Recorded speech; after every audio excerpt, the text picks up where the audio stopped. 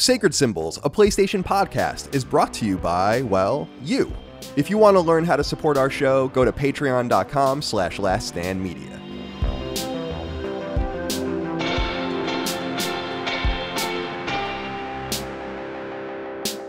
Greetings and salutations. Welcome back to Sacred Symbols, a PlayStation podcast. This is episode number 355, only 45 away from episode 400. Can you believe that? Only 45 episodes. My name is Colin Moriarty, joined as always by my son, Chris Reagan. Chris, good to see you in your lavender sweatshirt. How are you today, my friend? I'm good. It's a little dreary today. It's like it's like 55 degrees. It's cloudy. I don't know. I don't necessarily care that much about the weather outside if I'm not in it, but there is like a feel, I think, where like I like waking up on like a sunny day and having the sun kind of blast through the window and be like, I'm glad it's nice out. Anyway, I'll stay inside. Stay inside. Sure. You know, there's something, it's like set dressing or something, but so not keen on today. Also, because I like to go on walks and that's not really, it's not calling me today. So I don't know. But other than that, you know, things are fine outside of that. Good. You look handsome. You look fit. Oh, Dustin Furman, executive producer of the Lollipop Guild. Good to see you today, my friend. How are you? Everyone was saying they liked your looking down angle. A lot of funny comments. A lot of Wait, you can tie these two images together. But I'd advise against that. So heavily. Yeah, it's gonna be bad. You're not. You're muted or something. Yeah, your mic cut out. 5.5 seconds into the show, Dustin fucks it all up. It's been a day. It's already been a day. It's already been an episode. Give us 20 to 25 minutes on what just happened. 20 to 25 minutes. Well, we got to start with yesterday. I took my wife on a date yesterday. Went to sushi place in Pittsburgh. It's actually the Conveyor Belt sushi place. Oh yeah, Micah told me you were doing that. Yeah, and I said, I'm surprised that that they have something like that in Butler. And she's like, no, they have to go to Pittsburgh. And I'm like, oh, yeah. We have to go to Pittsburgh for that. And honestly, it's a little, for the quality of sushi you're getting, the price is not good. But it's not good. It's not good, actually. Oh, okay. Triple negative. Gotcha. Right. So just think on that one for a second. So it's just not good. You can just cancel. You can just, it's like reducing fractions. Not good. You're right. But it's not good. That's a big thing with Dagan and I. We always say not. Yeah, we love that. People love double negatives. They never point it out. No, never. If you say something wrong on a 5-hour podcast, they never point it out. I really appreciate that about the audience. They never call any small mistakes or anything like that out. But we had a nice time. It was good. I woke up. I ate so much. Has this ever happened to you? Where I ate so much for dinner and then we had ice cream after. I woke up and I thought I'm still kind of full from all that I ate last night. Mm-hmm. I was a little sluggish from it. Yeah. Sushi though too, when you're really full off of sushi, hits different. Kind of not in a pleasant way. Also, you burp after eating sushi. Oh. Not a good burp. Yeah. So other than that, I'm fantastic. Happy to be here and happy to see you both. We also got 18 to 23 and a half minutes to tell us about the rest of your 18 and 23 and a half minutes. 18 to 23 and a half minutes because I asked you for 20 to 25 minutes. But I could just add some more knots. No, that's okay. From earlier. That. Well, it's good to see you guys. Yeah, it's good to be here. I'm standing up for those that aren't watching the video. Most of you don't watch the video, so you won't see this, but I'm standing up again for the second week in a row. It's a great camera angle. It's an awesome camera angle.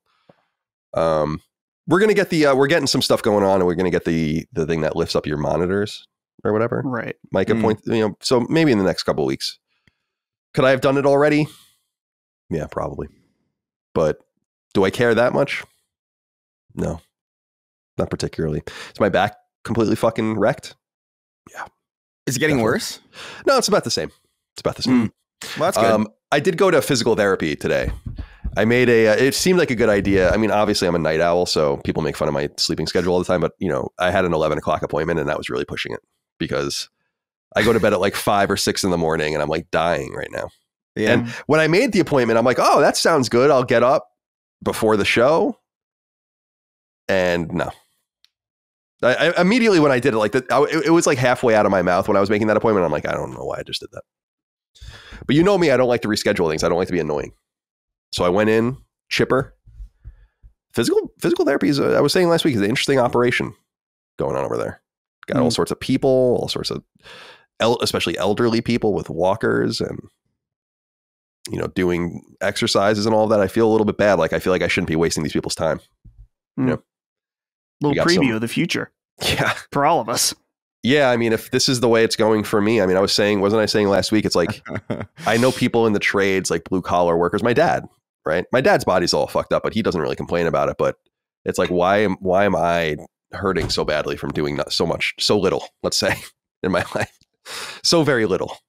I think about that a lot with like my hands, because I feel like as you play a lot of I play a lot of video games. I play a lot of guitar. I write a lot, like on paper. Like I don't really like type much anymore, like when I'm writing stuff. So it's just like, ooh, I'm really like compounding. Like I feel like my hands are going to be like a claw in probably like 5 months, maybe. Yeah, 5 months. About that. No less. Yeah, I'm starting to look more and more like Buddy Rich when I play the drums too. Like I'm just like leaning over the snare drum. Like I'm like my posture is like all fucked up. Like I'm just like you're shrimping over the drum set. I'm definitely. I mean, you're like Phil Collins. He fucked himself up. Couldn't play anymore. Yeah, exactly. Like I love watching Buddy Rich videos like over time, and he just the older he gets, the more C-shaped he becomes. Yeah. Over the drum kit, and I'm like, yeah, I'm already there. I got to get one of. I was talking to the guy actually today. I got to get one of those vests that you put on that makes you stand up straight. You know what I'm talking about? Yeah. People use them to walk sometimes. I got to get one of those because I'm always compensating. That's what your body does when something hurts or something's not comfortable. You compensate, and then you realize, oh, I'm giving myself scoliosis. We don't want that.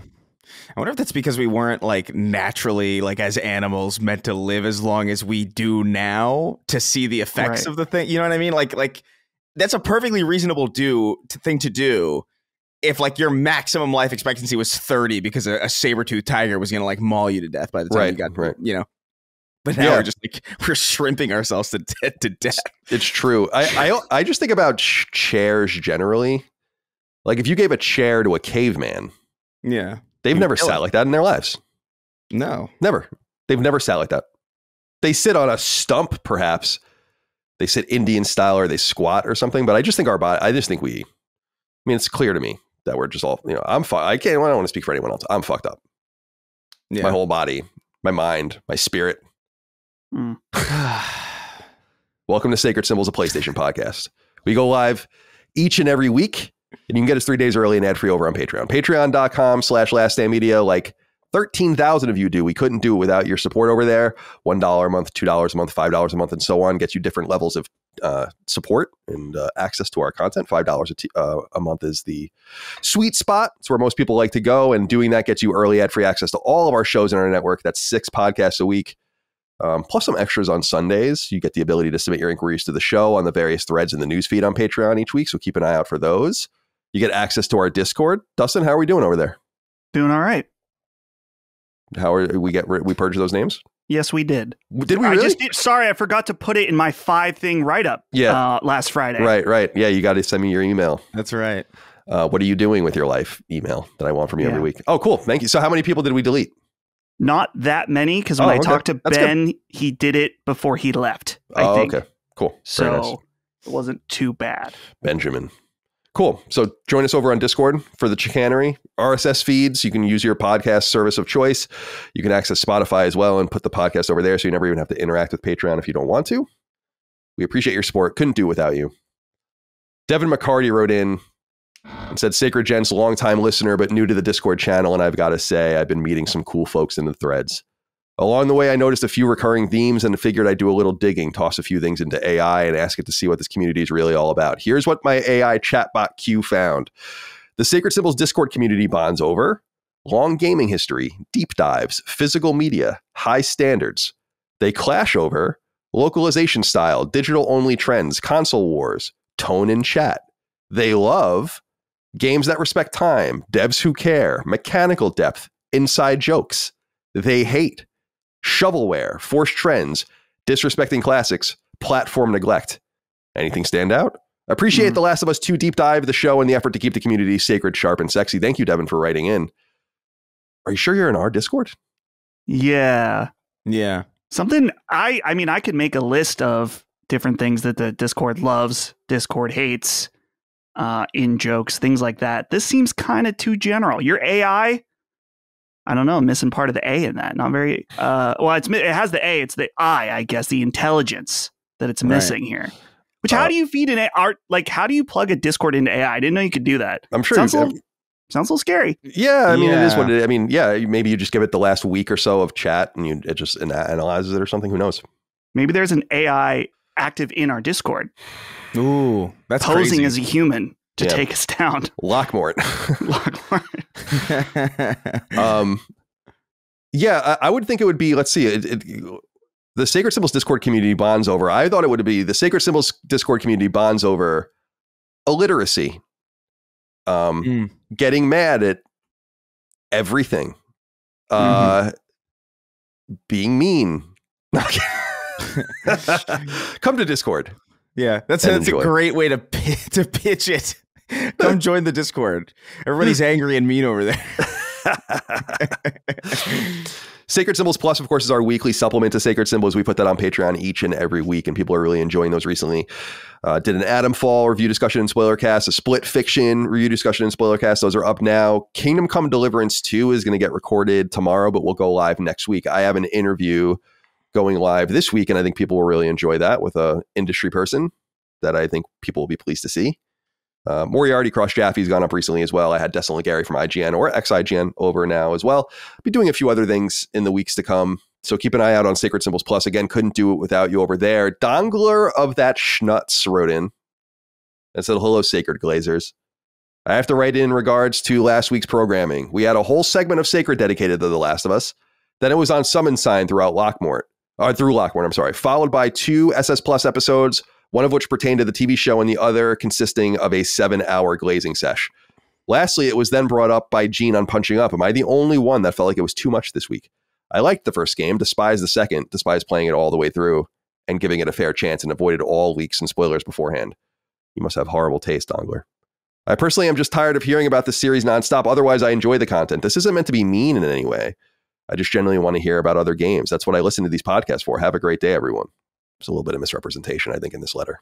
Dustin, it seems like you wanted to... Sorry, I'm fired up already. Yeah, go ahead, please. Okay, first of all, Dongler, you said that one of the 2 SS Plus episodes, one of them was the glazing session. No, that was Knockback. Okay? So, first of all, get your shows right. Yeah, it's something I did. It's something we did extra for no reason.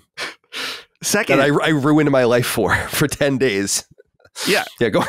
Second, all you guys ask for is timestamps. Constantly. Timestamps. We want more timestamps. Why isn't this timestamped? Timestamp every fucking thing. Timestamp when everyone talks. And sometimes I do that. And last week we just made a compromise where we didn't add timestamps, but we're adding the games. And now you don't want to fucking use them? That's a you problem, bub. Yep. Yeah. Use the timestamps. Also, really hard. Those are really hard to make. And you beg for them, and then you complain that the games. Oh, I don't want to hear it. Skip that game. It's not that hard. I do think too. It's just like we can't. It just happens to be supremely relevant right now. You know, like the show is out. They just had the compilation. Like of course, like you know what I mean. Of course, it would be like kind of like a domineering part of the conversation, at least for like that 1 week where it happens to be like, oh, the complete and the show launches. Like, I mean, like, yeah, it's news. Listen, right? It is news, Chris. And you know what? Listen, what do you want from me? They're not releasing any games. I can't just make them up. No one's releasing any games in the PlayStation ecosystem. It's like, we have plenty of third-party games. In fact, I was talking about this with Michael last night because I had started playing Indiana Jones. We'll get to that. Ooh. But, I was like, it's going to go from indie into Lunar into Expedition 33 into like Doom into Lost Soul Aside into Mind's Eye into it's like a lot of shit is coming. Did you notice what was missing from those though? Any exclusives? So we're just not going to have much to talk about in that regard. I'm kind of shocked. I say this behind the scenes all the time. Like I can't believe how big Sacred Symbols is. Considering like we started it during the PS4 era when there was so much to talk about. I remember we were talking about fucking Concrete Genie and Shadow of the Beast and all this random nonsense, Sackboy's Big Adventure, and now it's like, I don't know what you want me to talk about. So I'm doing the best I can do. We'll have Ghost soon. We'll have Death Stranding soon. And of course, we don't have to talk just about exclusives. We don't often. I mean, we spend very little of our time actually on exclusives. But the thing that bothered me about this letter was just like both Last of Us things that he mentioned that we did were both just extra episodes I did out of the kindness of my heart. They were not the Sacred Symbols Plus episode for that week. That was something else.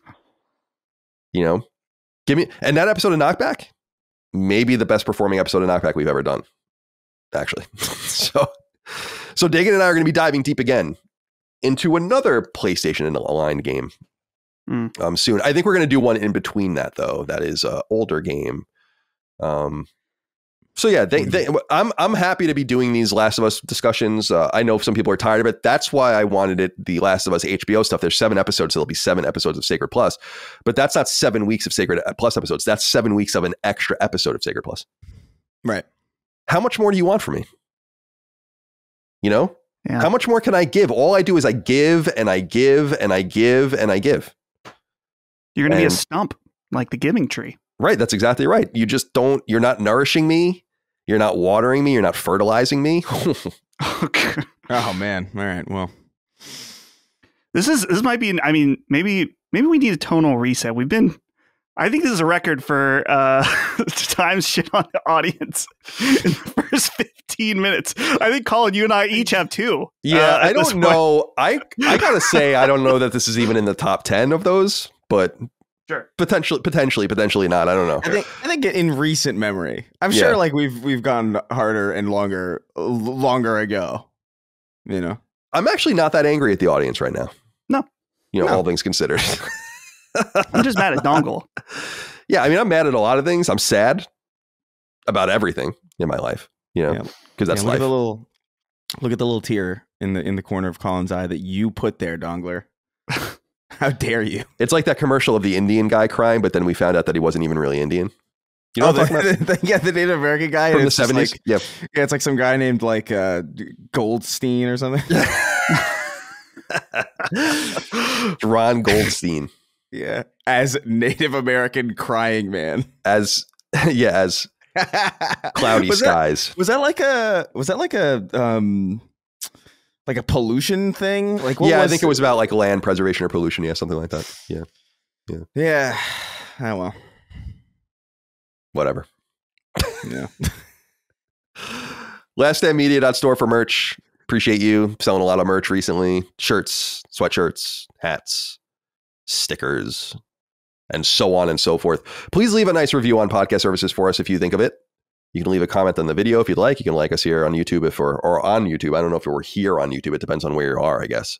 Most of you are not on YouTube since we are an audio podcast company primarily, but we appreciate that. We're doing well over there too. Couldn't do it without you over there as well. So anywhere you can support us, we really appreciate it. Thank you. Sacred Symbols is sponsored by NordVPN, the virtual private network that you can try for yourself right now with a 30-day money-back guarantee at nordvpn.com/sacred. VPNs, or virtual private networks, have been around for a long time, but when NordVPN stormed onto the market back in 2012, it came packing a bit of a different mantra.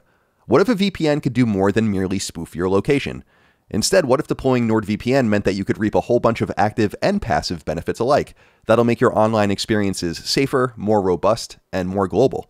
So it's fairly common knowledge at this point that VPNs can make it seem like your online connection is hailing from another place around the world, and the uses here are obvious. Imagine being able to access a foreign version of any streaming service to see what they have available, or watch sporting events that would be blacked out in your neck of the woods, or even get better prices via online shopping. All of that can be done with NordVPN, and here I have a little experience, as I've been known to want to watch, say, a hockey game every now and again that simply isn't airing in America. Okay, fair enough. I can attest to the value there alone, but using NordVPN has so many passive uses too. It'll shield your private details from passwords to sensitive banking data and more. It'll make it much safer to use public Wi-Fi during your intranational and international travels alike. And it can even protect you from malicious online activity, of the virus, malware, and phishing varieties. And since a single NordVPN account can be used on up to 10 separate devices, your computers, phones, tablets, and yes, even gaming hardware, you can build a digital barrier around your entire online footprint, no matter where you might be and what you might be using, with one lone sign-up. Pretty nice, right? To get the best discount off of your NordVPN plan, go to nordvpn.com/sacred. That's NORDVPN.com/SACRED. Heading to nordvpn.com/sacred will also give you 4 extra months on the 2-year plan. There's no risk with Nord's 30-day money-back guarantee. You can find the link in the podcast episode description. Again, for NordVPN's world-class, ultra-useful, extremely flexible, and utterly affordable virtual private network, head to nordvpn.com/sacred today. Of course, guys, I guess I'll present this now as I'm trying things a little differently starting today. I'm just not going to write out the news, like the bigger news items anymore, and just go, not fly by the seat of my pants. I'm prepared. I have a ton of notes, but not do the usual reading thing I did. I was thinking about this recently.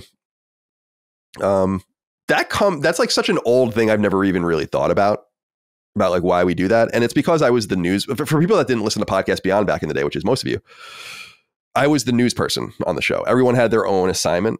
So as I've done these future shows since many years ago, it's like, yeah, I'm always gathering the news, and that's how we used to have to do it, especially because we had a time limit kind of, and we had to run through these things. But I've read that some people don't like that, and I also feel like, yeah, it's a lot. It's too much information sometimes, probably. So I think it'll be better to present those things. So there are 2 news stories this week that I would have written up in the past: Marathon, which we'll get to, and the price increases for the consoles in parts of the world. And I decided not to do that. So give us your feedback and let us know what you think of that. Because usually we do, because what we usually do is topics of discussion, then the smaller news items, then we get into what we play, then the bigger news. So now, and then listener inquiries. Now we're just going to get into topics of discussion, all of the news, what we play, then end with the inquiries. And I think that'll be a little more linear. Thoughts? Yeah. Yeah, I think linking. Yeah, I mean, I think it makes sense format wise, because having the break in between smaller news and bigger news, I guess, is kind of strange. Yeah, I never really thought about it. Yeah, it's just the way we've always done it. Yeah. I mean, I think this will work. And really, the bigger news should go first. But I love burying the lead. Yeah, this is not an article. It's a podcast.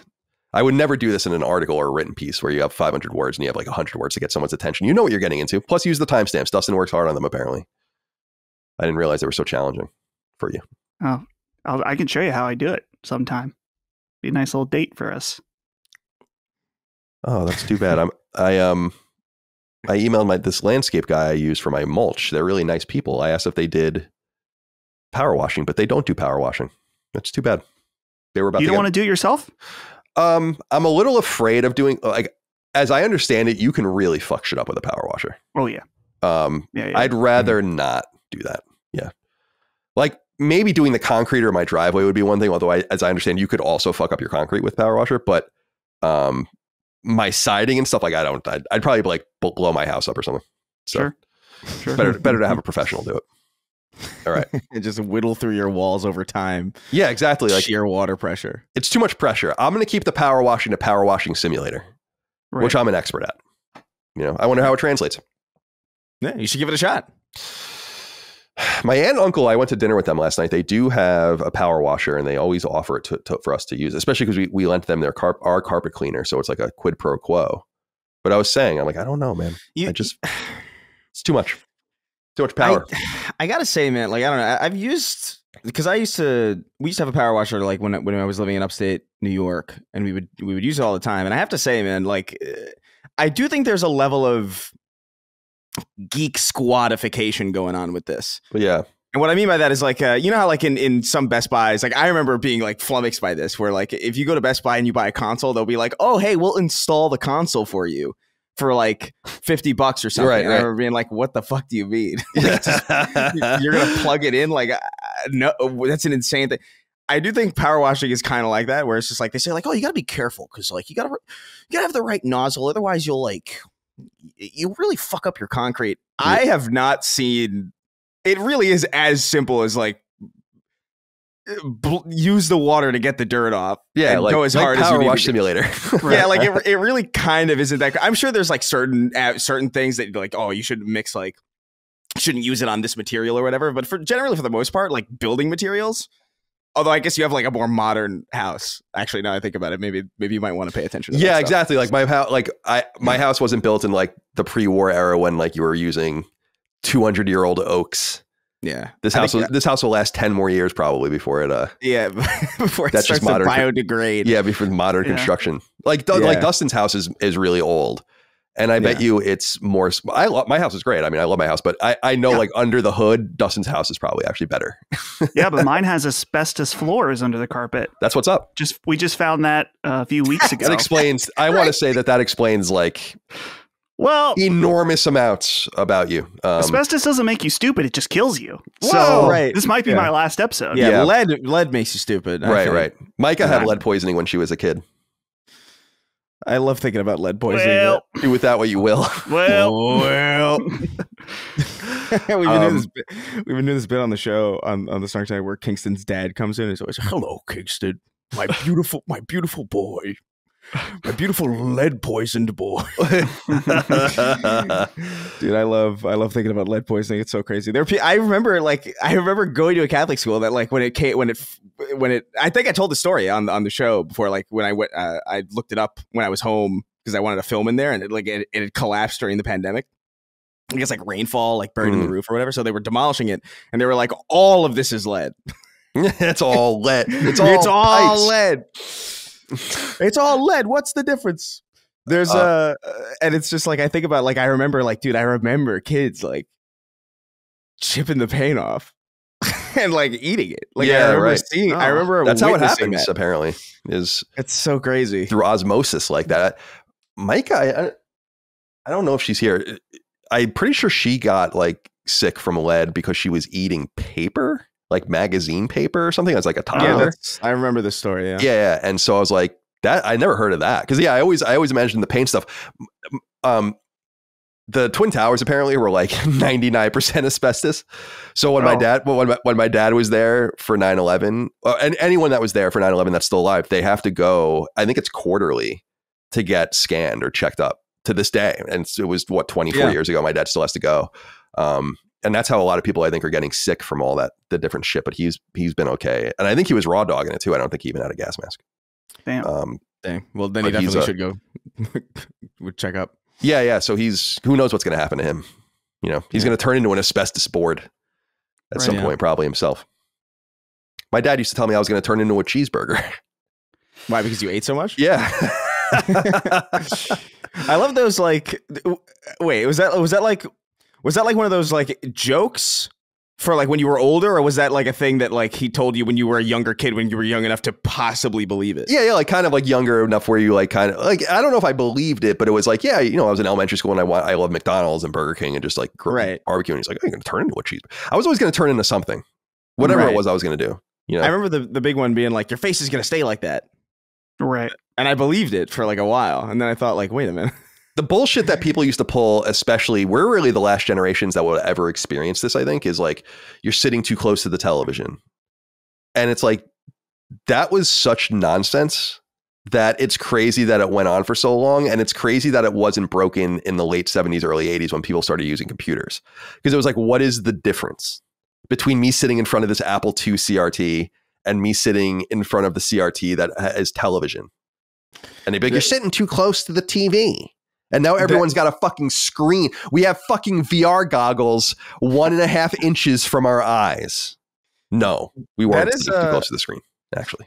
That's an adage that like is so ingrained that I still kind of feel like it's true. Like I'm sitting in front of my computer and I'm like, this is probably like, I don't even know. It's like, I don't even know what you would call it. Like there's like ingrained, like almost like a Catholic guilt kind of thing where it's just like, I don't know if I believe this necessarily, but like maybe, you know, like potentially maybe this is her. My mom still believes it. She'll tell me like, she'll still tell me like, don't spend so much time on the computer. Your eyes are going to explode. Yeah. Meanwhile, my mom's like this, like all day. Oh, 100%. Yeah, exactly. It's so funny. And I'm like, all right, Mom. Yeah. Thank you for that. My mom's not really on her phone very much, actually. Her phone chirps though, like she has like this chirping noise. It gives me agita and my like God. PTSD. My mom has she has the same exact thing. Oh, you know exactly what I'm talking about. I hate it. And it's always like she lets it ring for so long. Like it goes on for so like it doesn't bother her that it lasts fucking forever. And I'm like, are you not going to silence this? Dude, when I lived there with my mom when I first moved to Virginia, before my house was built, I would literally go and shut her phone volume off like every night. She'd leave her phone. It would every like notification, text message, whatever, like that chirping noise, and I would hear it, and I'd be like, "This is driving me And I ask her all the time, like, how is this not fucking boring into your brain? It's crazy how much this is bothering me. It's crazy that you just go."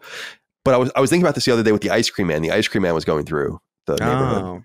And it's like, ding, ding, ding, ding, ding, like whatever song. And I'm like, it goes on like a 10-second loop. I'm like, you must hear this in your silent moments. Like your most personal moments must be that song playing in the background because it's all you hear. And that would be, dude, you could get anything out of me, putting me in that situation, like torture me like that. They're water torture, sending fucking bamboo shoots up my nails. Just play the Ice Cream Man song for like 5 minutes. I'll tell you anything you want. Yeah. Yeah. I think just playing my mom's text and ringtone would be for 1 minute would be enough. I'd be like, yeah, right. I'll sell out all my friends if I have to hear that for one straight minute. If I was in like a Vietnamese, like Viet Cong POW camp, and they were like, "Listen, we're about to torture you with the chirping noise on the phone," I'd be like, "Listen, don't even bother. You don't even have to set it up. Like, yeah, don't even bother. Don't get the guy. Like, I'll just tell you, what do you want to know?" Right. Because that's how bad it is. Yeah. Do either of your parents have clocks that TikTok during the day? Like you can hear the clicking of the... Micah does in her office. Oh man. You know what? I remember that because I've slept in that room many times and I hear that. Yeah, you could just, if I was in there, I would just take it down and be like, this is not happening. Yeah. I can't, man. I don't need to be reminded of the passage of time. Right. Yeah. I'm constantly reminded of that anyway. Why do I need a physical click constantly reminding? Like a metronome the metronome of your life. The metronome. Yeah, literally. That must have. There's probably like some actual scientific basis for a lot of people back in the day being driven insane by things like that. Like just like the loud clicking of like constant clicking of like the metronomic clock and like the grandfather clocks and shit that were so loud. Yeah, and the chiming. My best friend growing up had one of those grandfather clocks that would chime on the hour, but it would be how many chimes that it would be for the hour. So if it was 12, it would go, bing, bing, like 12 times, and I'd be like, whoa, like this is crazy, that. Yeah. But you would also be like in his room playing a game, and then it would go boom, boom. Be like, oh, it's 2:00. All right. So there's a little bit of use to it. But up to a point, yeah. But like once you're at like I feel like the 7th thing, you're probably looking down at your phone. Yeah, right. Yeah, I mean, you're like, oh, it's 7:00. It's like not like we're in Pentiment or something. I don't need you to be instructing me when the day is over and all that with with the tone of a bell. All right, let's get into topics of discussion. We have some write-ins here. We'll start with Jorge Pal. A little sad information here. Hi, Sacred Crew. Last week, Friday afternoon, my wife had to be rushed to the hospital and has honestly been what seems like the lowest point in my life. We only got back home Tuesday night, and all of this has surely been a roller coaster ride. I want to really thank you guys for the content. You guys probably hear this all the time, but it really helped having your podcast to listen to when I drove to and from the hospital, and sometimes just being at our side waiting for some news. That's crazy that you were listening to us while you're waiting with your wife. I'm sorry. You guys helped keep me grounded and were really helpful for my mental stability. We're not out of the woods yet, as she was diagnosed with CML. But with modern medicine, we're looking at a normal life as long as we keep the CML in check. Once again, thank you guys. Truly, thank you guys. I meant to look this up. I see you looking it up now, Chris. What is CML? I didn't even know. I don't know anything about this. Oh, my God. What I'm seeing is chronic myeloid leukemia. Oh, wow. Also, chronic type of cancer that starts in the blood-forming cells of the bone marrow and invades the blood. About 15% of leukemias in adults are CML. Huh. Jeez. Oh, but I'm sorry to hear this. Yeah. I mean, okay, 5-year survival rate at 90%. That's really high, isn't it? Yeah, that's definitely better than it's definitely better than most cancers. So like, I was reading that prostate cancer, if you catch it like within the first couple stages, is like 100% or something like that. Which I was like, that's really awesome that they've gotten to that point. Yeah. Or close to 100%, I guess. That's horrible. CML. Yeah, didn't I tell you guys last week that when they took my blood pressure at the physical therapist and then they were like, is this normal for you? And they showed it to me and I'm like, I don't know. I've never understood how to read that. I'm sorry. Oh yeah. Like they'll give you like this number over this number. Yeah, I'm like, I don't know what any of this means. And then when I say that to people like in my life, they're like, they're almost like surprised. Like, yeah, that's good. I'm like, I don't understand what it's telling me, and do not write in about it. Yeah. Don't do it. Yeah. Don't do it. We'll find Jorge, you. sorry to hear about this. We're wishing the very best for your wife. It's better to hear. Listen, at least it's not another divorce story, right? Yeah. Getting sick of those, quite frankly. Yeah. How many more divorces can we possibly facilitate? Just get divorced in silence like the rest of us. I hope we're in like some of your paperwork out there when you have to like, the no fault divorce. And you're just like, well, so it's irreconcilable differences. Podcast my husband likes is retarded. Yeah. Right. Irreconcilable differences. Yeah, a lawyer writes that up. Yeah. Jorge, we're wishing you and the wife the best. Be well. Chris wrote in and said, hello, CDC. I feel it's time to come forth as the husband, then boyfriend of the woman that cried in the bathroom at Sacred Symbols 200 in Richmond. Just wanted you to know that she finds it hilarious that she's become part of the lore. She still listens to you with me from time to time, and I always make sure to share any moments that her cries of desperation and anguish are brought up. Thanks you all for the awesome content over the years. Been listening to Colin since the Beyond days, and especially enjoyed the recent 7-hour Last of Us Part 2 episode. Thanks, Chris. At least someone's thankful. At least someone's grateful for it. You got such a chip on your shoulder. Yeah.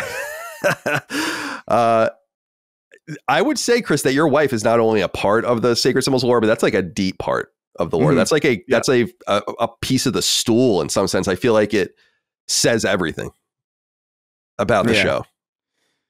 I love that. I need to know, we have to have her on the show at some point. That's what I'm saying. Like if we ever, especially if we ever do a live show again, like we gotta bring her up on stage. We will do a live show again, as long as we all live long enough. 400, I think will reemerge. I would like to reemerge for something somewhere. That would be we'd be in March, I think, something like that of 2026. I gotta for Chris here, not our Chris, but the writing Chris. He, this girl that was your girlfriend, she was exposed by another listener by saying like, "Hey, there's this girl crying." Then she's on this podcast. Thousands of people hear about this story. You tell her about it after you put her through this experience that made her cry. Now she's being, I don't want to say publicly humiliated, but everyone knows about it. What? Not only did she stay, but you're married now. Don't fuck this up. Sounds like you got to keep her. Unlike the other listener that told about his wife's food habits of eating things top to bottom, and a little dicey there. Yeah, well, it's a little psychotic. It's like something Buffalo Bill would do. Right. So it's definitely worth calling out. But I need to know this woman's name. I feel like we need to know her name. I think that would be important. I also and her social security number and her your credit card information. Your zip code. The normal rigmarole for sure. Right. Give us your zip code, the last 4 digits of your social, email address, mother's maiden name. I need to know the fallout. Like when she comes back, could Chris tell that maybe she was like, little sniffly? What was the night like? How did you reconcile? Like what? You know what I mean? It's too bad because I feel like Richmond was actually a really good show. So imagine how much she would have cried if it was like a show that wasn't as good, Right. Then she really would have been as upset or even more upset. That's what I'm saying. Like, was it that bad? I love it. I love it. Really is. I mean, she just has no context, right? But you're that over. It's this. We have to have her on the show at some point. Because, dude, listen. Every time we do a live show, I go into the bathroom and I also cry. Right. I'm like, what the fuck am I doing? So she's in good company. When we do live shows, I just totally steal myself and don't even think about it. It's a weird thing. Like where I'm just like not worried about it and I'm just like, it's gonna be fine. I do the opposite. I'm always like terrified for some reason. Yeah, I mean I just feel like these are our people and it'll be all right. No matter what. And I think that's relatively true, except for with Chris's wife. There's 2 things I really want to add. It's like, you married her after this? I think it's more that she married him. Yeah, well, that's he's the one who put her in that situation. Yeah. Well, I'm saying like I'm not talking about from her perspective though. It's like she insulted Sacred Symbols. Oh, right. Right. You have insulted us. if someone insulted, say, I would just think that would maybe wear more on him than it did. I guess Chris doesn't care that much. But he's been with us since the Beyond days. Thanks, Chris. Yeah, Chris, it's either us or your wife. Choose. Cole wrote into us on Patreon and says, I recently got my buddy into Last Stand Media and all the shows. He's been asking who's who and all the lore about everyone and everything. Was wondering if there's anything you guys think he should know. Thank you and keep up the great content. Just to kind of spin off of this is just hold on to your wife tight, because there's a good chance you guys are getting divorced if you're listening to the show. I don't know why that is. I really don't get it. Anything else? I mean, it's too much. It's a lot. It's probably fairly, I don't want to say intimidating, that's not the right word, but fairly annoying to get into this content. Yeah. How has this been going on for so long? What are they doing? How do they make money on this? Like, we make a living off of this. It's really quite strange when you think about it. Yeah. Yeah. Yeah, it really. This isn't something we're doing on the side. No. It is crazy. So there's a lot of, trust us, Cole, we all have questions, actually. And even those of us who do the show. Yeah, and to be fair too, like even just the lore of the show, like we've been over this before, but it's doubly true. As somebody who does 2 shows, it's just like I don't remember what we talk about the second we stop recording. That's like exactly it's all right. like it's all gone. Mm-hmm. Like if I choose, like if I have to mindfully like choose to like put myself back into this space, and like maybe I can like piece together fragments of conversations and like, oh, okay, I remember, but like it's all gone. So if there is, to the extent that there is any lore, it's probably most lost on us. Right. Definitely. We need, like, if someone, maybe this could be an audience collaboration project. We talked about having the sacred wiki, but you could just have like a list of different lore items and then maybe references. You could have one that's like a deep lore, Timmy Tolkien. Right. Timmy Tolkien was when Colin accidentally called the son of J.R.R. Tolkien Tim Tolkien. Timothy Tolkien. Like something like that. This is the episode it was referenced. Because I did this recently where I was trying to remember what episode the first stand down happened. I've already forgotten the episode that it happened, but yeah, I found it. And I was like, oh, that's the origin point. So AI probably would be good for this too. If we can get show transcripts and then feed it all all has into all AI. They could probably do that. Tell us like what each show is about, where the stupid shit comes from. I don't know if AI would understand stupid shit like that. I don't know if it's sophisticated enough to know like what is a inside joke. I assume they probably figure it out. Well, the thing too is that like by the time you even realize something is worth paying attention to, it's already so deep into it that you're like, how long has this been going on? Right.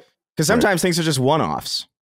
You know, there's an equal possibility that like that stand down that day could have just that was it, and then it didn't happen again. And why would you expect it to happen again if you were just watching the video? You probably wouldn't have. True. Yeah. And so true.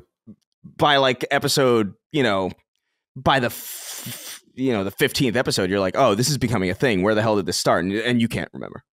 Right. That's all. There is a layer of complexity too, where there's been at least one I can think of, maybe more, Chris, where lore from Snark Tank bled over to this show, right? Like with the Arthur Morgan voice. That's true. That's a transfer there, and now that's like endured here. It's like a blood transfusion. Yeah, it's crazy. Oh, there it is. I had the wrong window up. God, yeah, I don't even. There's a lot to say about all the lore. It's funny. There's still things from many, many, many years ago that people still bring up too for me, where I'm like, it's so funny that this shit sticks with people, like just certain things. Some of them were meant to be funny, and some of them really just happened. And that's like to Chris's point, that was the fun. Like Dustin, you remember all the whiteboard stuff I used to do? It kind of funny, like that became like a big thing. What was that? It was like the barbecue flow chart, and there was like a few other ones that were like hysterical, and they really were funny and stupid. But then there's like the PSN outage girl calling us, and that really just happened. And that is funny. It wasn't even us. Like, I would love to talk to her, because I'm like, that is probably the funniest thing that's ever happened to me on a podcast.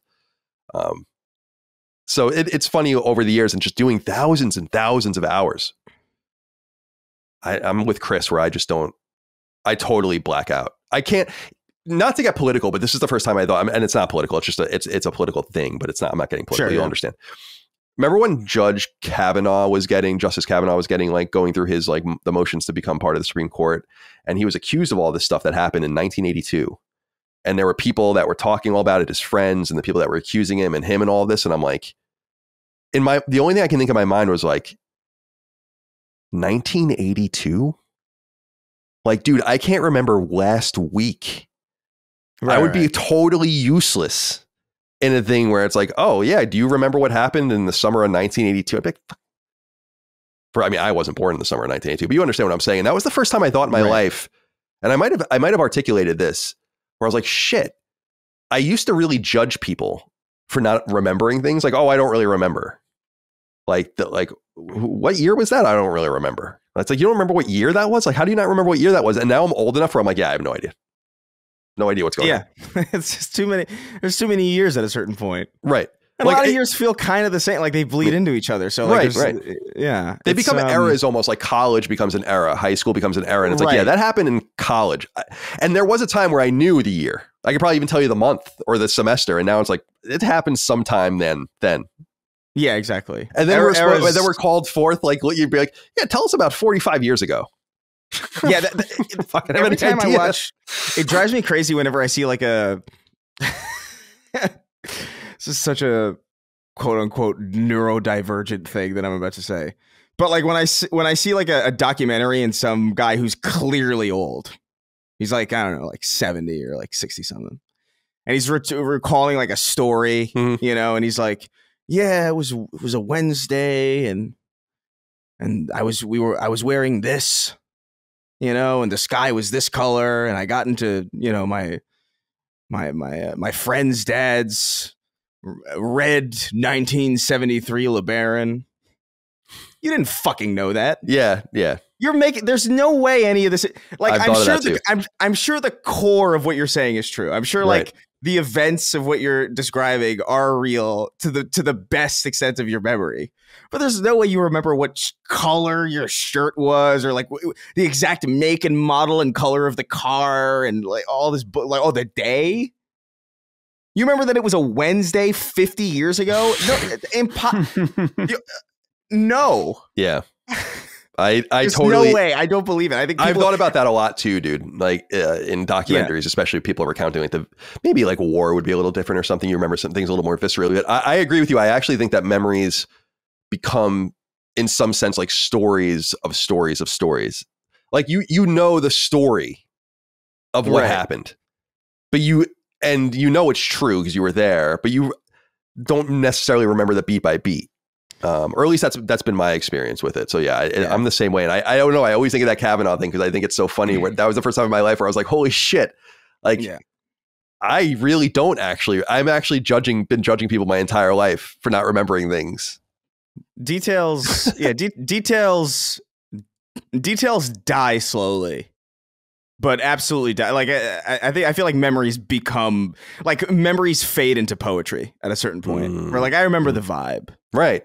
Of like, and I remember like what I felt and all these things. But like I couldn't tell you what fucking time it was. I couldn't even tell you if like certain things happened in the day or at night sometimes. You know what I mean? Like, because I would be like indoors. And I don't believe these people in documentaries. This is what a long way of saying that. I'm also surprised by, you know how you can kind of visually. I know this for like my house, all the houses I lived in and apartments and like the schools I went to and office buildings and stuff where you can just kind of visually walk around them. But you know the layout and you generally know it. But if you ever focus in on a specific part of it, you can't really see it. But you have like the general feel of what it's like. And I think that seems to be the more accurate way of doing things. And then I become surprised when I see pictures. This actually happened to me recently. I lived in Maine for a few years, as people know, with my mom for school. And I would live on Long Island in the summers with my dad and on vacation. So we lived in this like little beach house in York, Maine.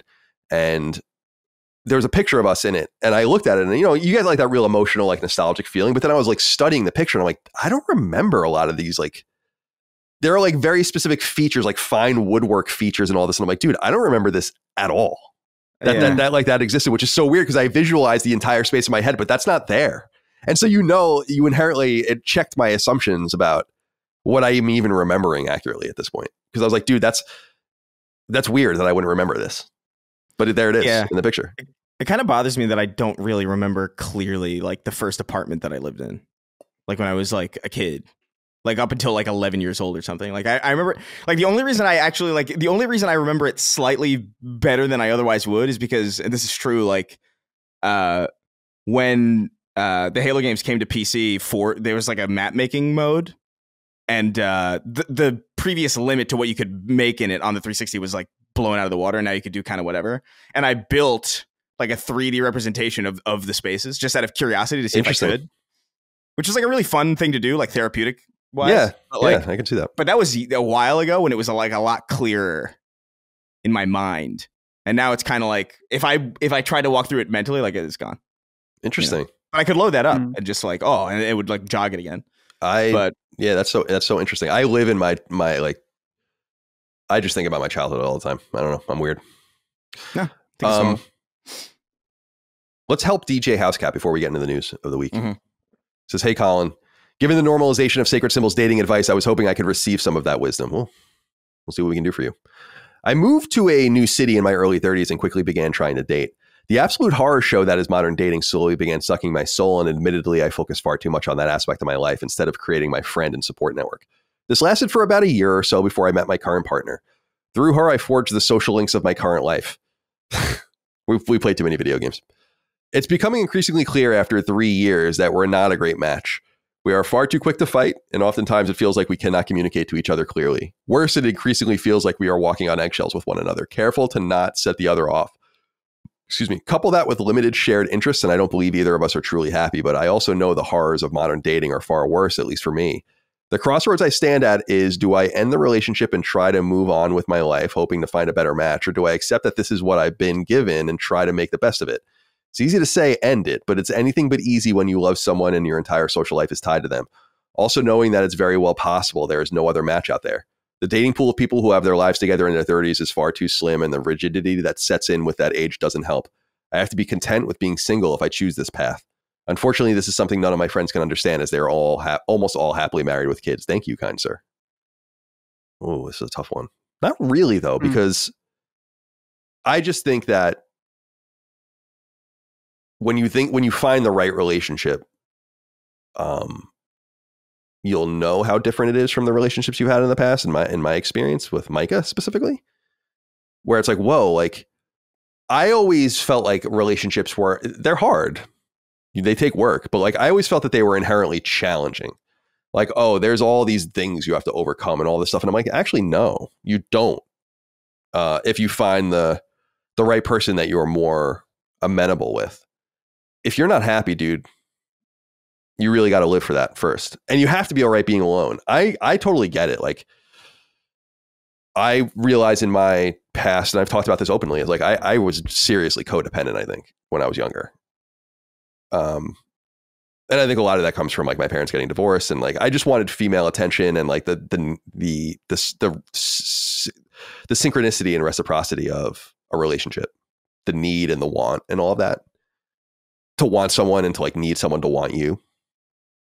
Because I think some people think codependency is like, oh, you need someone. And it's like, no, you need someone and you need them to need you. That's codependency. And your situation, I'm not a relationship expert by any stretch of the imagination. I just know that like it actually doesn't need to be this thing where you fight and you're always gonna have arguments and disagreements and shit. That's just the way it is with living with another person. And you're never gonna be totally synced up with everything. There's gonna be things you're gonna have to overlook. There's gonna be things you have to put this in the context. Like there are gonna be things you would change about a person or wouldn't want to deal with, but like, and you do have to balance it all. But the fundamental things about a person, I think, are just about the way you deal with one another and how happy you are around one another. And like the reality with Micah is like, she's really the first woman I've ever been with where I literally don't get tired of her. like I like being around her. She's very easy and pleasant to be around, and we don't fight really, and we don't have disagreements really, and like it's like, wow, it doesn't. But that took me a long time to figure that out. So that's I look at someone like Dustin who found someone like much younger, And I bring up my friend Doug sometimes, who I met at Northeastern, and he and his wife have been together since middle school. And that kind of thing is pretty rare. But some people find the person right early and they know. But for many people, and I get it, it's rough out there. But I also have to say, dude, I think you owe it to her to let her go. Not, don't you? I mean, if you're having this conversation, it's like, that's not fair at that point. Like, you're not really in it anymore. And now she's kind of like, and she might feel the same, but it's also possible that she doesn't feel the same and she needs to get out. I feel bad about this. And this has only become more obvious to me as I've gotten older, where it's like women really are on a different clock and you really need to respect that time, in my opinion. And I just feel like it's like men have more time to figure things out. And I think that makes men more complacent. And so I don't know. I've said a lot there, but any thoughts for DJ Housecat before we move on? The only thing I would say is the one part that stood out to me in this write-in was that he mentioned that it's anything but easy when you love someone and your entire social life is tied to them. So you're admitting that despite all of these problems, you still love her. And hopefully she still loves you. And I think there is a crossroad here where what Colin's saying is that's like, you gotta let it go at some point. If you know in your heart of hearts it's not going to work out, or you're in for a life of misery because of your conflicting personalities. But at the same time, I feel like the other direction is that there are a lot of people, thankfully myself included, that have an easier relationship where it feels like everything's is in sync. And so there's not a lot of fighting, not a lot of disagreements, whatever. I personally don't think that every relationship has to be like that. I think some people are compatible and do fall in love and can make it work despite some of these incompatible things. I know people like this, that they're very different people, but they've learned how each other operates. And so despite those differences, they're still want to be together and make it work. So my suggestion is, I think there is a chance that you could fight for it, but you got to go get counseling, like get couples counseling. If you're serious, you should be able to seriously have a conversation and be like, this is the problem we're having and it's not getting better. And there's still a lot of things I love about you. And I hope there's the same about me, but we can't, this path is only going to lead somewhere bad. So we either try to fix it and see that we can understand each other better, or we break it off. So I think that some people view, it's not marriage counseling, but I guess relationship counseling as like a form of defeat. But I'd be open to it. If it's something that if you want to fight for and learn to understand each other and deal with these things, then it's an option. Chris. Yeah. Anything you want to add before we move on for DJ Housecat? I mean, I think you guys said a lot of valuable things. I just feel like the one thing that I would say is that, because there's something here that sticks out to me where, it's hard because, you've built your kind of entire life around this person. So all of your social links are built like tied to this person. I guess the only question that I would ask is like, is this concern coming from a place of like inherent selfishness where it's like, oh, it's going to be really hard for me to like make new friends if I leave this person. So are you staying in a miserable, in a relationship that is really like, by your own description, like, not working and you just feel like unideal. It's like not an ideal situation. Yeah. Like I empathize with the situation. It's a rough situation because I've definitely been in similar, not exactly similar, but like, I know what it's like to be like, oh man, there's going to be like a fallout from this that like, I don't know if I'm ready to really withstand, especially if like you just lose that.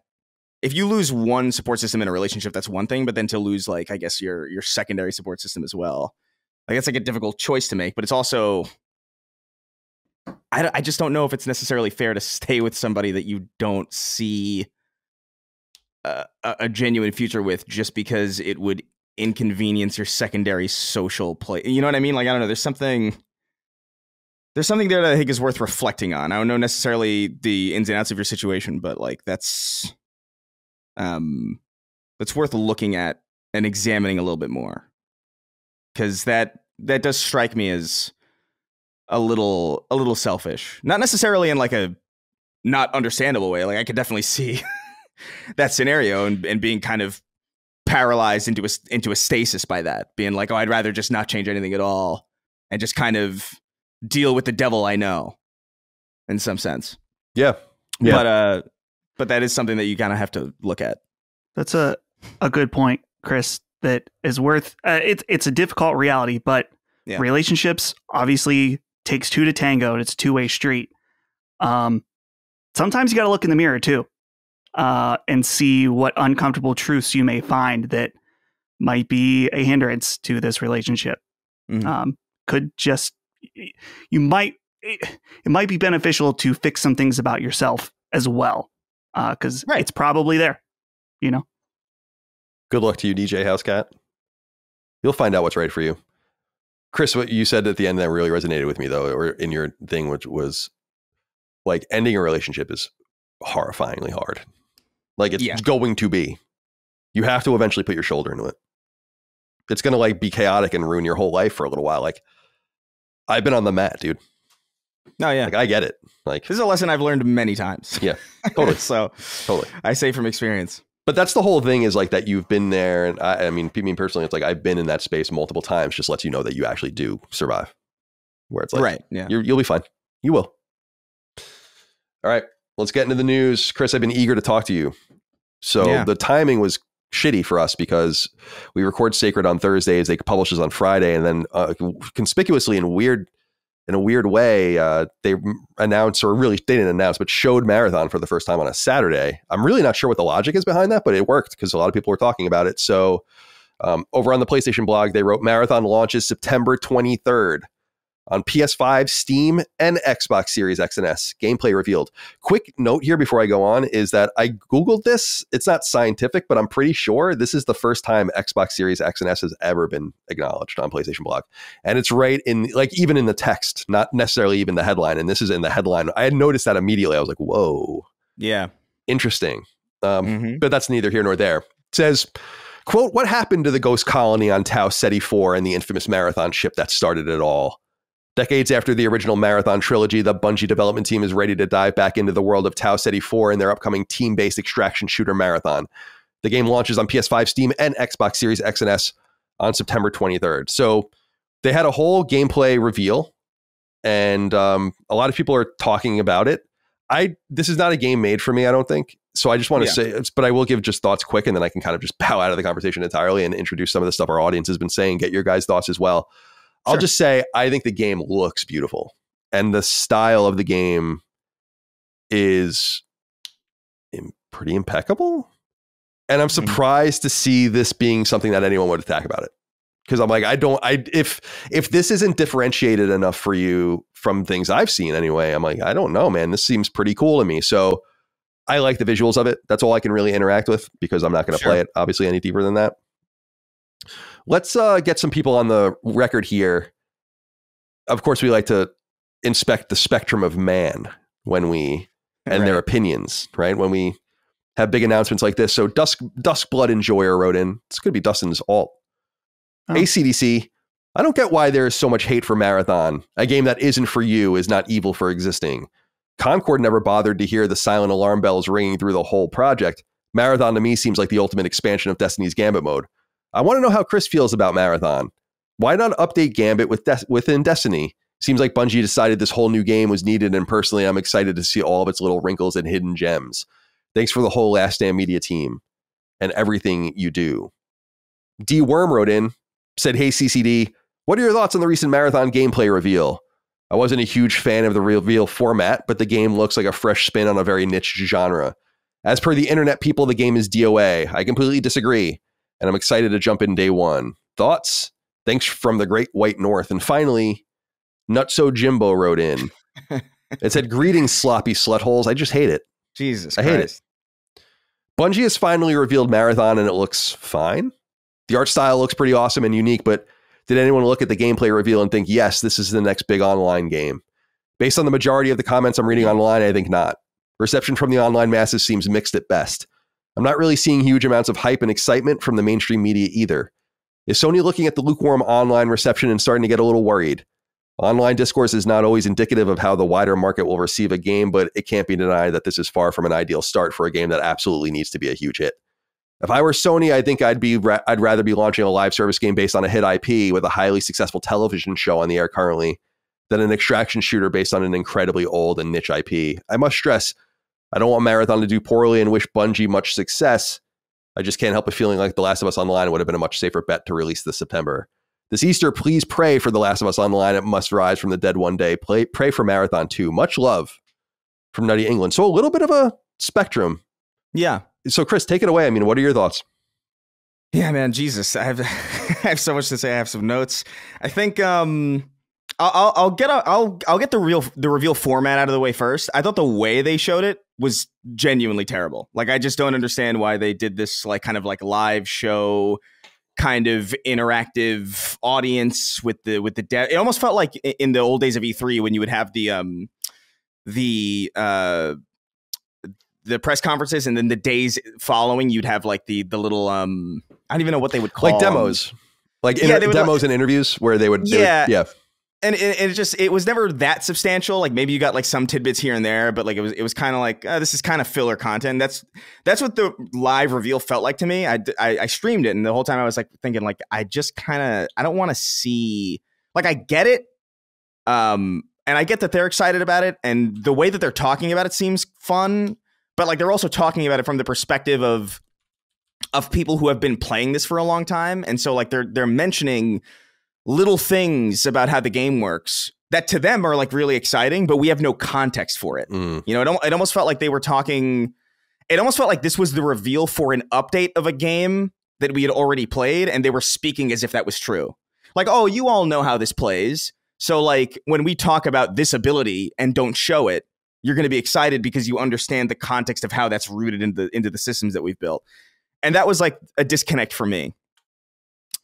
And I will also say, like, I think the gameplay snippets that they showed, and specifically like the sizzle reel that they showed from a gameplay perspective, didn't necessarily excite me. But I also do feel like once I started looking at like some of the other people who like once the embargo lifted on all this stuff and content creators finally got a chance to dive deep into it, I found the things that they were saying and the things that they were highlighting and talking about that they find exciting that the developers might not because maybe they're numb to it, far more engaging and interesting and far more enticing. And so, yeah, like I thought the presentation was kind of like, I don't really get it, but I am looking forward to it. It's worth noting that like I do think Bungie games are very like gameplay led and experiential. It's very much like Halo is never like Halo, Marathon, Destiny, outside of the art and sound design, never present like a film or like a cutscene. It's not going to be like a Final Fantasy boss fight, right? Where there's like flashy cinematics and like crazy anime. Like they never present that way. It's really all about like what you understand about how these games play and the kind of experiences that you know you're going to have in the sandbox driven experiences that they do build. And from that perspective, what they were talking about and what they have laid out is very exciting. I love the look of this thing. I love the art style. I understand it's like very like striking and I do think there's like some polish left to be made as far as like, because I think even from some of the stuff that I was hearing from the people who played it, like, yeah, the last time we played it, the lighting wasn't finished, so I didn't like it as much, and now the lighting's like a little bit more complete, and I think there's like still ways to go. But I love the art design here. I love the sound design here. I dig the vibe here. I'm excited at the prospect of a fully dedicated Bungie PvP experience because it has literally been 15, probably over 15 years since we've had that. Destiny dabbled in PvP and there was like some high competitive play there, but it was never really, it really had no hope of ever being super competitive. So it is exciting. And it is worth noting, though, this is not going to matter to most people because most people absolutely did not play Marathon. That I love the lore of this universe. These characters are really sick. And the story implications of where this game is going off the tail of the previous Marathon games is exciting. And I think there's even a hint of, in that sizzle reel that they showed of Durandal having a voice for the first time, which is fucking sick. I can't even tell you. But there are things that like I worry about. I do think it is unfortunate that, especially with that short film that they put out, like it was like an 8-minute short film by this Oscar-winning director Alberto Mielgo. I think he did Love, Death, and Robots. He was a art director for Spider-Verse. He worked with the Gorillas and Cartoon Network and Disney and all these people too. But he did this like 8-minute short film that I thought was fucking wild.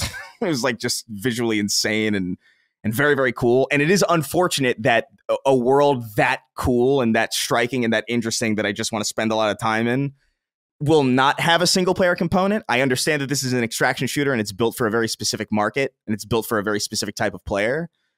I'm not necessarily complaining that the game isn't something it's not supposed to be, but it is unfortunate that such an interesting playground is kind of locked out from people if they don't choose to embrace PvP, I guess. Because I do think there's a missed opportunity there. I'm not necessarily a big fan of the hero angle. I think I would have preferred more of like a customizable kind of thing, much in the tradition that Bungie has always had with Halo and Destiny, being able to build your own guy. I think choosing between certain like specific characters feels like, at least at this point, a little bit of a step back. And I do worry, and the last thing I'll say before I guess I turn it over to you guys is as great as this game looks visually, I do worry about the fact that ultimately this is a multiplayer game. And if there's one thing that has been proven true about multiplayer games over the last probably 5 to 10 years, is that a great art design will always cave eventually to the almighty dollar. And eventually I feel like you're going to see, you know, Destiny just had this like a Star Wars collab where like that's just a stormtrooper in Destiny now, you know, and it's just like that worries me because I do think this is such a good looking universe and a good looking place, and it's striking and unique. And then I lament the day when this inevitably comes like, oh, Wallace and Gromit are coming to Marathon, you know, and I'm just like that. The fact that I even have to worry about that at all makes me really sad because I feel like that's an inevitability at some point. But I don't know. I've said a lot here. I guess I'll pass it over to Dustin and maybe I'll remember some other things that I think might be worth saying. But that's my high level kind of look at it. It's hard to talk about this game without playing it, which I probably will be soon at some point. I think there's an open alpha, or not an open alpha, a closed alpha coming in the next week or two or something like that, with a beta, I think, rumored to follow. So it's hard to say, you know, whether or not this will deliver, because a lot of this is predicated on my experience with Bungie's past games and how I know they generally make things. So I'm leaving a lot to the assumption that this is going to feel good to play, which will inherently kind of justify a lot. But if it doesn't, which is very possible, then I don't know. We'll see. I will say that actually, last thing is, I think it's cool that they've went out and said that this is not a game for everybody, because it is an extraction shooter and it's a very hardcore genre. I think that's cool and admirable, because I do think a game for everybody is a game for nobody. But I do think that kind of goes against the general narrative of what we assume Bungie needs, which is a game that does appeal to everybody. And so I wonder how they're going to square that away. And whether or not it plays so well that the positive word of mouth will be enough to fuel it. I suspect that there's a possibility that might be true, but we'll see. But yeah, that's my high level thoughts on it. Yeah, I'm muted. Sorry, hold on a sec, Dustin. I'm sorry, I was muted. I was gonna ask a quick follow up, which was, am I understanding the story properly? That you're basically like, you're a temporary kind of cybernetic thing, like an android of some sort, and then you're deployed to the service of like an abandoned colony to like extract things off of it. So you're being controlled in the story by like someone off world, I guess. Yeah. The idea is, I guess the meta narrative is that the gaming narrative is that it's you, right?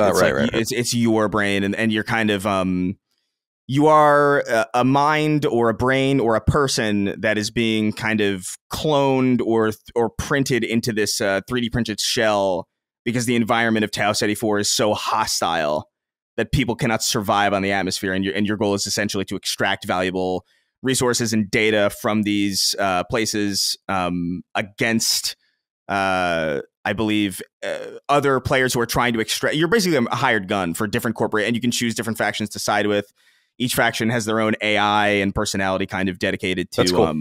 Yeah, and you're basically fighting over loot and data, and I think you could find like lore and story terminals, which is very old Marathon. Like used to, it was a very like. It was like Doom, and then you would find it was Marathon. It's like it used to be like it's like a Doom clone kind of thing, and then you'd go to a terminal, and then you'd read this insane amount of lore, and it was like really fucking cool. And you can find those apparently, but like there's AI and there's players that you have to contend with, and I think there's like secret boss rooms and puzzles and mini raids, and I think you can like on the fly like ally yourself with other people. Like you can choose to kill each other, but you don't have to, and to work your way through a goal and. Maybe there's a betrayal there at the end, and the goal is to extract with everything you have. And if you don't extract with everything, you lose everything, including everything that you brought in to the fight. So it's like very high stakes, very tense. That's cool. It's neat. I'm curious.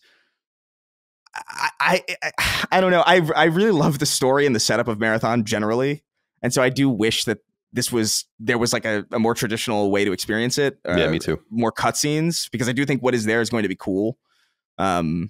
And I think it might still be fucking awesome, but like it is a bummer that it's going to exclude a lot of people based on the nature of what it is. But that is the name of the game of extraction shooters, I guess. But yeah, I think you're understanding the setup of it pretty. Yeah, it's pretty neat, pretty accurately. Yeah, I'll probably similar to Helldivers. I'll probably try it and see what happens. Just because I am somewhat compelled by the characters in the world and all of the rest. I like the little.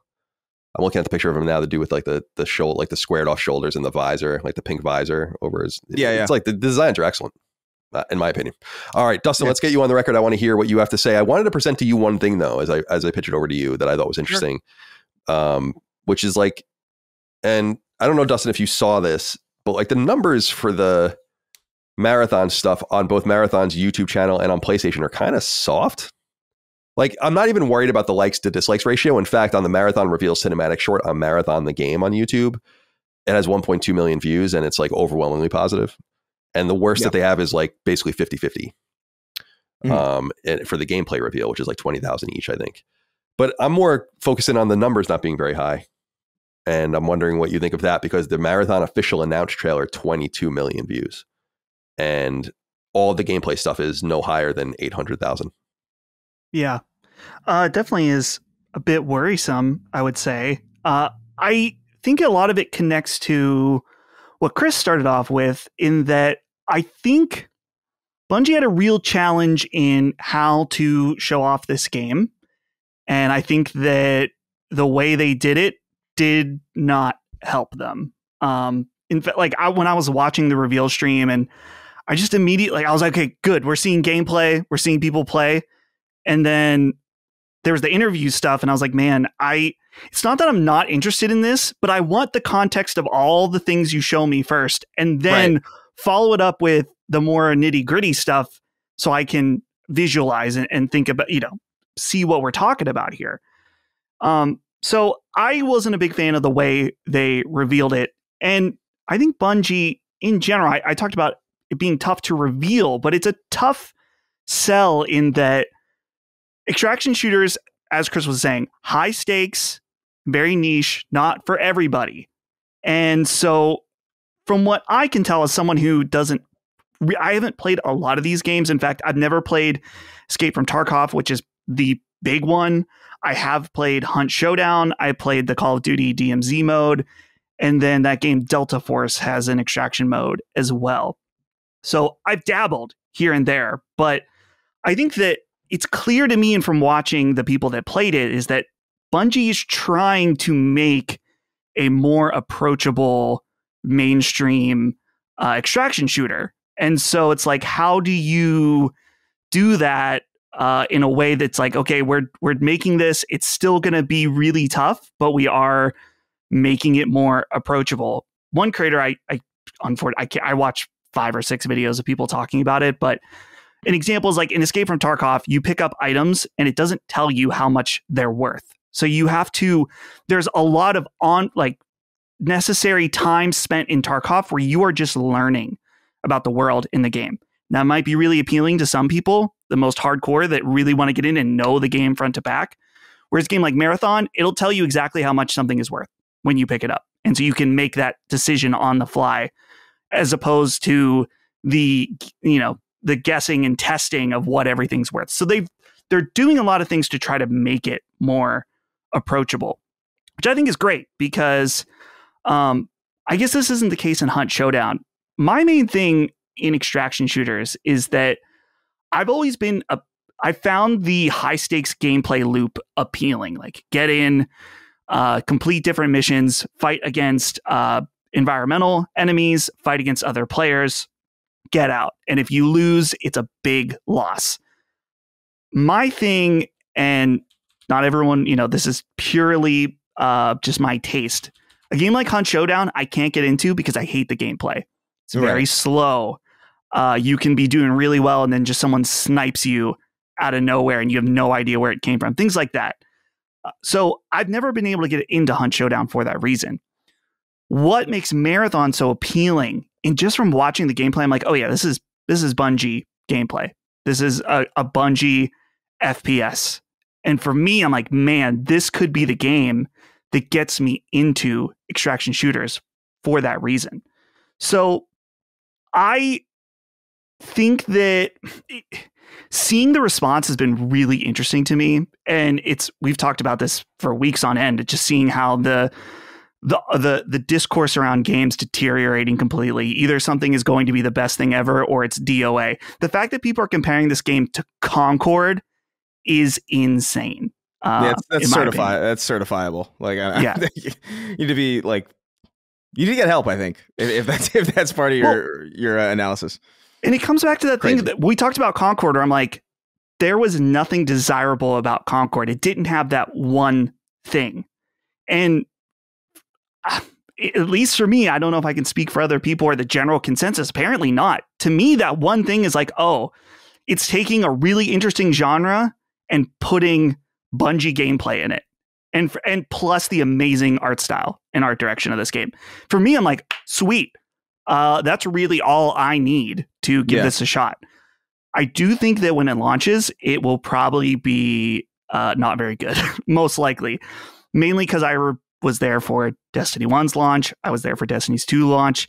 Yeah. And Bungie, while I appreciate them for being ambitious in taking multiplayer games forward in new directions that no one's ever done before, there's always growing pains. And I think when you're making a game that's, an extraction shooter multiplayer focused, super hardcore, while also trying to make it more appealing to a broader audience, that's going to be a really tough balancing act to figure out. So I think it will be probably a little rough at launch, but I think it looks awesome, and I'm very excited to check it out. I'm not sure about the hero perspective, like Chris as well.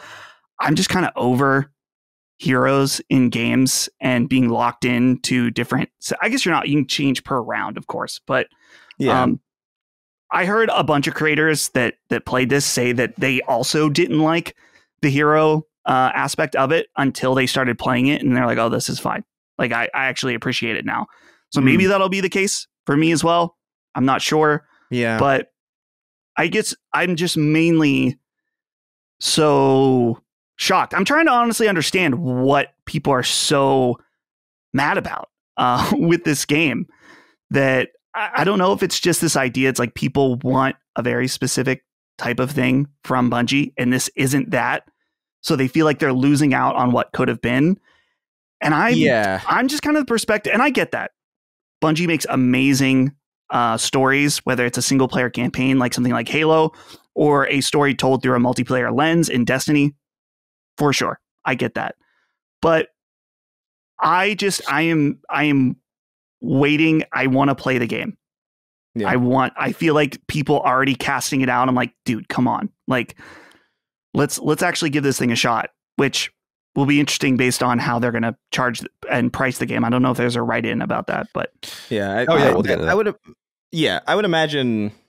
Yeah, like, well, is there a write-in about that? Should we about price specifically? Yeah, there is. Fernando wrote in and said, "Gentlemen, should we take bets on how long it will take Sony to override Bungie's decision to make Marathon a paid game and at least switch it to PS Plus, if not free to play altogether? The reveal clearly shows Marathon will not benefit from Helldivers 2's social aspect and cheeky humor, so there's little chance Marathon won't end up being Concord 2 if Sony doesn't learn from their mistakes. What say you? I want to get into the Concord stuff later, too, because there's another write-in about that. But I, from my perspective, have no problem with them charging money for the game. They said that it will be paid but not premium. I think that's clearly $40. I think that's what I think a lot of people are assuming, and I think that that's fine. I don't think that that's going to make or break the game. I don't think that made or broke. Listen, dude, they couldn't even fill in for Concord last summer. They couldn't even fill in the roster for people in the beta. It wasn't about the money. People didn't want the game. I think this idea that Marathon is going to bomb is not. It's not going to bomb. It could end up not being popular. It could end up going away, but it's not going to come out and be this Concord-like game. And we'll get into that in a little bit. But yeah, Chris, you wanted to say something about the price? No, yeah, I think $40 is entirely fair. I do think there's a bit of an uphill battle in the sense of not in the sense that $40 is not an adequate price. I mean, we paid $40 for Overwatch back in the day, and that was kind of a similar, it's a multiplayer only kind of experience.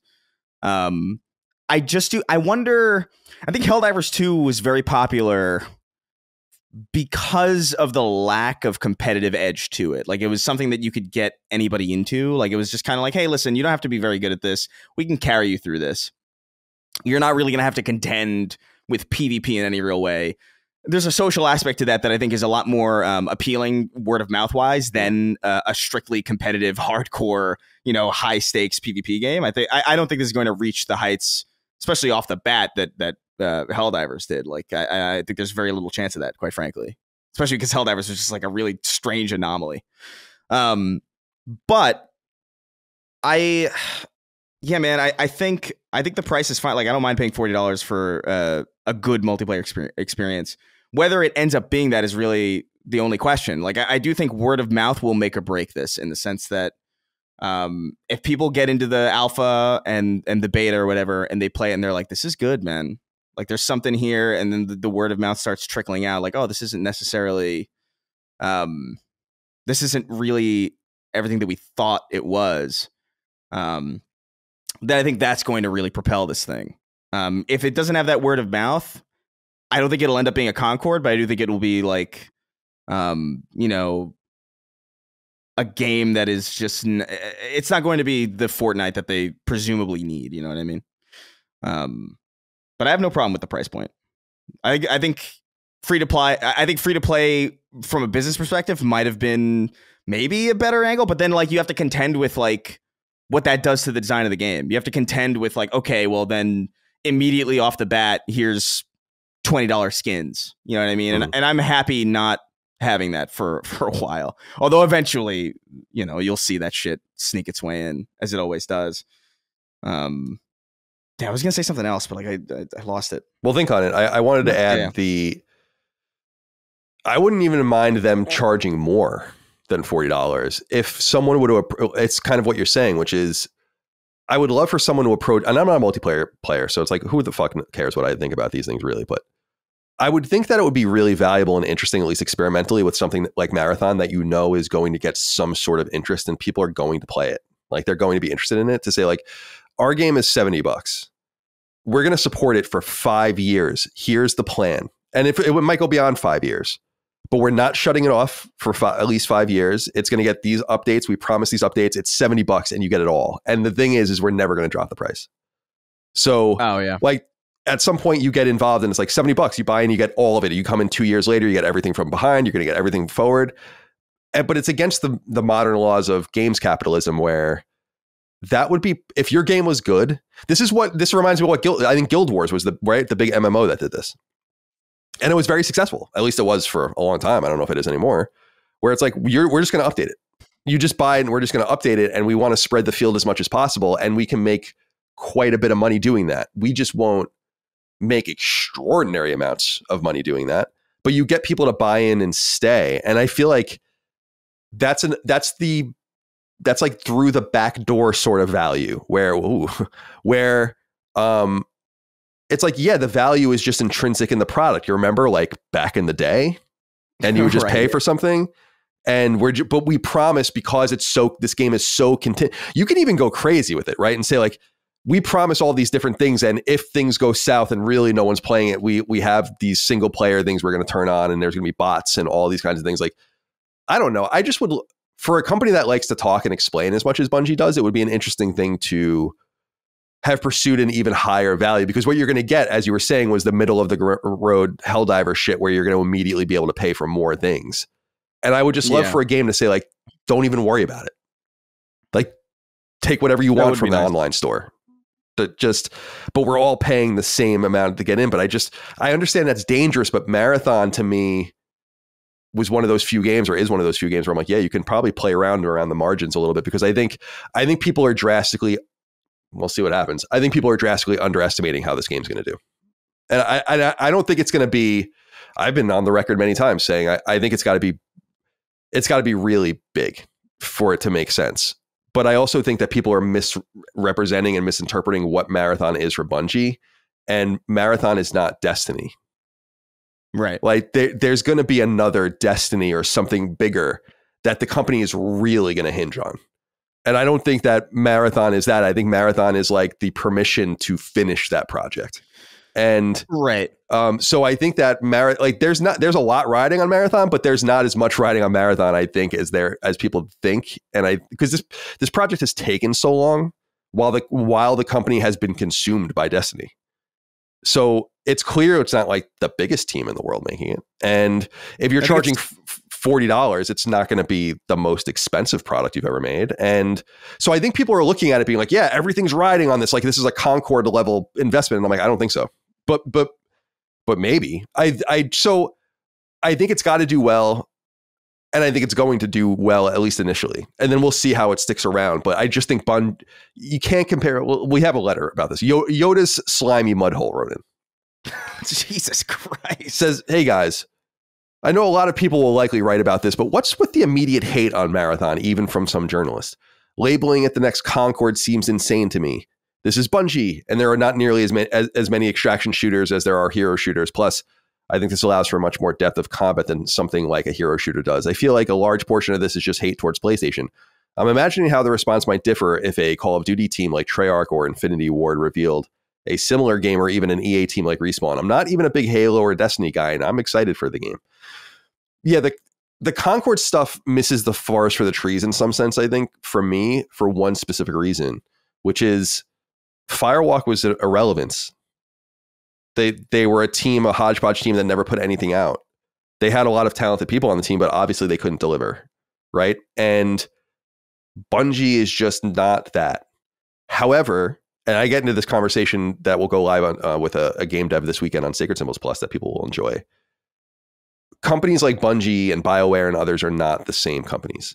And they are, when I saw the Bungie thing, or the Marathon reveal, and it was like from the studio that brought you Halo and Destiny, I'm like, kind of, not like, not really. It's more true of Bungie than it is for most studios that make that. Because I was watching, because when I was watching the live reveal, I was seeing people like, oh, I remember that guy. Like, I remember these people from like over a decade ago. Like I remember like Lars Bakken. And he was really the guy. Like, once I saw all the content creators like do their deep dives into it, and then I went back to the reveal, I was able to appreciate it a little bit more, because again, it felt like you had to have context for what the hell they were even talking about. But Lars Bakken was the multiplayer design lead on Halo 3, and I was actually surprised that he was even still at Bungie, just because he was such a PvP guy. And PvP being such a not primary focus for Destiny, I figured he might have, jumped ship. But seeing him there, and like there's a lot of people still. Shikai Wang is still there, like people who were like instrumental in the original Combat Evolved. Granted, obviously there's like hundreds more people who had nothing to do. Right. That's more what I mean. Like you always hear, because it's just like my own math in my own head. It's like, I don't know what it looks like. I guess I can go to Moby Games and like cross reference and figure it out, but. Sure. It's like, how many teams can possibly be announced with people that worked on Halo and Destiny before you just don't have that many people that worked on Halo and Destiny on your team anymore? No, you're right. But I'm just saying, it's like there are people who were there back in the day who are in senior positions now. And hearing specifically Lars talk excitedly about it, which at the time I had no context for anything that he was saying. It struck me as this game strikes me as like this kind of anxious need to do like a competitive PvP thing that's been like kind of undulating in Bungie for a long time, that has not really had a chance to like breathe for a long time, and this is their breath, is what it seems like. And hopefully it's good. Like I hope, it could be fucking shit. Like there's a chance, right? I very much doubt that, but that's always very possible. But I don't know. I'm cautiously quite optimistic about this. I think the art design is there. I think the sound design is fucking on point. I think the right people are in the right positions to make this thing work. I think what it's doing is interesting. I think the narrative focus for an extraction shooter, although not appealing to single player people, like the fact that there's even a narrative focus at all is quite new and weird. And Bungie's always been good at making things more accessible and kind of ironing out like, all right, let's make this look pretty and sound great and really take this thing and let's really make this premium. And I hope that's what they do for extraction shooters, because I really have no experience with them and I'm curious about them. But there's a lot of talent still there.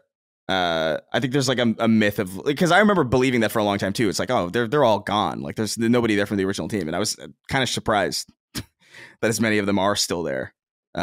Although granted, like I said before, hundreds of new people. I'm curious too what the future of Destiny 2 is, because I did see this tweet that they put out on the Destiny the Game Twitter account. Join us on May 6, 2025 as we reveal the Edge of Fate and the upcoming year of Destiny 2. So I think they're going to keep going with that for a while, right? But are you in agreement with me that there must be a bigger game beyond these two games that they are actually working on, right? Like Marathon can't be the game. It doesn't seem like it's rich enough to occupy the entire studio. Maybe a couple hundred or a few hundred people can be making this game. I think I was listening to an interview and they said there's 300 people on the Marathon team. Yeah, that sounds about right. Okay. At the moment, like so I'm most of the team is not working on Marathon. Then that's interesting. Yeah, it is. It's quite interesting. And there's obviously that other spin-off project from I was gonna say Bungie West. That's their old. That's the studio that made Oni. Yeah, the Gummy Bears team. Yeah, so that's that MOBA, I believe, or that's what it's been rumored to be. I don't know if there's any like direct confirmation of that, but yeah, I mean, there's got to be something else. My assumption is that maybe they'll be doing Destiny 3 is such a pipe dream in the sense that like there's confirmation that wasn't really in production. So like I don't really know what they're going to be doing after the fact that I'm actually quite surprised that they're recommitting to Destiny or like still doing it. Not necessarily. I should rephrase that. Not that they're still doing it, but the fact that they're like having like a reveal for. I don't know. It just kind of seems like it's spinning down in preparation for something else. Which I mean, why wouldn't it? It's been 10 years, a little bit over 11 years at this point. So like, I don't know. I'm curious. I'll be tuning in for this May reveal or whatever. Just out of sheer like, what the hell is this gonna be? Although I'm very happy with my Destiny journey as it is. I'm very excited for this next thing and whatever they do beyond it.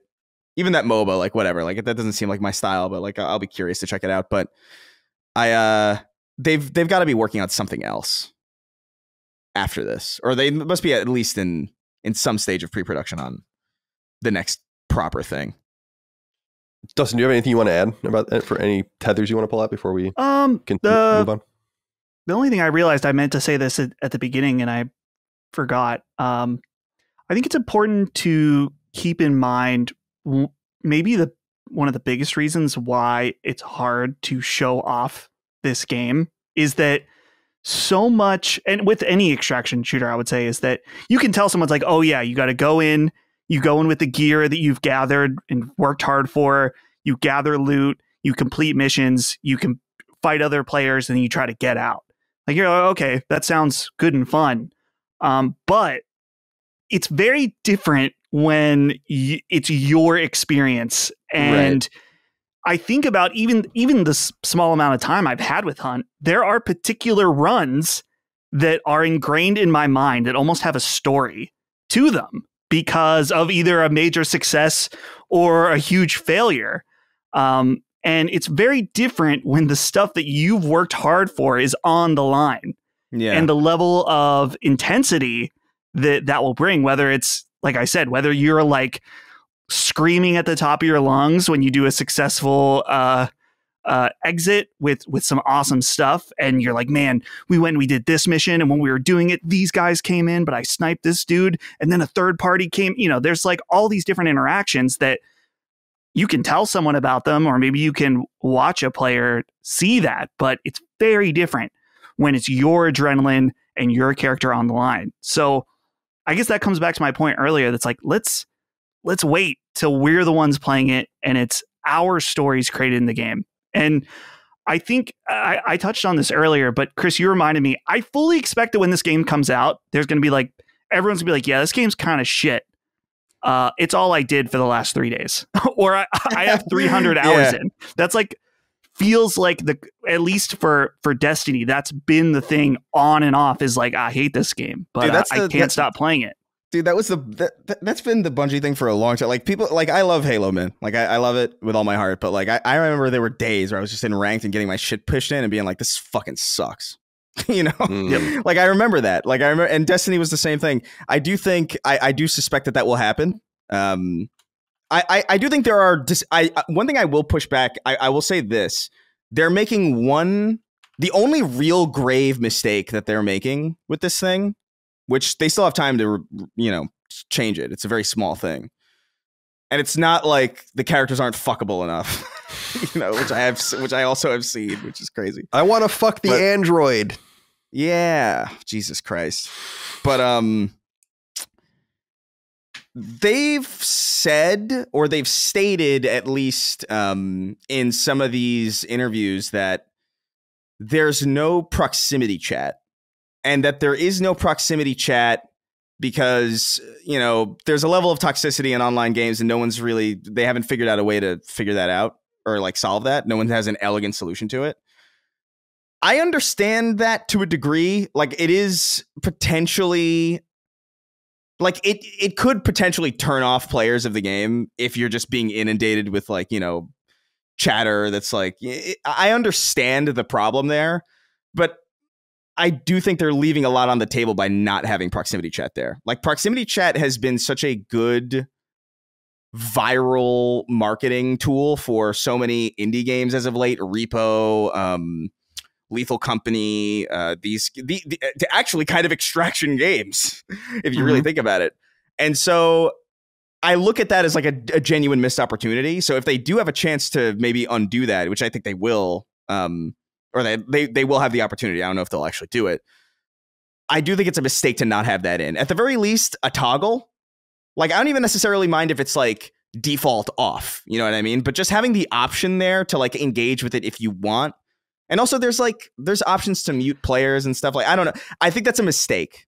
I think you're leaving a lot of potential like independent like diegetic marketing on the table there by like people like sharing their clips of like, people bad mouthing each other or even just like forming alliances with each other, like they say is possible, which in Destiny used to be, and even in Halo sometimes, like I remember that there was like a universal symbol where like you'd like walk up to somebody, not shoot, and like crouch a couple times, and then they would crouch too, and then you'd kind of be on the same page of like, okay, we're friends here. Like, I remember doing that, like going on, like you get in a car with somebody of your enemy of the enemy team, and they'd be on the gun, and then everybody would be like, I don't know how to I don't know how to deal with this.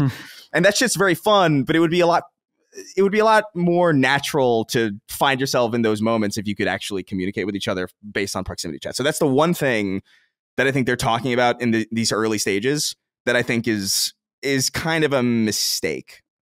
And I don't know if that's necessary. I think that's a pretty popular opinion. I think it makes sense. I have maybe a hot take about this. Go ahead. I agree that, the ability to mute players, to turn off proximity chat, all of that should be there. But I kind of just think, get over it. That's kind of how I feel too. Like, when I'm playing an online game like that, I expect someone to tell me about how they fucked my mother. You know what I mean? Like, I just think that's just, I don't know, maybe it's defeatist of me, but And I know that people can be like genuinely toxic, and there should be a way to report players for like very targeted harassment, things like that.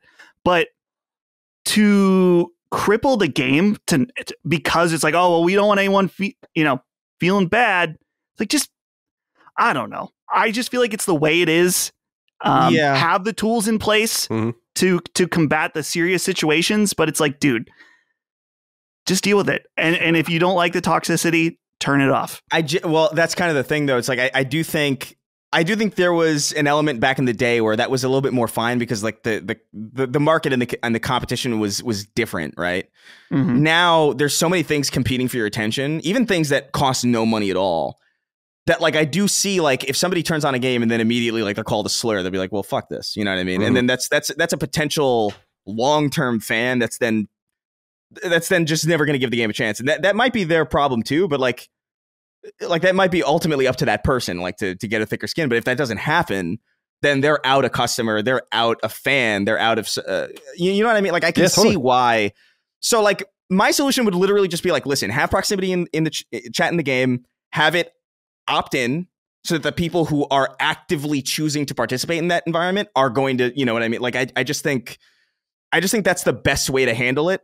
Or as far as like a compromise go, my argument would just be like have it on by default, and if people want to turn it off, they can.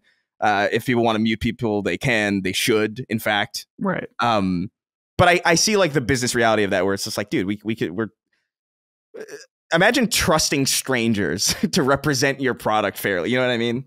Right. There is an element of that where like I see what they're thinking, but like I think the best compromise is just like, listen, put it in the game, have it opt in. So that way the players that do want to engage in those systems, who do understand what they're getting into by even doing such a thing, can do that, and then in turn create viral marketing for you for free, like is happening with like Repo and all these other indie extraction games, not extraction shooters, but extraction games. I think that would be the wisest call personally. So if anybody's listening, like absolutely. Try it out at least you know what, I'll even give you try it for a beta, you know what I mean, try it for the alpha even. Why not? This is your test environment. That's later this month apparently, right? Yeah, it's in something around the 20 some day in the 20s of April.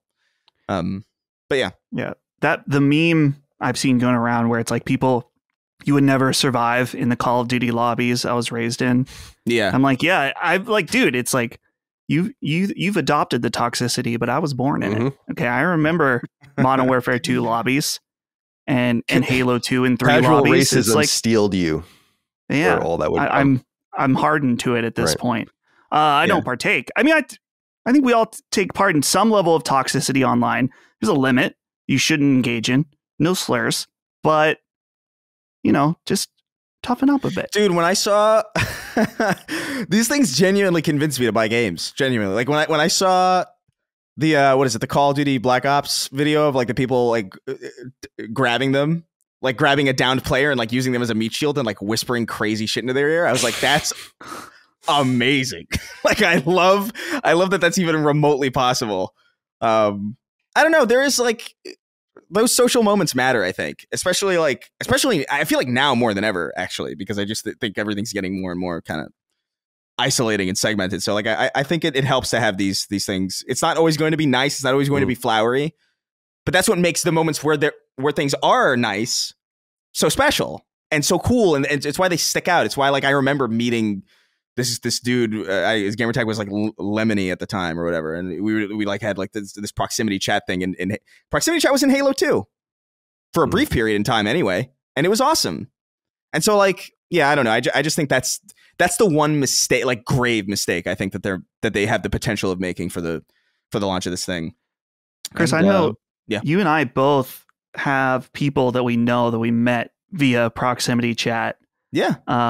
I haven't met these people in person, but like there's some people that I met playing Halo 2 when I was in 6th grade that I'm in a Discord with, and every once in a while people message each other and just check in, see how it's going. It's like, man, yeah, there's a really I mean, this how many years later, decades later, The fact I'm still connected with some of these people is crazy. So there's like a lot of positives too. Dude, the one of my oldest friends at this point is somebody I met in Halo 2 proximity chat, and he was in the UK. I met him for the first time like 2 years ago. He flew out and stayed with me for a month.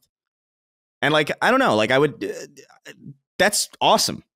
Like I've known him longer than I've known a lot of my friends. And I've known my friends since like high school.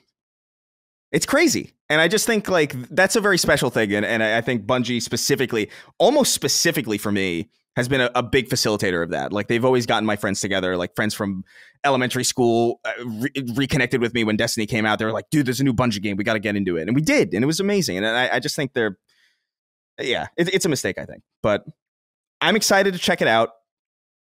I can't speak to how it plays. It could be a flop. It could be a disaster. I really have no idea. I'm just basing a lot of this on the goodwill, their excitement, what I've seen from the game that I think looks appealing to me, which, again, like Dustin said earlier, extraction shooters are very difficult to showcase because they, almost more than any other shooter, they are more experiential, it seems, than something like a arena shooter or like a Doom, where what's special about Doom is very easy to showcase. You know, it's like it's blood and gore and you know, crazy animations and demons, and you know, it's very obvious.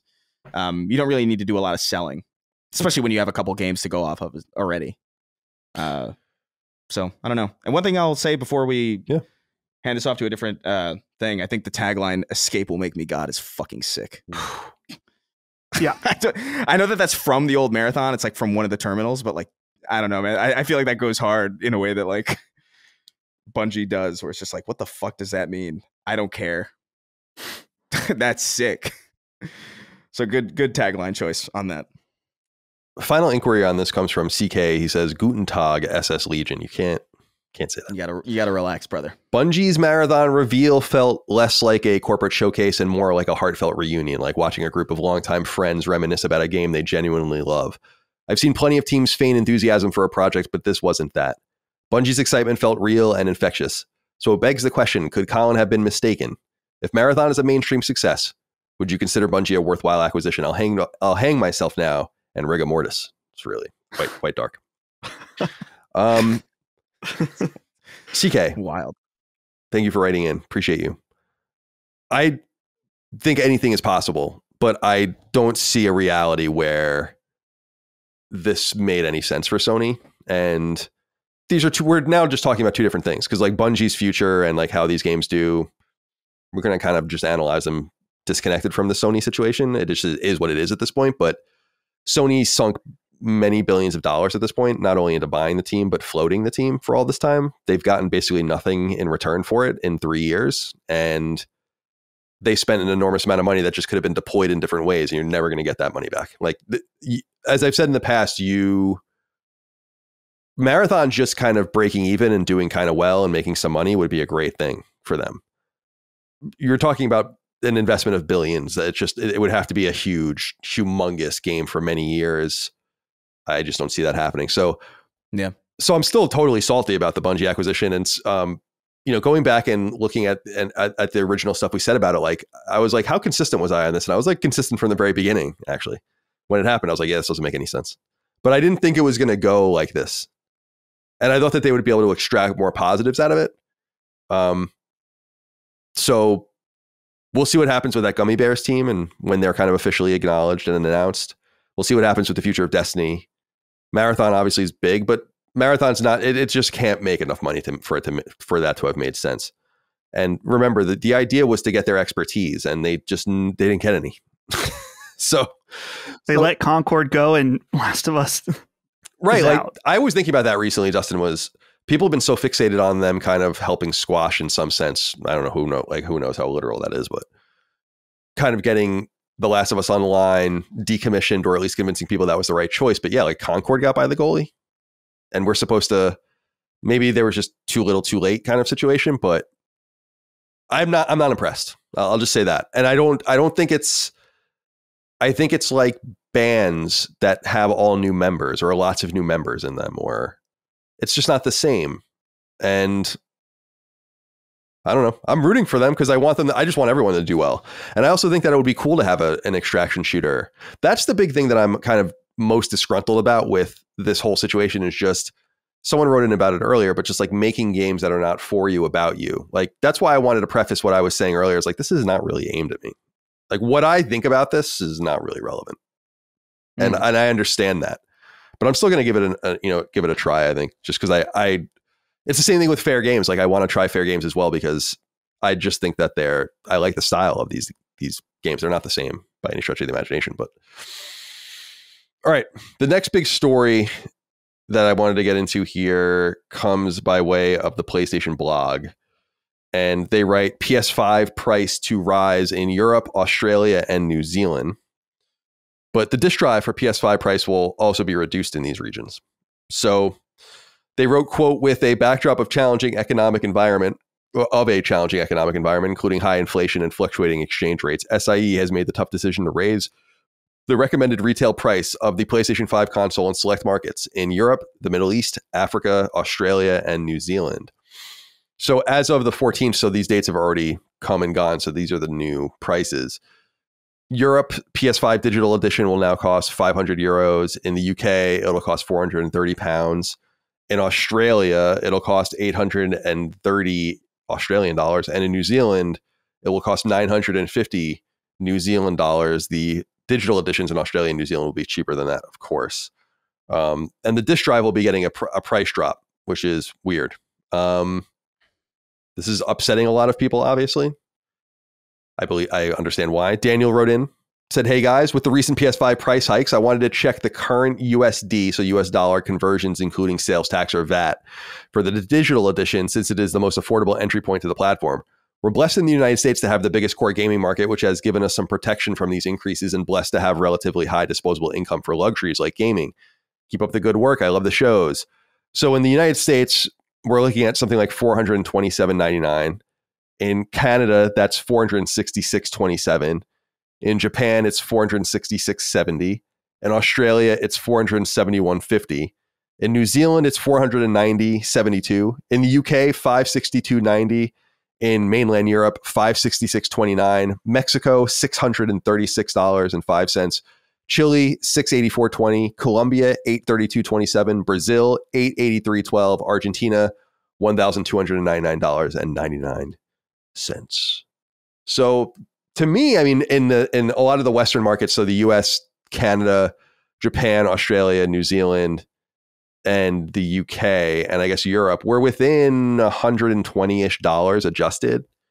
So it seems a little unfair depending on the country you're in. I get a little annoyed with some of these conversations just because people always represent like it's this many dollars, and I'm like, yeah, what dollars? There's like there's a bunch of different kinds of dollars. Acting like I'm paying $600 for something in Canada. I'm like, yeah, you're paying 600 Canadian dollars. Why are we? I feel like people get a little fast and loose with that sometimes to make a point, and I'm not crazy about it. I want to call that out. But yeah, this seems to be the unfortunate reality. I can sit down and look at this. Actually, I should have done it in preparation for the show. I forgot to do it. Is like currency against the US dollar is still falling. Like the US dollar is still the premier currency that everything is pegged to. And so I think you are dealing with both inflation in some of these places and just a poor currency exchange right now for some of these places too. Because I saw some theorizing that this was, actually John Santoro wrote in about this. I guess I can use his inquiry.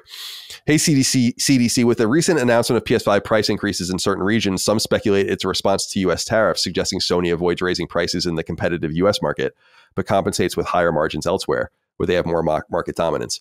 Do you think this reflects a deliberate pricing strategy by Sony, or is it simply them adapting to a broader global economic pressure? So I'll hang up and listen.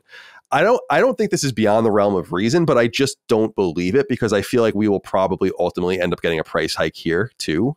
And if that happens, then doesn't that just dispel the entire theory that this was done to kind of balance out the United States? There's two important things to remember in this regard is, one, and I think I would understand it right to say if Sony was lying about this particular thing, it would be illegal for them to do so, that they released a statement, right, saying that they expect the tariff increase to be effect on their bottom line for the fiscal year. So through March of next year to be minimal, because they've shipped a shit ton of PS5s to the United States and they just have them sitting here.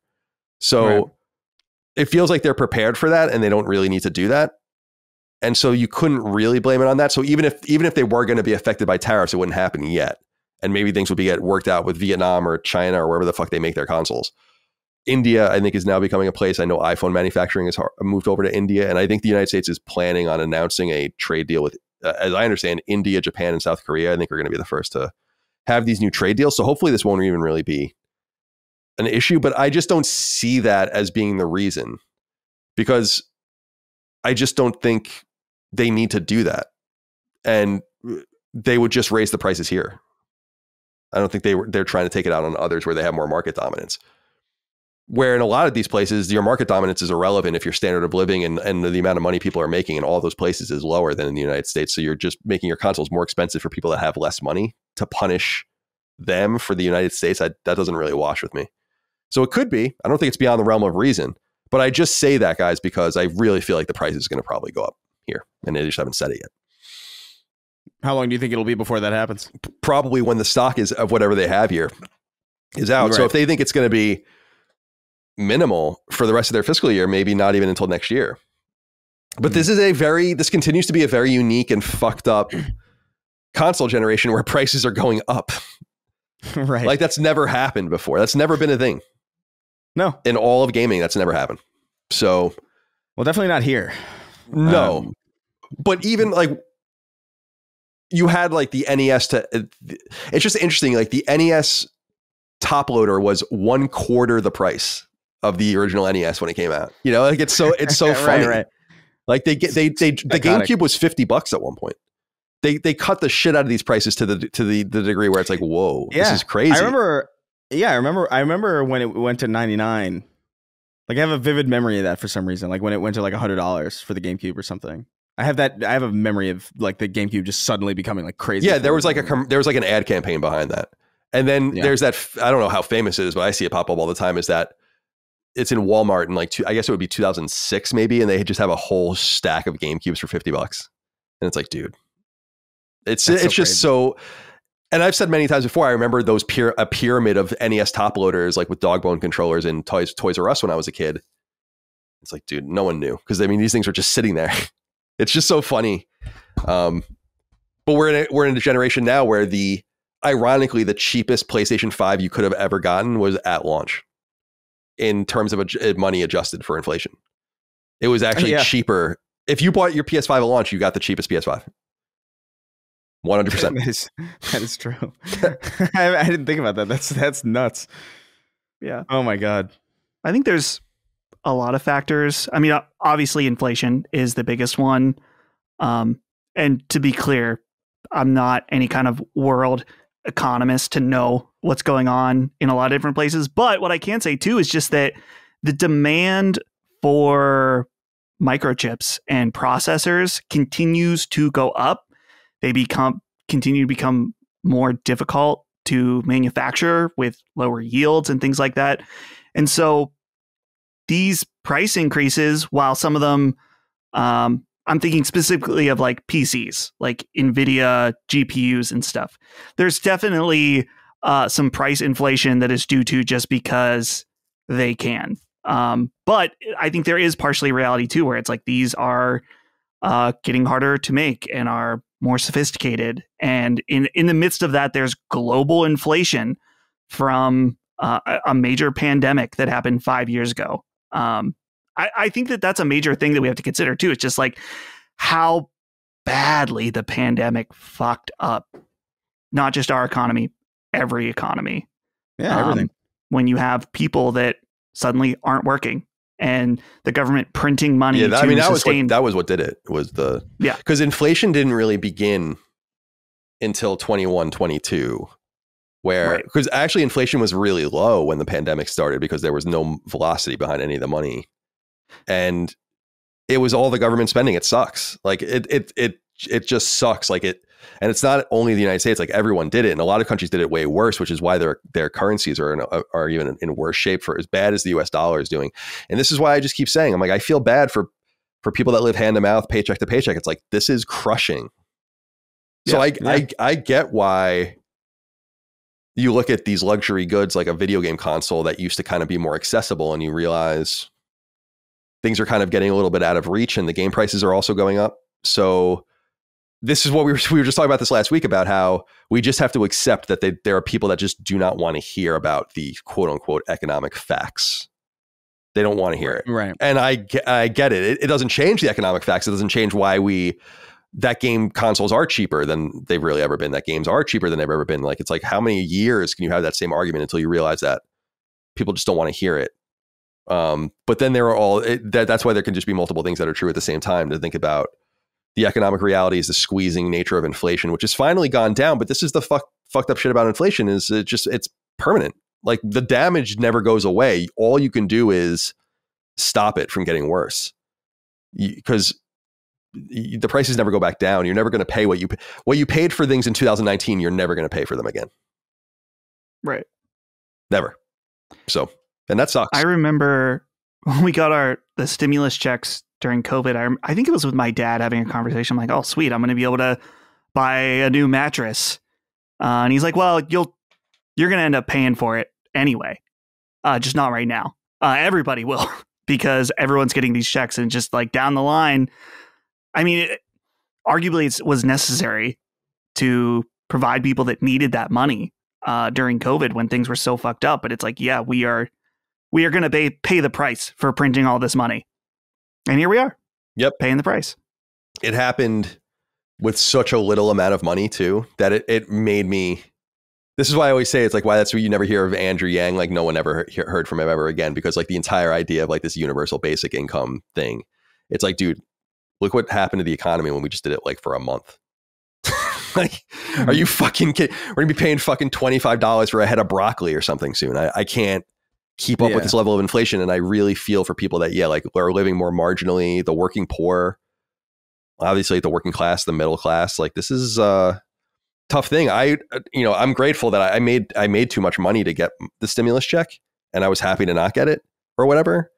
What pissed me off during that time, and this is a conversation for another period, was all of the people that used their LLCs and their S corporations or whatever to leverage those loans out of the government that they did not need. Like, I've encountered a few companies like where like someone will in the games industry, like other media companies or whatever, where like outfits like ours in the past, where someone will sign their email with like the corporate name, like not the name. And I'll always Google it and be like, oh, like what do they own and all that.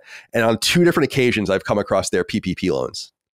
And I'm like, this is crazy that you did this. Like, that you actually, like, what payroll? What a fucking joke. You know? So there were people like doing that shit too. That really pissed me off. I was blessed enough to not have to worry about money during that time.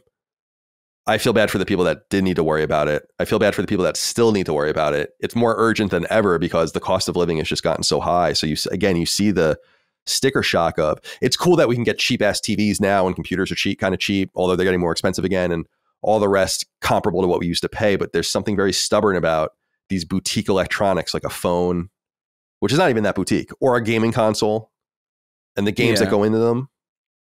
And so when you see an $80 game and a $600 console, and well, that's what I mean. That's what I was talking about last time. It's just like, it's all of this is coming back up now because like it feels like a lot of the expense has been thrown into essentials. You know, like, oh, where are you gonna live? That's like, oh, your 2-bedroom apartment now costs $4,000, right? Instead of $1,500. Yeah, what do you do? Like 10 years ago, I like when I first moved here, I got a 2-bedroom for like $1,500. That's insane. It's insane now, you know.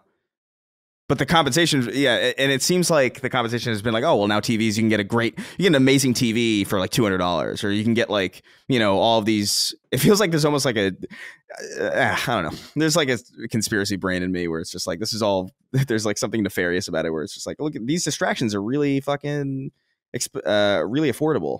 Don't worry about paying $3,000 for a fucking studio. Yeah, the smart TV will keep you busy with your affordable internet connection. You know, don't worry. Yeah, it's, I don't know, man. There is something to that. I think. I don't think it even needs to be actively engineered. I think it's like the complacency that exists, and then people take it. You know, entities and corporations take advantage of it. So yeah, keep them fucking locked and loaded. That's why when I turn on my TV every other fucking time, it's like, gotta update.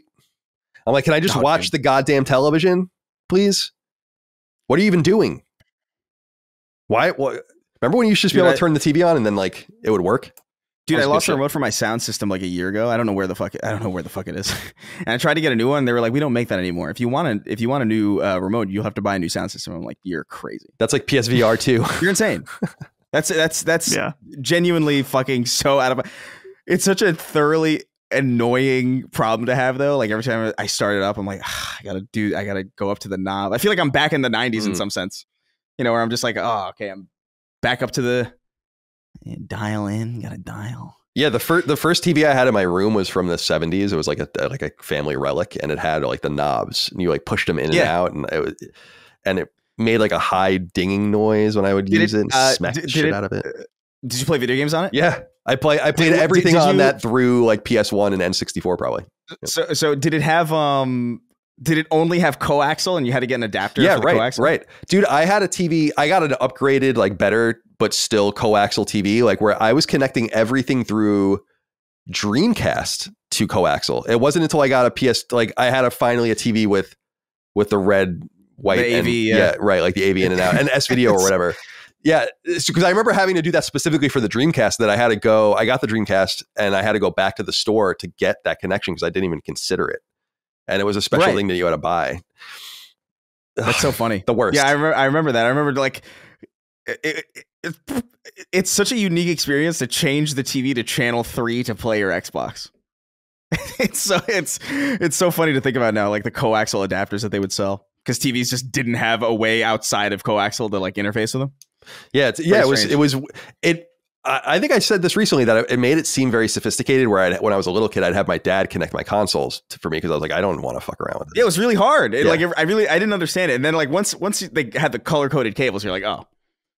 And then realizing later that the NES could be connected with the yellow and white cables, but no red cable. Yeah. I was like, whoa, that was like so cool to me. Like later on, and you'd get I think a little bit of a higher quality because I didn't even know that was like no one did that I knew. That wasn't a thing anyone did with their NES, but anyway. No. I ate George Washington's ill-fitting dentures wrote in. Says, greetings, CDC. Another week, another price raise from Sony. PlayStation Plus subscriptions just went up again here in Canada and others. $109.99 for Essential. That's up $15. $189.99 up $35 for Extra, and $224.99 up $35 for Premium. Waking up to this news, I can only think Joe Biden put it best. It was like 15 9/11s. Have we reached the point where they're cashing in on fans' loyalty to Sony here? I'm not sure how much more I'm willing to pay before I say cloud saves and free games in quotes aren't worth it. Part of me thinks they're getting this over with before GTA 6 launches later this year with GTA Online, and they know people will cough up enough cash to get in on it. I guess there's a price hike coming in the US shortly as well. It's bad enough I have to send money to your American asses every month. For now, my video game console is proving pay has no limits. I'll hang up now and keep listening while I prep for the War of 1812 too. Thank you for Pay has no limits. Pay has no limits is good. Yeah, pay. That's an oldie. Yeah, man. I mean, these price again, relative dollars. Canadian dollars are worth not as much as the US dollar, so you're going to pay more. Obviously, intrinsically, I just want to point that out again. I think everyone knows that, but yeah. Well, here's a detail that's important about that, Colin. Yeah. I'm assuming 100. He said 110 Canadian dollars for Essential. Yeah, 110. Canadian dollars to USD is $79.46. The price of 1 year Essential in the US is $79.99. Yeah. It's again, Got him. Again, this is all to do with the psychology of the numbers. Right. Yeah. I swear to you. Like it's just like 100 over. You see 3 numbers in a price and it immediately like it doesn't matter. Right. Yeah, totally. Because you're just like, what the fuck is it? Because the 100, I'll put it this way, like $109 has more in common with 500 and 800 than it has with like 50. Just based in the category of what it's in. Like when I see like, oh, that when I see a concert that's like, dude, I was invited to go to Coachella. Like if people were like, oh, come to Coachella, it's only $1,500. I was like, you're okay, dude, yeah, okay. Did you see that 60% of ticket sales were financed? So bad for Coachella. So bad, dude. I did see that. That's so dangerous. Dude, Dave Ramsey crying. I know Dave Ramsey. He's loving it probably secretly. Yeah, man. That's so fucking crazy.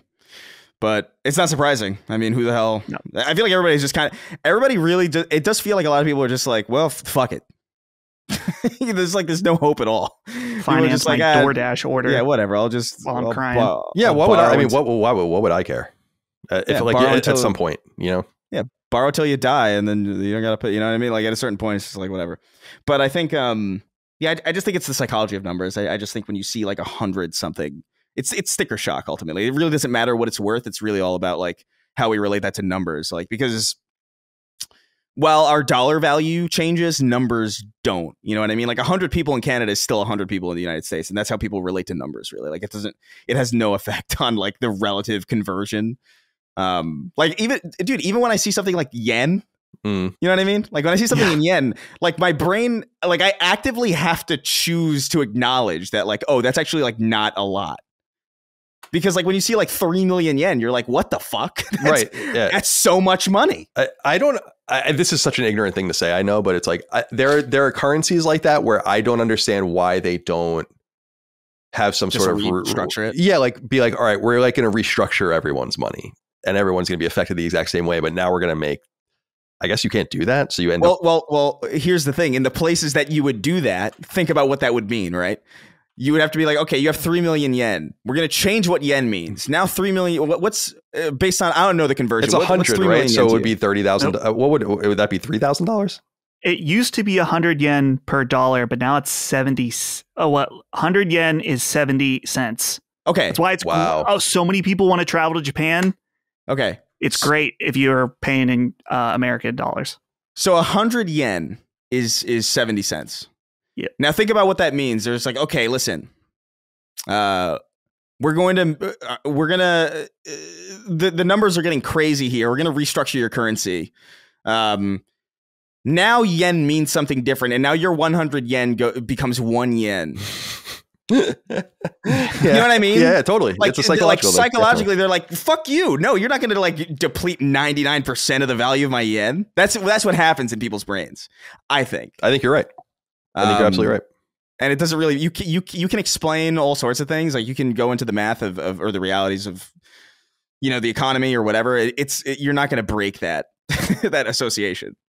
And so like they're kind of left in a situation where they're like, well, we can't just like restructure the money because people are going to inherently feel like they're getting less and they're going to riot for no reason. But yeah, I don't know. Mr. Mystery wrote in. Nice name. Ooh. Sacred Crew, with the consumer being hit with price increases everywhere and Sony and Nintendo jacking up their prices, I do believe we are going to face a reckoning with AAA development soon. Since the speculation on GTA 6 price being $100 was announced, I kept reflecting on what the AAA development cycle was heading for a crash, as well as console gamers switching their gaming platform of choice to PC, where there are multiple game storefronts and constant sales.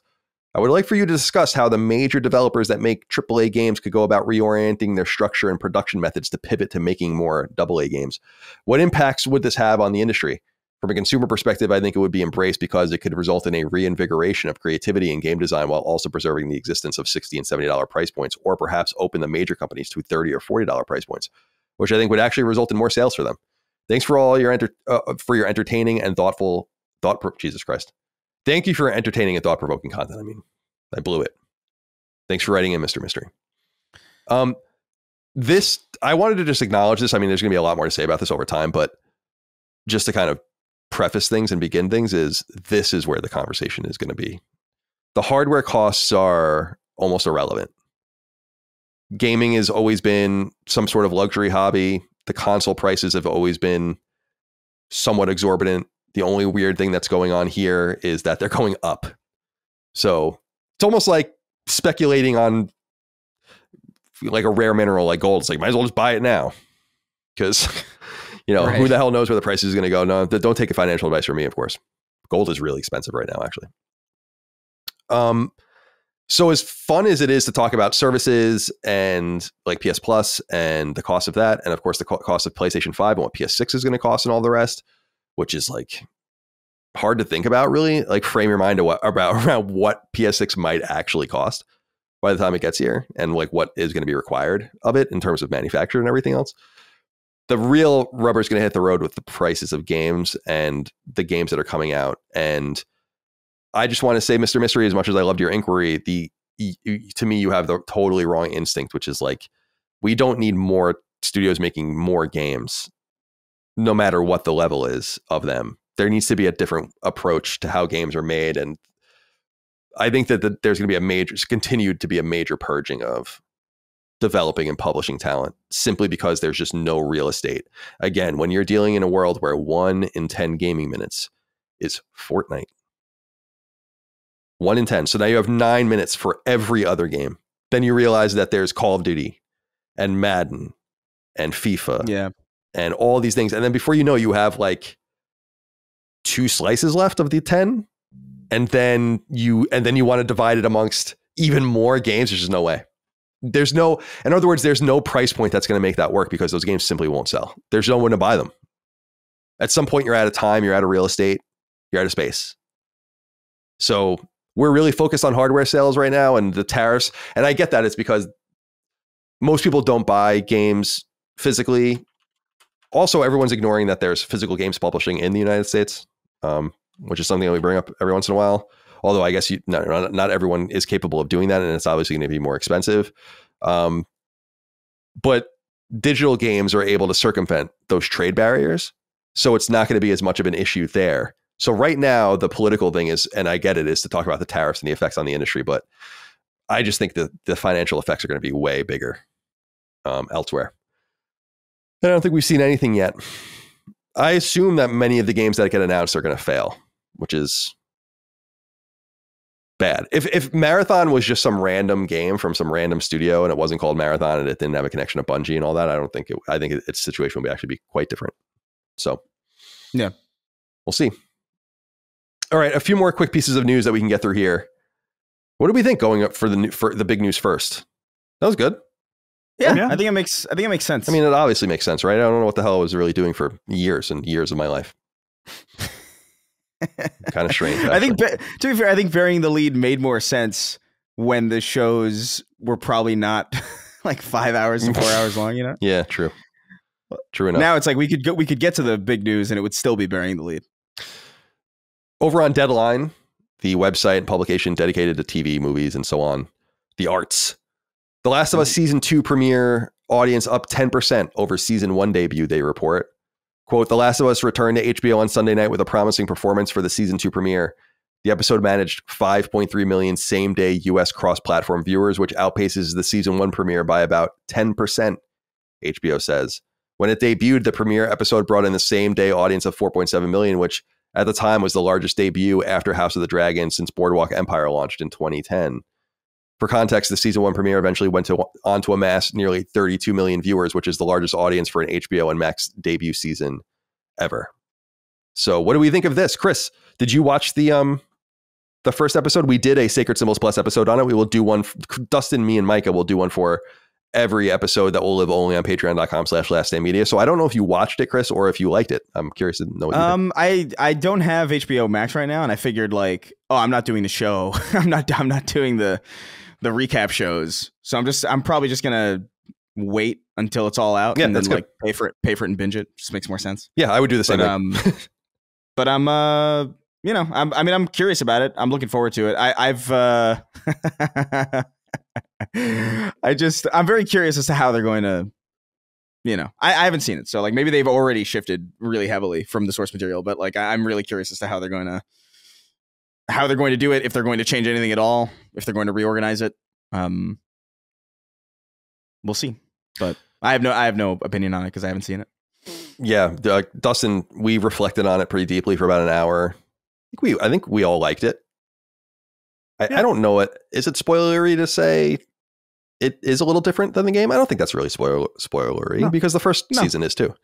But I liked it. Yeah, I'm looking forward to it. Not a huge surprise that it had strong premiere numbers. If those premiere numbers are true, then really The Last of Us is and I assume they are true, then The Last of Us is really the biggest thing HBO has, which is right now pretty crazy. Yeah. I mean, that's pretty crazy. It puts it in a pantheon of some pretty crazy shows like The Sopranos and things of this nature. They brought Boardwalk Empire up, Game of Thrones. Yeah. Pretty nice. TV Apple TV seems to be stepping into their role a little bit because apparently the studio is very good too. I haven't seen it. but that right off the back of Succession is, or not Succession, Severance is pretty wild. HBO kind of, outside of The Last of Us, has been kind of dormant, feels like. Yeah, I don't miss having I haven't had a regular subscription to HBO in years, and I don't miss it at all, to be honest. So yeah, I subscribed right before, because I knew it was 7 episodes. So I'm like, I'm going to subscribe right before the first episode, and then it'll go 7 weeks, and then I can cancel and not get hit with that 3rd month by being a little too impatient. Being like, oh, I'm going to get all set up. Like, no, I'm going to do it right now. So I'm one of those people that watched it. I enjoyed it. I'll be very interested to continue to hear what people think of the show. It seems somewhat divisive, but very similar to Marathon. I just don't take very much of it seriously because I just think things are like that now. And The Last of Us is like the last thing that anyone can talk about rationally, it seems like. So, all right. Congratulations to HBO and Sony for a strong premiere. And we're waiting for, obviously, the rest of the season of that. Until Dawn is imminent, I think. Yeah. And then... end of the month. And then... what else? Yeah, so and then Twisted Metal, I guess we're waiting for. And that's basically all that's like announced. We know there are other things coming, like an Uncharted film, future things for Horizon and God of War, but we don't really know the nature of them yet. Okay, guys, the Elder Scrolls 4 Oblivion remake is real. These are the most I mean, based on the sources I've been talking about this, I always assumed it was real, but Video Games Chronicle reports Elder Scrolls 4 Oblivion remastered screens and details have leaked. The game is reportedly set for release this month, and obviously we're talking in this month of April. So on Virtuous's website, Virtuos is the studio, big outsourcing studio that are also working on Metal Gear Solid Delta and a bunch of other stuff. They buried in their website apparently had images for Oblivion, and this is definitive proof that the game exists if you had any doubts, I guess. So the screens show it as the Elder Scrolls 4 Oblivion remastered. And so not a huge surprise on the name there. And it actually looks pretty impressive, I thought. I thought they did way more than I thought that they would have. I know some people, I don't have any love for Oblivion. It's not a game I really played. But I know a lot of people are saying it's very gray, the new one, that it's not as colorful. I really have no opinion on that one way or the other. It's certainly a finer graphical quality. And apparently, based on other leaks, they found some other things about talking about tweaking UI and combat and all the rest. The major thing that I'm kind of confused about is why they kept the secret.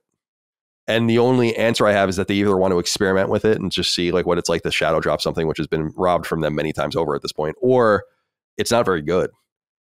It seems weird to me to kind of play around with that, but maybe they just wanted to do something cool. Yeah. Seth Slyquist wrote in and said, gentlemen, it is looking more and more like an Oblivion remaster is being shadow dropped next week. If true, would this be the biggest shadow drop of all time? It feels very exciting. It probably would be if it wasn't leaked. It probably actually would be the biggest shadow drop ever, because shadow dropping games is very rare and doesn't happen. It's not very smart to do most of the time. What are your guys' thoughts on this? Dustin, let's go to you first. Yeah, I'm excited about this. I played the OG Oblivion back on the Xbox 360 as a young lad and really, really enjoyed it. So I'm very curious about a remake. I'm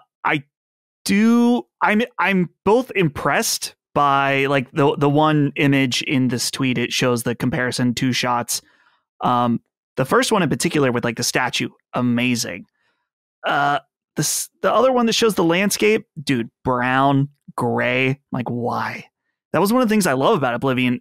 And even when Skyrim came out, Skyrim's amazing. But it's fitting that game is very gray because it takes place in the north. It's very snowy. Yeah. So I really liked the more green, vibrant aesthetic of Oblivion, and that seemingly is gone. So, but I'm going to stick to what I said earlier when I talked about Marathon. I'm going to wait and see before I get upset about the Oblivion remake being not as colorful. But I'm really excited about this. I am with you, Colin. I have no idea what they're doing with a shadow drop with this game. And you're right. And initially, to me, the gut instinct is like, oh, it's bad. And it's not going to be very good. But hopefully that's not the case. Maybe they are just trying something new with it. I would assume if all the leaks and what people are saying is true, at least Chris and I probably will be talking about playing this game on this podcast next week. So we'll see.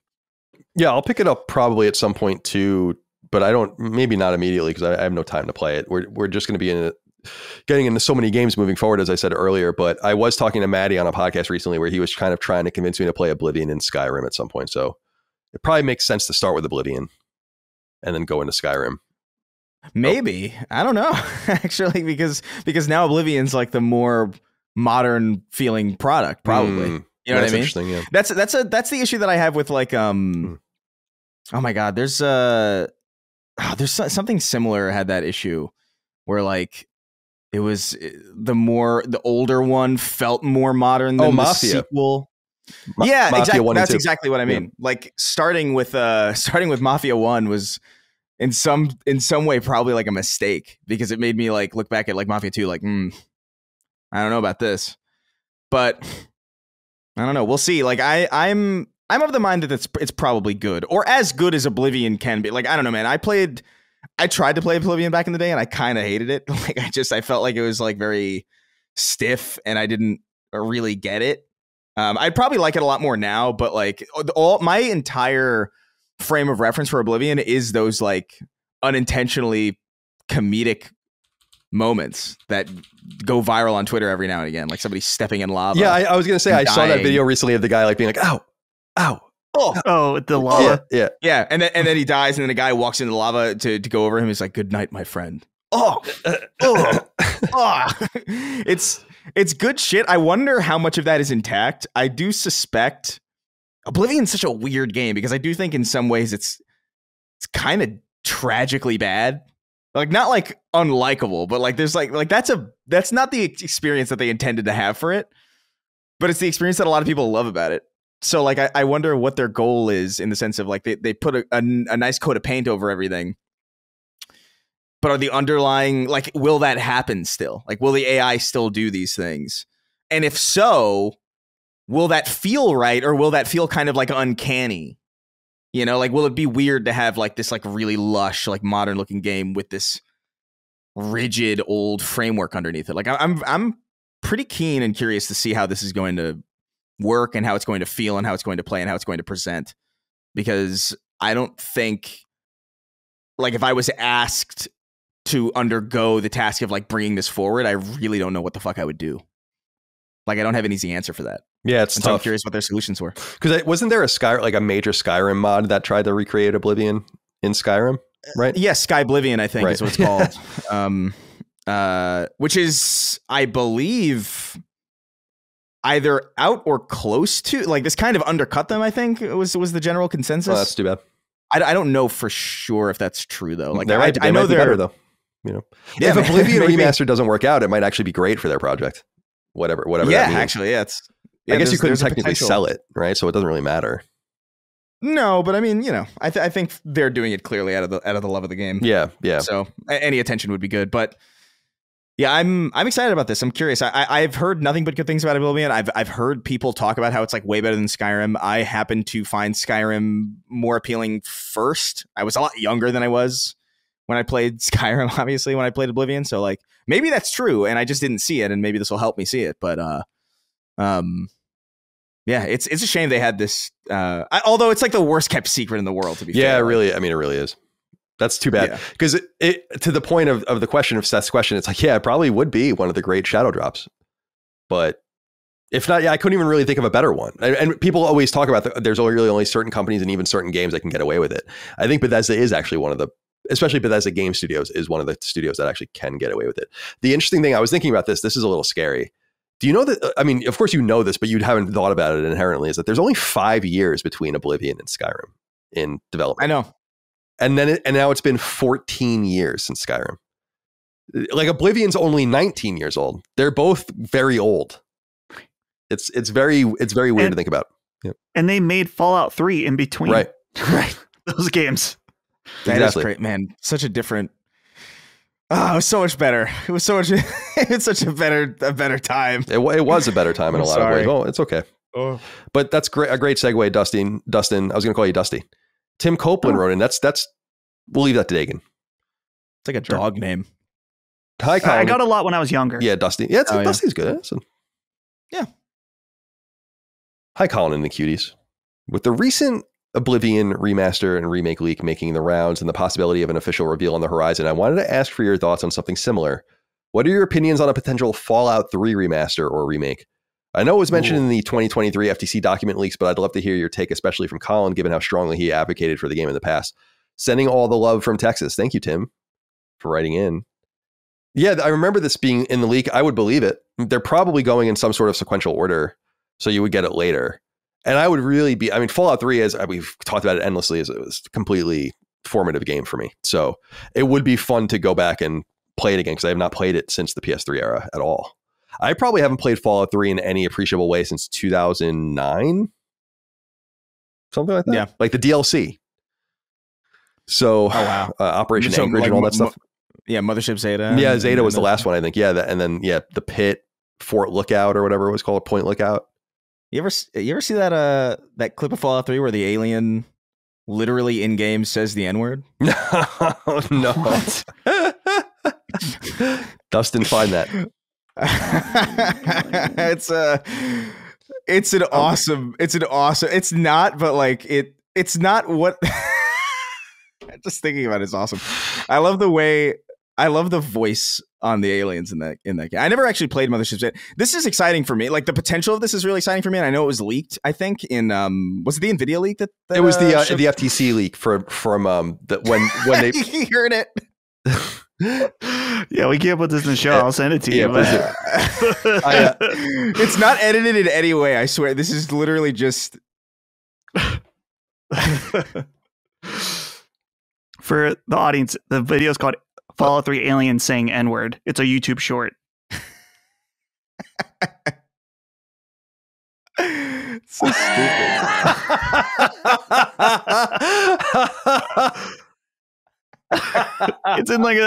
It's like a cute little alien voice too. It's the context in which he's saying it too, because he's about to get shot in the head or whatever. Oh my god, that's fucking crazy. What the hell was that? I'm so glad I got to share that with you. Oh, me too. I thought for sure you'd seen it. No, I don't think so. I might have. I mean, my brain is fucking shot. But I don't think so. But yeah, no, I mean, the potential of that is very exciting for me. I love Fallout. I just think that world is really intoxicating. I think the vibe of Fallout and just like the general setup of Fallout is so inherently likable that it's really like even Fallout 4, which was like, you know, kind of an all over the place product. I know Far Harbor, that DLC was apparently very, very well received and people really liked it a lot. But just that world is really like enjoyable to exist in, like the old 1950s radio, like the wasteland kind of retro future. Like there's something really intoxicating about it. So I would be all over a Fallout 3 remaster, especially because I think back in the day, I didn't appreciate Fallout 3 as much as I do now, but I still find it a bit too rigid to go back and really give like a fair share, especially because again, for years we've known that this was in the works in some capacity. So I figured I'd just wait. But yeah, Fallout 3 is a Fallout 3 remake would be sick, especially if it's done with this amount of care, or at least it looks like it's being done with. That video. The context makes it so much funnier just because of what's happening in the video. It's like, oh my god. Yeah, the entire thing is awesome. All right. I wanted to bring this next one to your attention. There are just a few more things I wanted to talk about. And obviously, I assume April 21st is the date that's been bandied around. Would that even make sense? 18, 19, 20. That would be a Monday. Would they do that? Maybe. I don't know. But it seems like this is imminent. So yeah, we'll keep an eye out for that. And we'll have more to say about that soon. But I wanted to ask you guys, so IGN, my old stomping grounds, had an IGN first premiere for the upcoming Bloober Team game, Chronos, The New Dawn. This game was announced in 23, I think, or maybe it was last year. And it was originally a Private Division game, which is one of the reasons why I'm kind of interested in it, because Private Division's obviously the Take-Two label that was trying to spin off these other games, and they closed everything down. No Rest for the Wicked was another one they were going to publish, which is the new Moon Studios game. So they're getting in, and they did the Outer Worlds and everything. So pretty solid track record. And it's not like it's just some random game. Also, we put a lot of respect on Bloober Team's name, right? After Silent Hill 2 Remake, which was exceptional, I thought. And it made me more interested and optimistic about what they're doing now that they're pivoting into this gameplay centric kind of thing and away from their walking sims and all the other kinds of games they did. So they announced this game, Chronos: The New Dawn, and IGN has the official gameplay reveal. And I was curious what you guys thought of it. It's brief, but it's fucking sick. I mean, I got to just say, it's coming to PlayStation 5 this year. And I don't know if you saw this. This is from Wikipedia, the premise. The game follows the Traveler, who works as an agent for an enigmatic organization known as the Collective. The Traveler must survive a futuristic wasteland and travel back in time to Poland in the 1980s to extract selected people who did not survive the Change, a cataclysmic event that turned humans into monsters known as orphans. So, sounds pretty neat. And I love that it takes place where they are. Place that they would know best, which is Poland. So, I think this game looks fucking sick. And I wanted to put it on everyone's radar if it's not. And I was curious what you guys thought. Chris. Yeah, no, I got to admit, dude, look, Bloober Team, I was always kind of in their corner in the sense that I felt like they could handle Silent Hill 2 because I thought the vibes of the medium were very Silent Hill. And as long as they had a framework to follow, like Silent Hill 2, which was already successful, if they just followed that script and just delivered on the aesthetic and the ambience, I thought they could do a good job, and they did. But when I heard about this, I was like, I'm still skeptical of them being able to do something new, and especially something gameplay led, which Silent Hill 2 really isn't. And in fact, I would argue the gameplay is probably like the weakest aspect. Yeah, it is. Silent Hill. Not that it's bad, but it's definitely, it's far from the art and sound design and, you know, the ambience of that game. And so when I heard about this, I was like, I don't know, maybe. And there's elements of it that still give me pause, like the walking speed and it looks slow, a little slow, right? It looks a little slow. You think they're doing that to keep the frame because the frame rate's not steady? I actually think it's just because that's how they make games, and I do think there is like an element of like, if you can't be quick, things are scarier. Like it's because the speed really kind of negates a lot of tension. Yeah, like, sure. It's the same thing with Doom. Like Doom is not scary. You know, it's awesome because you're zipping around all over the place. But I think, and I thought this looked really serviceable and really good and interesting. And I thought the art design was on point. There's like certain like enemies that really strike me. Like there's this thing on the wall with it's like ribs opening up. That was like, that's sick. But what really hooked me here is this concept of like AI merging together to form almost like mini boss units. And presumably there's like different combinations of different types of them that will result in different. This is not something that they've said, but this is something that is you're gleaming from the gameplay. Yeah, it's kind of heavily implied that like there's something here about like letting enemy AIs merge together into new, more formidable enemy types that I think is interesting because it creates like a deeper combat puzzle within the existing, you know, third-person shooter framework, where it's just like, okay, not only do I have to dispatch these things, but I have to make sure that they don't get near each other. I think that's like an interesting thing to be thinking about in a game like this that I haven't seen before, really. Like, there's like some of that in other games, like, oh, you don't want to let the medic unit reach the, you know, and heal the other guy. But like, this is interesting. This is far more of an interesting gameplay concept than I would have expected out of this team. And so, yeah, I've got my eye on this for sure. Peter Archetto wrote into us on Patreon and said, "Greetings, Sacred Gents. I was curious if any of you have checked out the new gameplay trailer for Bloober Team's new game, Chronos: The New Dawn. With how much praise the Silent Hill 2 remake has received, I'm excited to see their take on sci-fi horror. Looks like Dead Space mixed with Silent Hill to me." Dustin, it does indeed look like Dead Space, which is very intriguing. I love the character design of the main character, too. He has like that almost Bioshock-ish like helmet, but there's no way he could see out of it, and it's just bolted. Yeah. It's some sort of supernatural character, maybe. I don't know. Yeah. I think this looks awesome. And we've been saying on the show, you're as good as your last game. And Bloober Team, for as much shit we gave them before Silent Hill 2 came out, made an awesome game with Silent Hill 2. And was there something that one of the developers, this is probably taken out of context, was like, we're done making bad games or something like that. Yeah, that is funny. And I think he was talking about much older games or whatever, but hey, this game looks really cool. Looks great. So I'll definitely be watching closely. And I was looking this year, but no actual release date yet. Yeah. So a lot of games this year, man. A lot of games. Just a quick note on the Minecraft film that's just experienced its second weekend and is now going into its third weekend. It's already up to $550 million gross globally. And it's the highest grossing film of the year, ahead of Disney and Marvel's Captain America Brave New World. So far, so good. Record-breaking $162.7 million debut, $80 million second weekend. Did either of you see this? You're not going to, I assume, right? I don't want to see it. It's a little too intimidating for me. Yeah. I saw some of the theaters and I was right. like, I'm not going to do that. Like, oh no, specifically, I was like, oh man, I'm sad I missed that. Oh, like, I think that's over.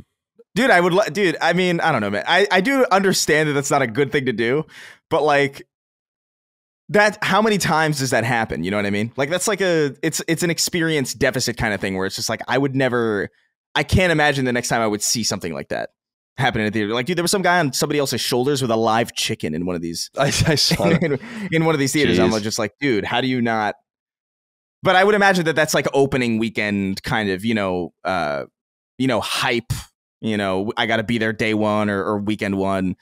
I think largely by this point, by the time I had even seen those videos, I was like, oh man, I'm not going to see that. Like, that's not going to happen again. Yeah. But I have no real desire, because I think the way that I think about it is like, I definitely don't have a desire to sit in a silent theater and watch the Minecraft film. Yeah, sure. You know what I mean? Naturally. Like, I wonder what Jack Black's story is going to be. Like, no, I want to hear people screaming when he says chicken jockey, right? And see how crazy people get who gets drenched with a soda. Yeah. It's chaos, which is really unkind to the workers there who definitely have to deal. Yeah, that's right. We talked about that. It definitely is. They're not being paid enough to deal with that shit. No. But still, I mean, I can't deny the curiosity. I tried to convince Holly last night for our date to see a Minecraft movie. She politely declined. Said, "Well, your loss." Yeah. So we got sushi instead. But I thought you said your loss, and then you went to see it yourself. I went by myself. That'd be great. See you later. Yeah, I think we did talk about this last week. I'll watch it. Yeah, we did. I think. Yeah. I just wanted to. I'll watch it at home. Good for everybody having fun in the theater. I guess that would probably annoy me to no end. Though it would be. I mean, it's interesting seeing it on the outside, but it would annoy me in like Oppenheimer or something. You know what I mean? Where like the bomb goes off and everybody's like, oh, and they have like I don't know. They bring a German scientist with them. But it's like everyone shouts when he's like, it's paradoxical, and they're like, ah, like yeah, it's any like, moment from the trailer. Yeah, literally. Yeah, or when I don't know. Minecraft does not have enough cinematic gravitas for me to care about like people talking over. You know what I mean? Like, I don't know. That's such a nothing movie. The thing that concerns me is that I think that they've reached the top for one-upping each other with Chicken Jockey in this. Right, exactly. It just sets the stage. What's next? Oh yeah, that is interesting to think about. Like, I wonder if there's like a game now. So like, who could? Someone's gonna like kidnap one of the actors from the movie or something and bring them to the theater. Yeah, execute him during the chicken jockey scene. I think I saw Jack Black in a theater where he's like, "Don't throw anything," or something like that. Yeah, I saw the video of that. Yeah, he was just doing some appearance or something. That was weird. All right, final story. This is an interesting one.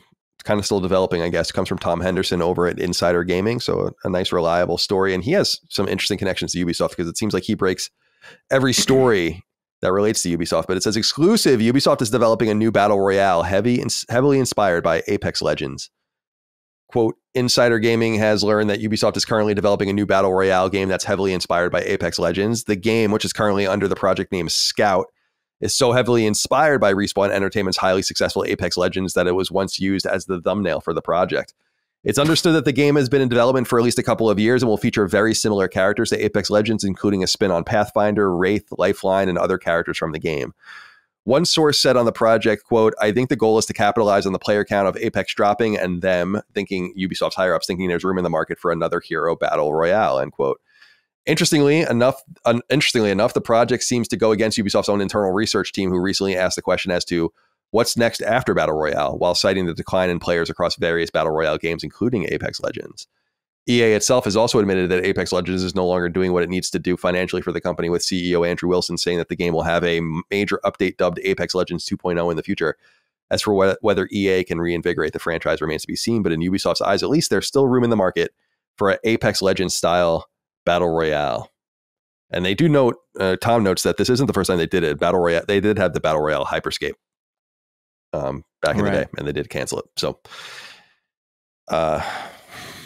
I mean, I don't understand what they think is going to happen, but they can try. I mean, I guess you're going to miss all the shots you don't take, and maybe it's possible that it would do well. But just does Ubisoft have a stink on it now? I don't really know. I don't know if really people care or not. Yeah, I wouldn't really trust them though. What was that Call of Duty clone game that they tried? X-Defiant. X-Defiant. They just they're addicted to the mediocrity in clones. Apparently. Yeah. I don't know, man. I look at this and I'm just what a fucking dumb. I'm seeing it spelled out on their Wikipedia. X-Defiant. Yeah, it's terrible. Like a terrible name. The premise was fine, but like what are you even doing today? I remember playing and being like, this plays like everything I've played before, except like actually like a little slightly bit worse. Yeah, slightly worse. I remember the moment I shut it off because I saw like this. There was like a map design element there where it was just like there was like this ledge that looked like you could crawl on top of it, and it looked like a ramp up to like a vertical, like an overhead level of the map. And I was like, "Ooh, that's cool. There's verticality here." And then I tried to jump on it, and there's like you can't do it. It's just like an invisible wall. And I just remember being like, "Oh, this is like you're on the floor the entire time kind of game." And I'm just like, I'm not. You got to be like the Division or Gears to be doing that shit. You know what I mean? Like I don't want to play a first person shooter where I'm stapled to the floor. And it's a PvP action. Like, come on. I don't know. It was perfectly mediocre and perfectly fine. But like that's not enough. And it's so funny when I see this stuff, right? Where it's just like, oh, another battle royale. There's already a few mega successful battle royales. You know, it's not even like one of these things where it's like, oh, well, it hasn't been broken into like the mainstream quite yet. It's thoroughly explored. So you better have like a crazy unique thing here that you're doing. Otherwise, like, I don't know what you're doing. And so it's weird to see this kind of exist in a world where people are looking at Marathon, where there's very few extraction shooters, if any. And seeing that is like, oh, why are they it's so played out. I'm like, brother, I don't know. It's weird to me. Like the state that this industry exists in is very strange. That this got by the goalie, even when, like you said, within their own internal research, they're like, what are we doing after this? For this to be in development to the point where they're using Apex Legends as a thumbnail is crazy. It's interesting. Very interesting. We'll see what happens, I guess. I don't know that this will make it to market, but I guess you have to try. And Ubisoft makes good games. They're capable of doing it. I just think chasing trends is dangerous. And I think actually in some way decreases your likelihood of success. If you're that predicated on another project, it's like, what's the point of trying? You got to, like you said, bring something unique and interesting that wouldn't portend someone using a fucking Apex Legends art, like you said, to have as your own thumbnail. It's very obviously a lot of games are always pitched with literally things stapled together, and we're making a game now with like another game's sprites, just to put everything together, and we're going to replace them all, and we've done that before. That's entirely reasonable. It's not even necessarily the Apex thing that's confusing to me. It's just like the genre they're going after at the time that they're doing it, you know. All right, I am now seated. For those that are listening, I made it almost 3 hours standing. Wow. It's pretty impressive, isn't it? Pretty good. Are you impressed? Yeah, I could do that, but I don't want to. I think. Fair enough. I mean, I could try it, I guess, but it doesn't sound appealing. I just completely negate his accomplishment. I could do that if I wanted. You know? Whatever. Yeah. Yeah. That's whatever. Cool. Whatever. It's cool. All right, let's get into what we're playing, my friends. I'm playing a lot more than you guys, so I guess I'll go last. Dustin, Let's start with you. Do you have more you want to say about Blueprints? You were a little negative on it last show, but then I've been seeing you tweet about it, and it seems like you've come to like it more. Yes. So Blueprints, I just barely scratched the surface of it last week, but now I am balls deep in this game to the point where I've sort of completed it, but not really. It's one of those games where you can get the credits pretty early on, but it's very obvious that there is so much more to do in the game. So Blueprints, if you didn't hear me mention it last week, it is a roguelike puzzle game where you are creating the rooms in a mansion. And your initial goal, which I won't get into the goals after this, but your initial goal presented at the very beginning in the trailer is that you are the inheriting an estate from, I believe it's your uncle. But the condition is that in order to get the inheritance is that you must discover the 46th room in the mansion. So you have to get to room 46. So that's your initial goal. And so when you start, you're in the like main chamber and you have 3 doors. And so then when you click a door, you get 3 options. Some of them might have multiple doors. Some of them might be dead ends. But you kind of go and you fill up this grid to eventually, potentially, I don't know, get to the top. There's lots of other factors involved as well.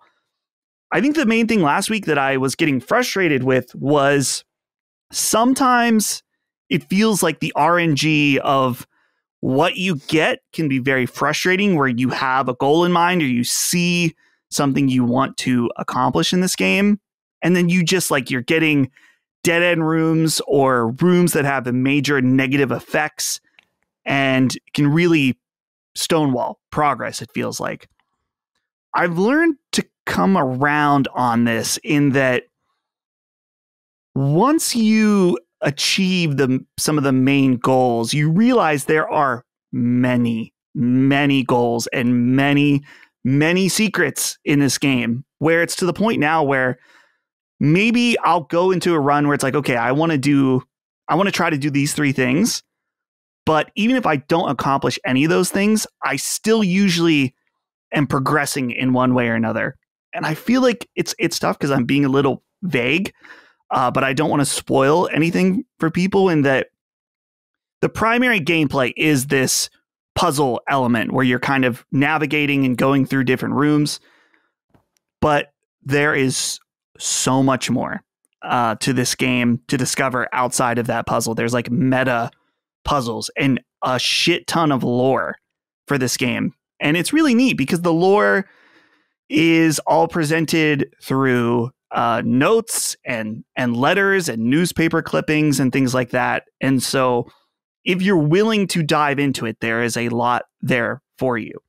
The other thing I just will say about this game is that I probably am too stupid for this game on my own. In fact, I'm confident of this now because Holly and I have been playing this together, and I think I would be a lot more frustrated if I was playing this on my own.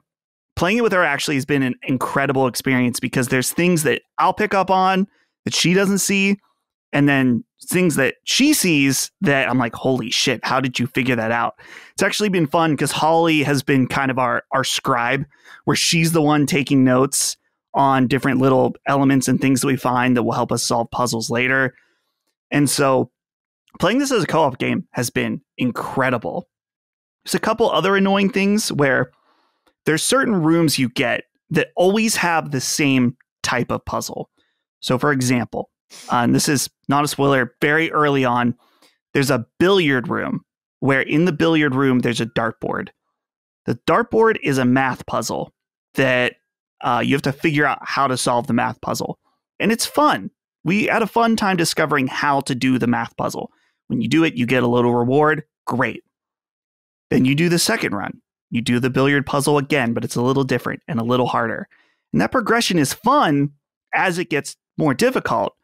But when you're now, I think we're like 50 different runs into the game, I'm real fucking tired of the billiard puzzle, to the point when I draft that room like, fuck, we got to do this stupid math problem every single time.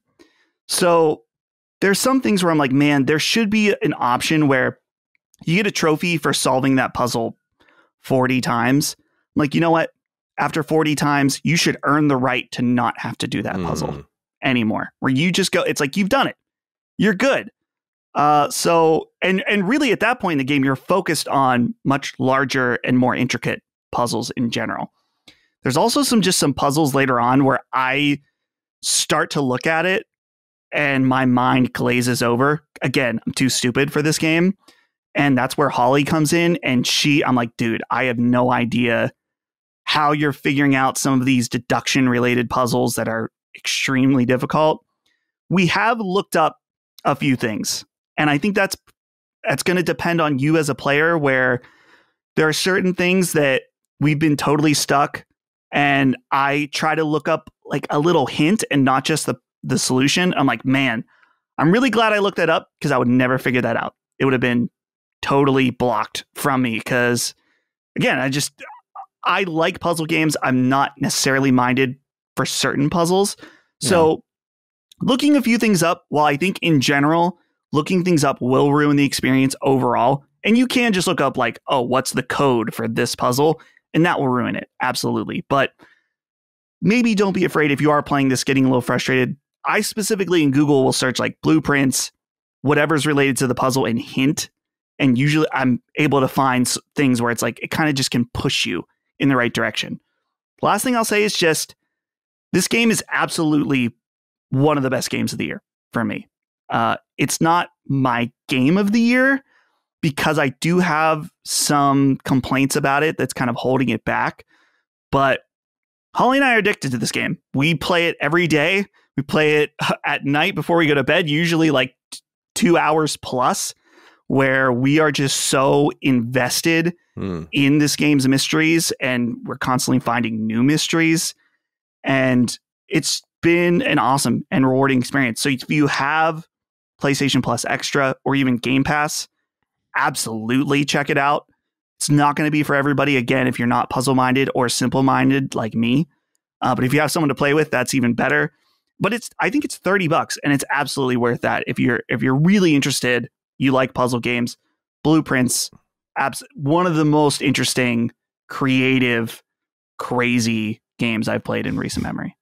Cool. Yeah, I went and looked up gameplay last week, maybe after we talked about it at some point. I was like, yeah, this is not for me, but I can see it's cool. Like, it's very intriguing. It's just, yeah, like I would never even bother with a game like this, because it's like, I'm not going to do well.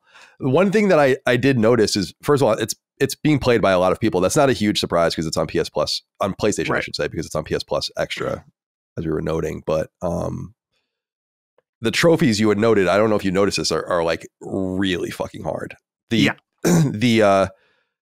Someone was saying, I was just scrolling through PSN profiles, various threads on the message boards there, and people were saying that they played for like 14, 15 hours and more, and like didn't even get any trophies at all.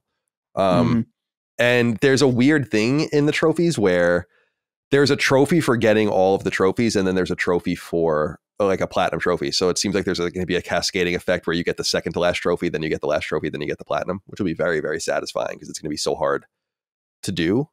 But even the most common trophy is 14.5%, which is reach room 46, which I guess is beating the game. Sort of, yeah. And then from there, it drops all the way down to 8.79%, and then 6, and then 3, and then you're getting into like 0.15, 0.1, 0.17. Pretty interesting. That's very, very rare for trophies. Yeah. Let's see. The rarest trophy I have is on PSN profiles, 3% of players. But yeah, some of these were under 1%. Most of them actually probably under 1% of players have achieved. They are very difficult, but it's important that because it's a roguelike, there are permanent progression things that you get. So as people continue to play this game, I assume that there will be if you're dedicated, there will be an arc where people start getting more trophies because they have advanced to the point where they're less difficult to achieve based on your profile. I'm an idiot too. I wasn't logged into PSN profiles for some reason. I have no idea why. I have it set so it shows me the PSN numbers automatically, but if you go to PSN profiles not logged in, it shows you the PSN profiles numbers, which are always higher. Yeah. So yeah, like everything actually is really low, 0.1%. For almost everything. The most common trophy on PSN is 4.5%.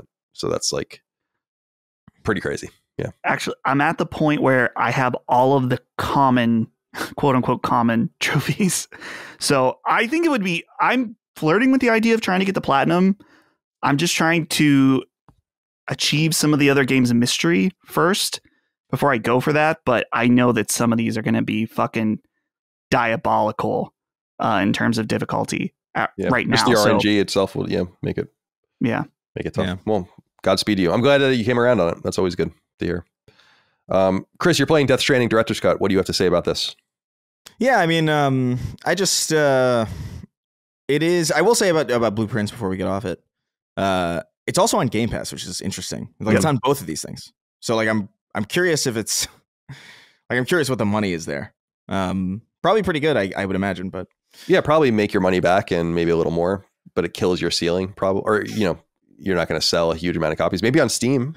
Yeah, that's maybe it could be an interesting bet to make, but yeah. So I'm playing Death Stranding Director's Cut. I am still playing Marathon as well. I'm playing Marathon Infinity, but like I'm so lost with that. Like I was looking up the story of that game, and I immediately didn't feel stupid for being lost because it's apparently like, yeah, this takes place in 7 different timelines. I'm like, okay, this is very confusing. I just thought it was stupid, but I'm playing Death Stranding Director's Cut. I decided to, I don't know, something hit me, and I was just like, yeah, I think I'll start at this point. And I don't know if I have anything new to say about it because I haven't reached any of the points that I think would diverge or be different. But I'm immediately transfixed with how quickly I'm just back into this and how quickly I'm just like, yeah, I'm on board with this crazy stuff. And just this gameplay loop is so interesting. And I'm kind of finding myself just like re-enamored with just like this idea of making a competitive game out of helping strangers. I think it's just so interesting. And I admire that design so much. But I'm still in the early stages of the game. I'm a little bit...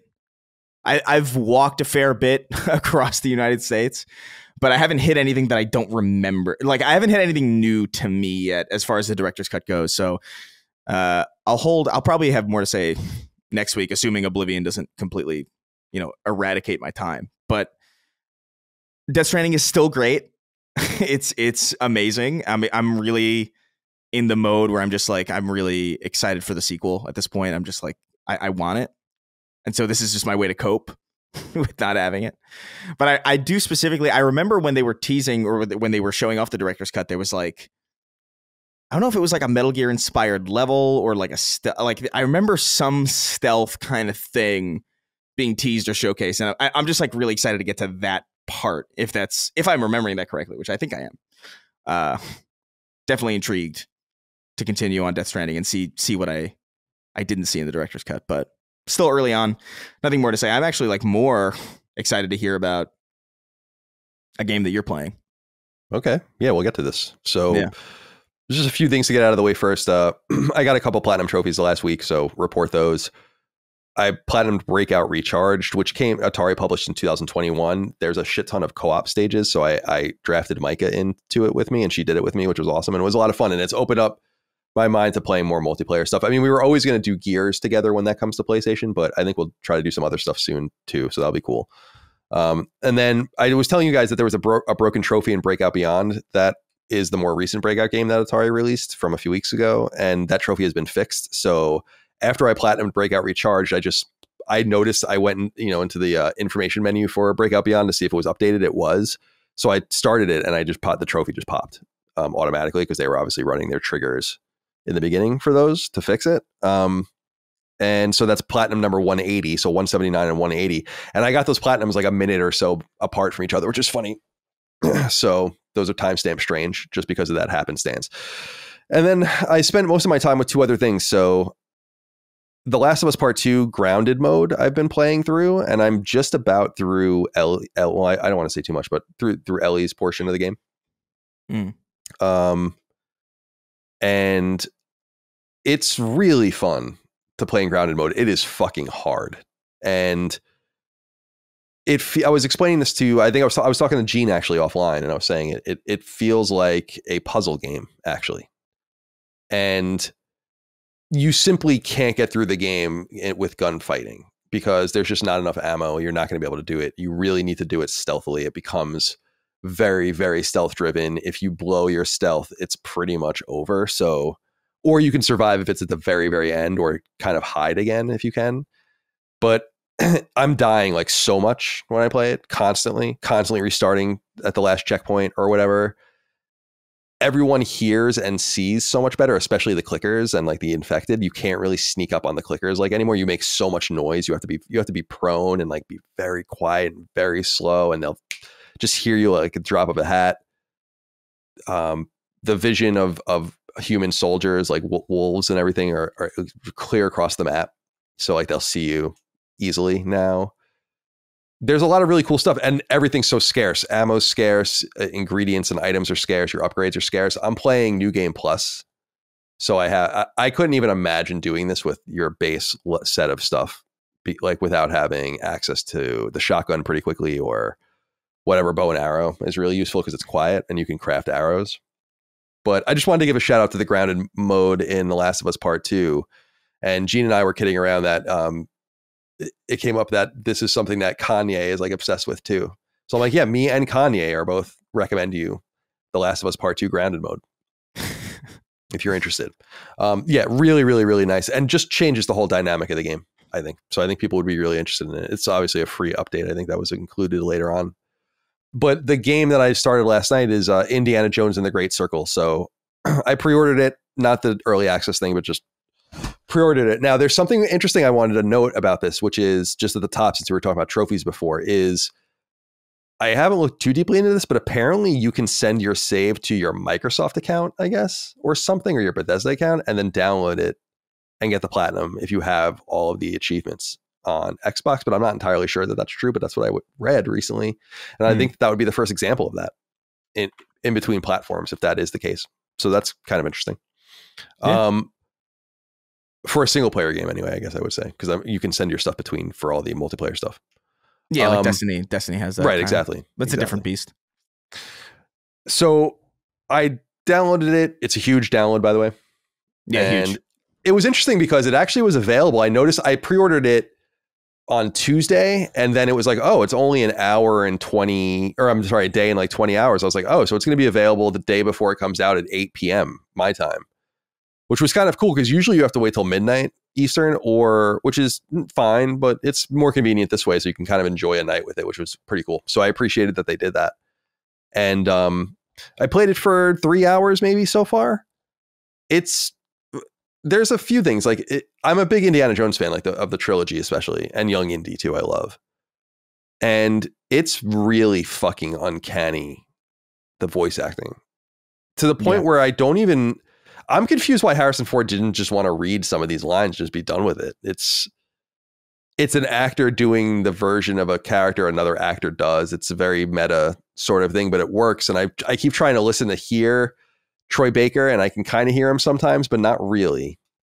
It's very well done. Like if I didn't know that and you're like, oh, it's Harrison Ford, or like some sort of modulation of Harrison Ford's voice in the 80s, I'd be like, yeah, I believe that. And he's such a dashing and interesting character. I said it in the past that like I wanted to be Indiana Jones when I was a kid. I fucking loved Indiana Jones. I mean,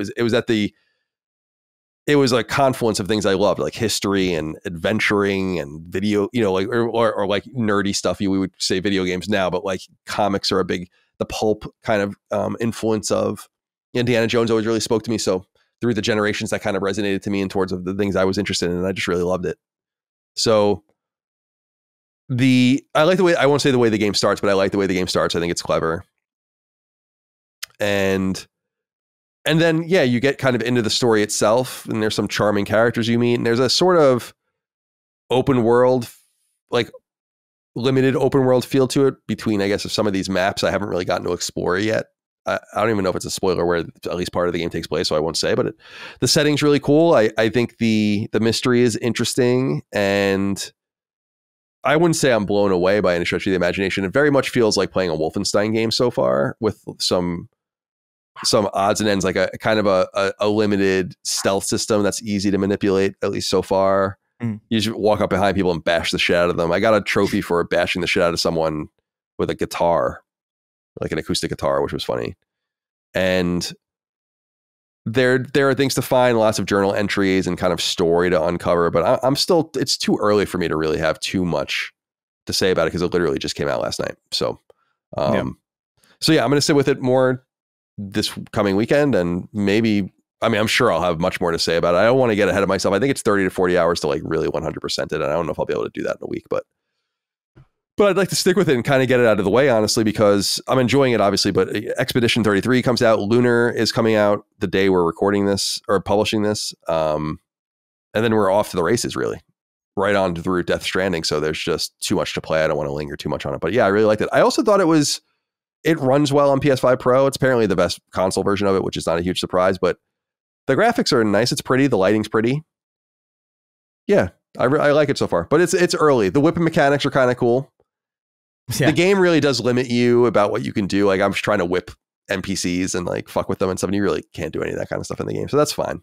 But you have to just kind of play it straight. You know, like you can't be too. I was in like a library in like this church and I was just jumping around and like climbing on top of shit. And people are just like reading their books and I'm like on their table and stuff. The world doesn't interact with you like that, which is fine. Yeah. But yeah, it was nice to see Machine Games logo pop up too, because it's been a long time since I played a game of theirs. So yeah, that's all I have to say about indie so far, but enjoying it so far. Yeah, I didn't even know it was out. Like I thought for some reason it was like next week or something. Yeah, it's out for everyone now. Yeah, 2 days early access. So a lot of people on PSN profiles are playing it already. You can kind of see them popping their trophies and stuff. But yeah, so far so good. And there's a fun world to be in. The kind of interwar period in the 30s, indie, lots of nefarious forces, fascistic kind of forces. And it's always a nice, obviously the first and third indie games are really kind of predicated on fascism and what's going on in Europe. And this seems more like that, at least so far, which is cool. So that's a very comfortable pocket for Indiana Jones. All right, so that's what we're playing. Let's finish strong with 6 questions, comments, concerns, thoughts, and ideas from the audience over on Patreon, patreon.com/laststandmedia. Remember, we post our threads in the newsfeed on Patreon for every show every week. You just pop in there and put your inquiry in there, and then we comb through them. We delete those threads. We put up new threads, so you have to act quick. Andrew Walsh wrote in and said, hello, you beautiful men. Just looking to get a gut check on Clair Obscur Expedition 33. Got to be one of the worst names, he says in parentheses. I'm hoping to be done with Death Stranding by the end of the week, but I cannot wait for this game, hoping it lives up to expectations. Dustin, I wanted to go to you with this one. I assume you're best connected with this. What are your thoughts on Clair Obscur Expedition 33? I'm definitely going to buy it sight unseen. I really haven't seen very much from the game, but yeah, I'm interested, so I'm just going to get it. Honestly, I've kind of been checked out of any new footage recently on it. So I've just kind of been like, yeah, I'm in for Final Fantasy.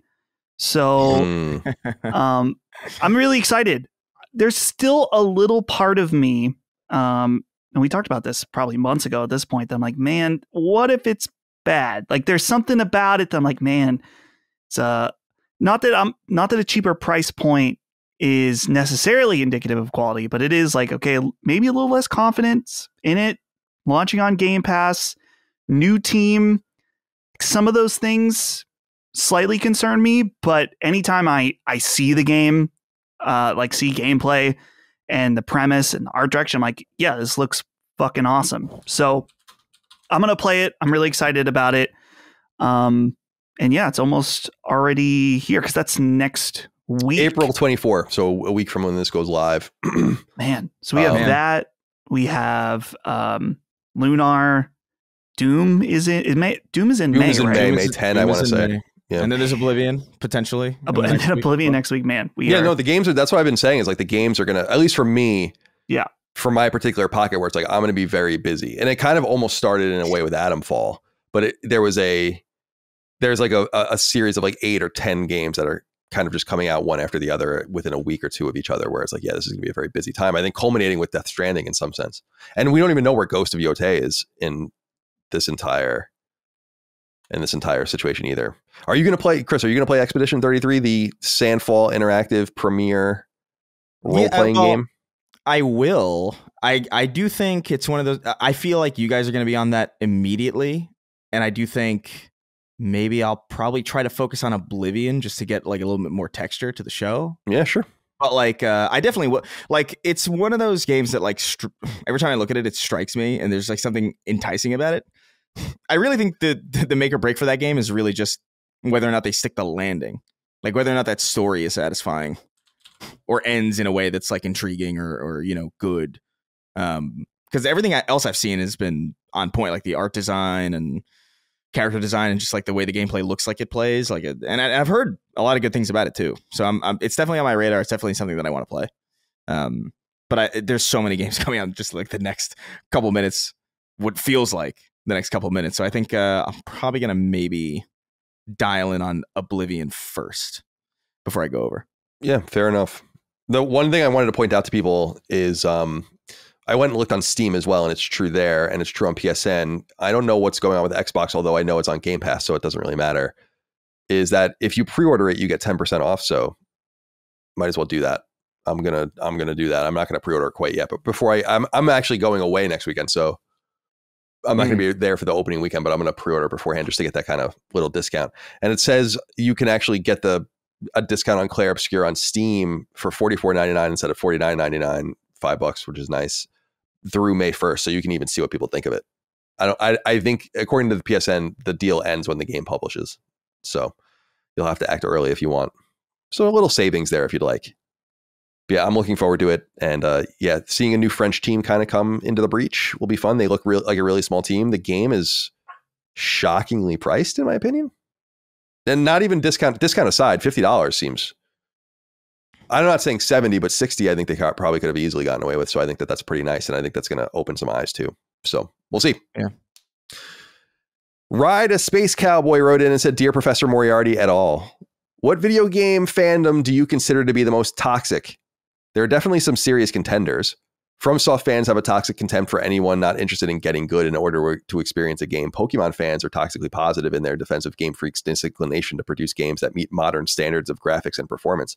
Civilization fans are more toxically anti-American than the pro-Hamas encampments of Colombia. Any other fandom come to mind for you? Is that true? I didn't know that. I don't know anything about the Civilization fandom at all. I've never heard that at all. Might be making not that up. I'm deeply entrenched in that community, but I've never heard that. I really don't know what the community is like. I have watched some videos on YouTube from people like tutorial style videos, but I really have never gone into like the weeds any further than that. It's funny. I was thinking my first answer to this was like, it seems like everyone these days is toxic. But you know what? Like an actually great answer is, and I mean this from the bottom of my heart, a great answer is Reset Era. Like the forum is probably the most toxic. You're saying fandom, but like just let's say community, like group of people, grouping, Venn diagram grouping. I've never seen a place more hostile and toxic. It's crazy. And I can't believe like people earnestly use it, actually. And I'm not even saying it because they hate us. It's like, it's well beyond that. It's like, it just seems like everything is so groupthinky and organized there around a specific viewpoint, whatever that viewpoint might be for the specific thing. And you don't get any, and it's just, I can't believe people roll in those circles. But really, everything seems to be getting more toxic in some sense. So that's my answer. Do you have anything, Dustin? Yeah, well, I can agree. I was thinking about FromSoft fans, and it is annoying because I find in general that being in the FromSoft Souls community or whatever, usually within it, I find it to be overall pretty positive, and people are very willing to help out other players, explain things. But it's as you were saying, Colin, in any fan base, there's toxic people, and unfortunately, they're usually the most loud out there that can give a fan base a bad name. I have a little bit of an alternative answer, though, because I know he asked toxic, but I thought of the most annoying fan base in gaming. Easy answer, Trails fans. Definitely the most annoying, where it's like, oh, I'm interested in this. And they're like, well, actually, in order to understand the proper context, you need to play this game fucking 20 years old, only on the PSP. Or it's like, and then they have to talk about how great it is all the time. They're fighting for this game. Just take it easy. Yeah, Trails of Cold Steel is the only one I've played, and I all the way through, and I really liked it. But it wasn't like revolutionary by any stretch of the imagination. And I think you describing it as budget Persona is fairly accurate, actually. Yeah. Yep. But it's different. It's very different than Persona. Sure. It's surprisingly much more anime and much more like, weird sci-fi. Like they're real warriors and fighters and shit, as opposed to whatever the fuck's going on in Persona. What do you think, Chris? Most toxic group of gamers? Oh man, Nintendo fans? No, I think it immediately about, oh man, the Hunter the Reckoning fan base has got to chill. Right. Chill out. They're notoriously toxic. No, I don't know. I honestly don't feel like any given fandom of any given property is necessarily as toxic as I remember them being. I think now the toxicity is kind of more generalized, and it's a cop out and lame answer, but I do think the crowd that's very loud, like in the almost in like the grums area of like the internet, right? Like I think that's easily like the most egregious shit that I've seen in the last like several years. Like it's like, oh, the marathon runners aren't fuckable enough, or like XYZ, like any number of things that don't feel like real complaints by people who actually play video games, and just kind of feel like touristy kind of things to, you know, or like, I've got to have an opinion on everything, because if I don't, then I can't get attention, and attention is monetarily valuable.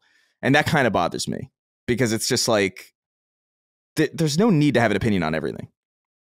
You know, it's not, it's actually very unlikely that any one person would have an opinion on anything. So a lot of times people say things, or like I'll see stream clips of like content creators who do like, yeah, I don't know, whatever.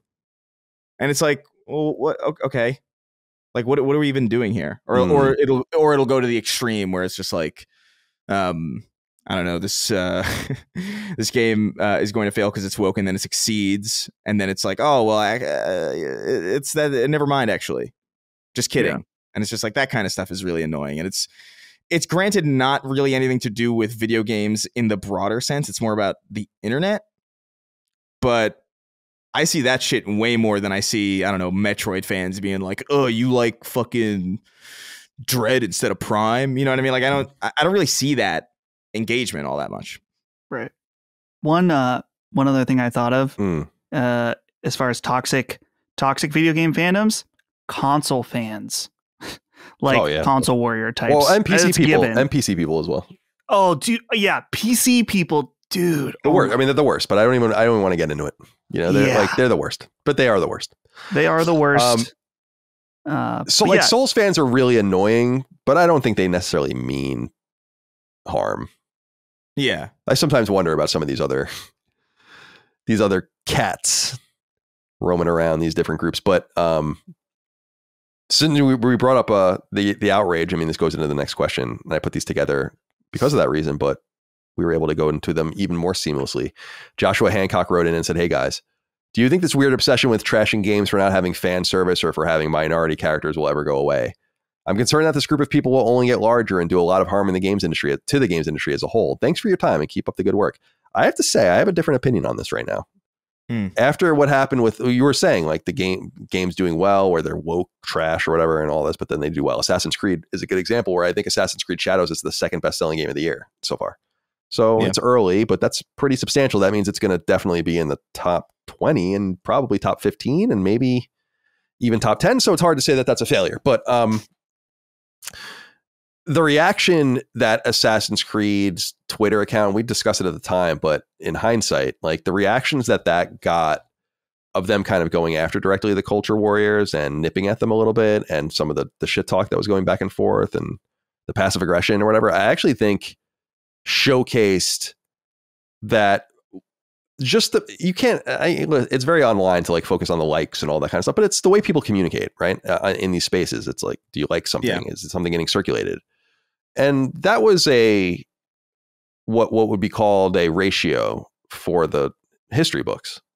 And I really feel like that showed that there is a stranglehold of this loud, boisterous, like, I want to fuck my cybernetic clone in Marathon. Like, I just don't think those people it's like you said, it's touristy, and I don't think that it really represents a hell of a lot. I think these games that fail or succeed are doing so, for the most part, extraneous of the factors that these people are focused on.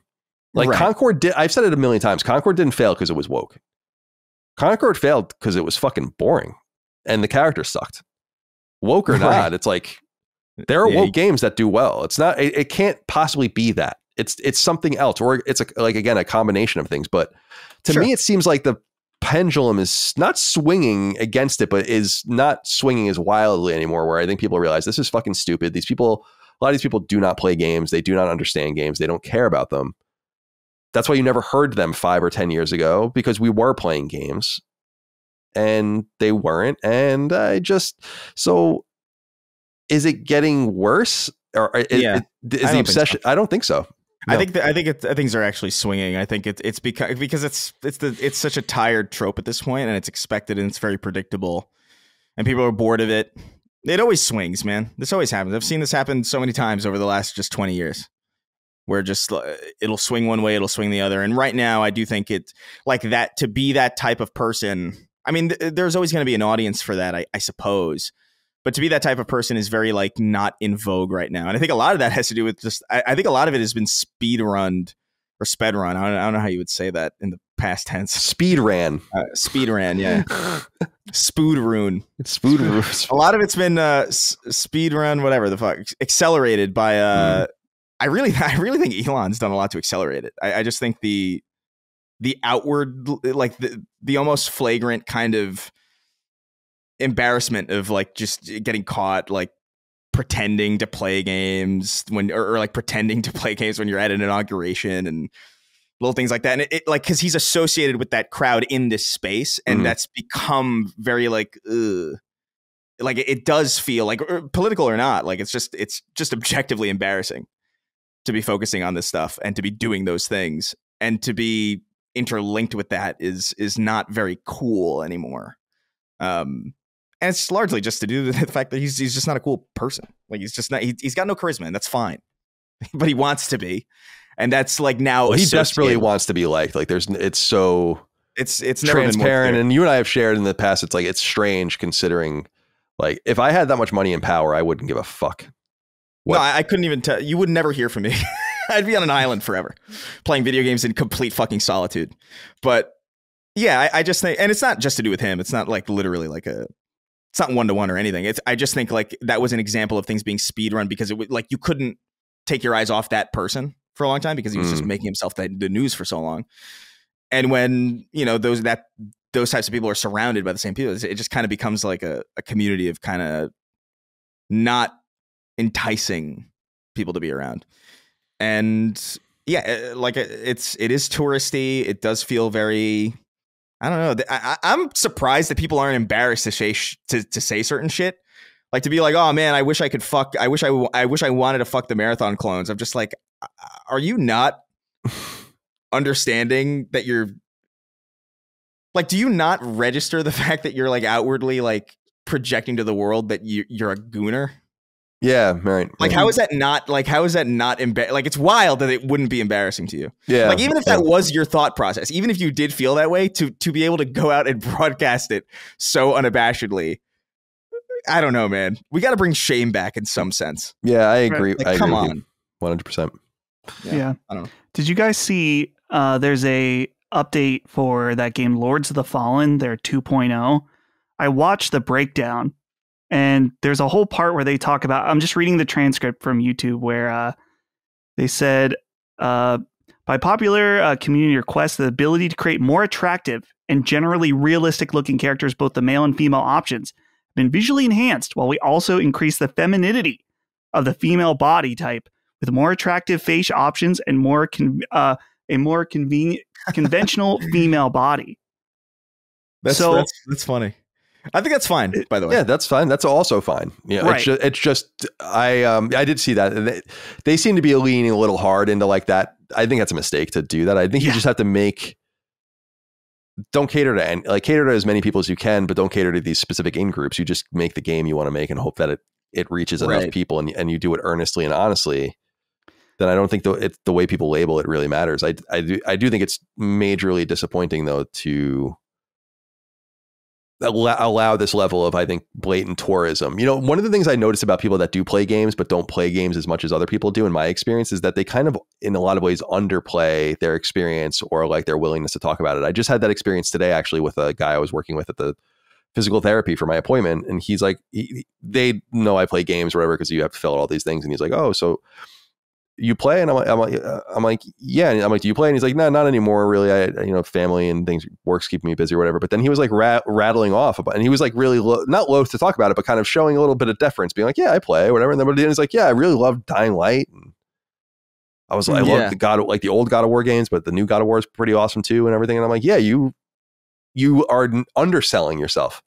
And I think a lot of people in our space that are the loudest about these extraneous, marginalized issues, as it were, are the exact opposite, where they don't play shit.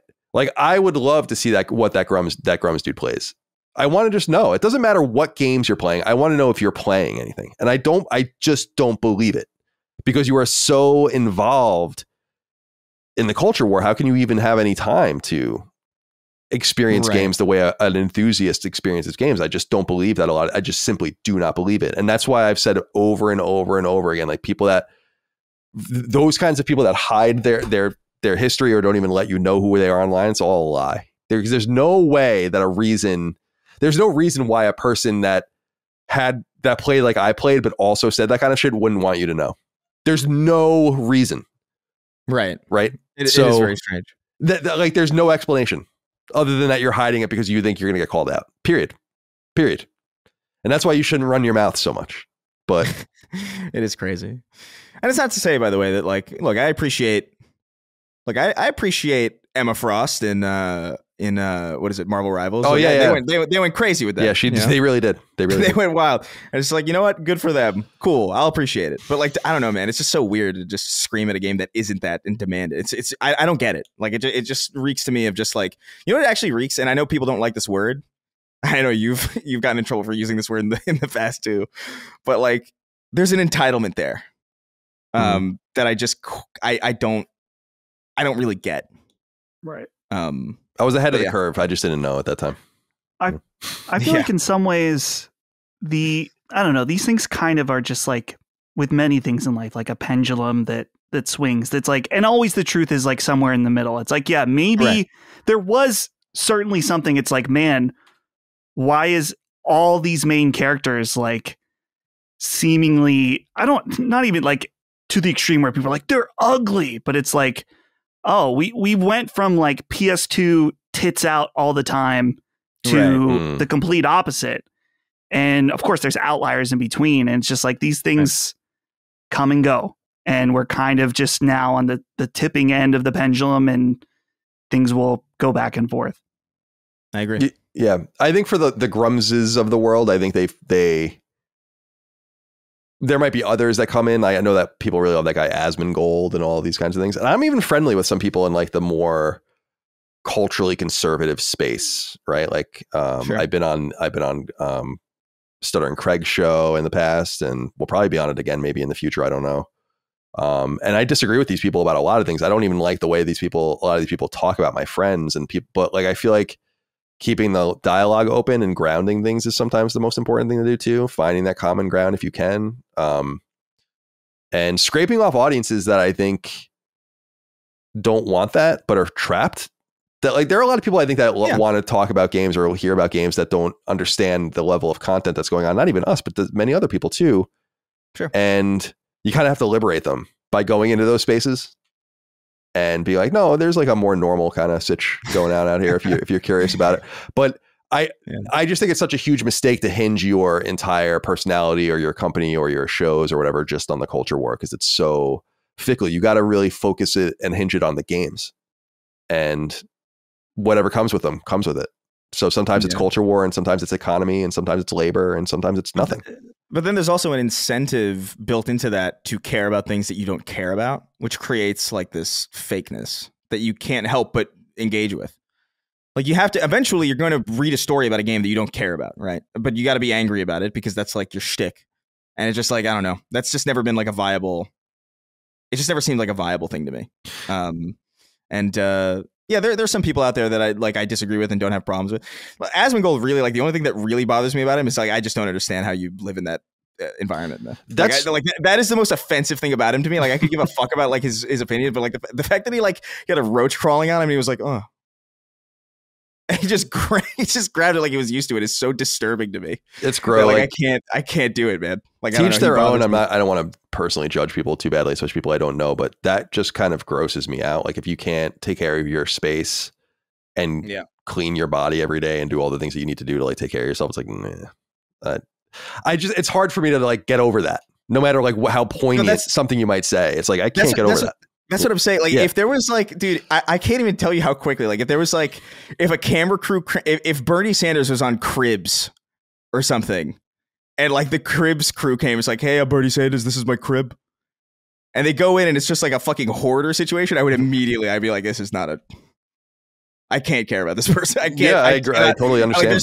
Like, maybe that's really harsh and unfair, but like, there's something about that to me that's like very like weirdly important. No, that's not harsh and unfair. I think you want people that like are spouting off to have some sort of cohesion in their life, like some sort of almost not better than you, but like that you trust, that's stable in some sense.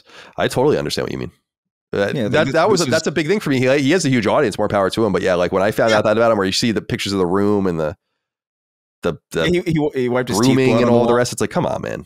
You know, like it's like, this is 40-year-old lo mein. I'm like, brother, throw it away, please. But he could very well be the nicest person in the world. I have no idea. Never met him. Never talked to him. But yeah, that's my. I'm not trying to be too judgy, but yeah, that's. Yeah. So yeah, I just I still continue. We've said it many times. Is to just try to make the space we want it to be too. But I think there's a place for negativity. And the funny thing is that there's just so many things. It's as you said, like I couldn't begin to care about all these issues. So it's hard for me to, I see things every once in a while that would fit in that world where I'm like, yeah, that's true. I think I said it recently when I was playing, I think it was Mafia 1 and there's like gay pride flags. Was it Mafia 1 or Mafia 2? I think it might've been Mafia 2 actually, where there were gay pride flags. And I'm like, dude, gay pride flags didn't exist for like 20 years. I actually went and looked. Mafia 2? Yeah, or maybe it was Mafia. It must have been Mafia 1. I don't remember them in either. Yeah, no, like there is. I have screenshots on I actually took screenshots of it. Oh, that's funny. I feel like it was actually maybe Mafia 1 because I think it was really old. It was after the race, and it was put in the remake probably, but it was after the race, I think you have. But there's like gay pride flags on these, and I went and looked it up. I mean, so I took screenshots and I also went and looked it up. I'm like, when did this even? And it's like, oh, it came out in the 70s or something. I'm like, dude, like, what are we doing? Like, that's more annoying to me. Like, your virtue signaling is so loud that you're like just making like putting things in places where they don't even belong. For what reason? Like, what are you even trying to telegraph? What? That's the kind of, so it's like, I'm not immune to that sort of thing, but it's the same thing that why I wanted to play Tales of Kenzera and why I wanted to play Forspoken. And I liked them both, where I was like, I got to see it for myself. This is crazy. And you always are able to see the bullshit. It's rarely as it's perceived. Anyway. Yeah. Joshua, thank you for writing in. Appreciate your thoughtful inquiry. Vault 101 guy wrote in and said, hey boys, this one mostly goes to Chris. It's been reported by game sites that Prototype 3 may be in development. Obviously, it's one of the greatest superhero type games made. How do you guys feel about this news? I'll shut up and listen now. Yeah, I saw this news. I don't know like what the reliability of the source is. I can look, but yeah, I did see this pop up. I'm not gonna get my hopes up for that. That strikes me as one of those things that like, why would you do that? I loved Prototype. That was like a very therapeutic game for me. There's something about, because I remember what was so cool about that game to me was that like, oh, this felt like a Spider-Man game where you get to play as Carnage or something. Where it's just like, oh, this is sick. This is like a really awesome, obviously like not branded or not licensed or anything, but like it felt like that was what the spirit of that game was, and it was really cool. And I appreciated it. Shares a lot of DNA with like Hulk's Ultimate Destruction too, which is just like, this is big sandbox to run around and destroy shit and have fun in. But I never played Prototype 2. So like I'm not like deep into the history of it or anything. But if they were to make a modern, like with a Prototype game with all the modern bells and whistles and ray tracing and shit and years of learning how to make games feel a certain way, I'd be all over it. I'd be curious as to what they would even do with it. If it's just a good, satisfying little violent romp, I'm more than happy for that. Like, but I want to point out that I doubt that this is happening. It could be, but like I really highly doubt it. Yeah, Sorry, I'm not even talking to the mic. I'm looking for, because I originally went to the Games Leaks and Rumors subreddit, because usually they have stuff there, but I searched for it and I'm not seeing it there. But here it is on Game Rant. A new rumor making the rounds online suggests that Prototype 3 could be in the works. It's been a whopping 13 years since Prototype 2 was released, so fans shouldn't hold their breath for Prototype 3 to be real. Blah blah blah blah blah. What is the rumor? God, why are you burying the lead like this? Yeah, I don't know, man. I hate this SEO fucking bullshit. Anyway, it doesn't seem like it's mega reliable, but I actually platinumed. So for the first Prototype, I wrote the guide for it, and the second one, I platinumed it, which was weird. That's funny. Yeah, but yeah, not into it really. Dustin, are you a Prototype boy?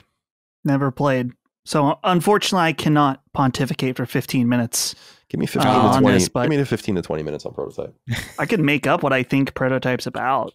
I mean, I think I've seen it's like a man. He's got some kind of growth, right? Like he kind of. Yeah, he has like different skill. Yeah, that's somewhat true, I guess. Yeah. What do you think? What do you think Prototype is about? Like brief sentence.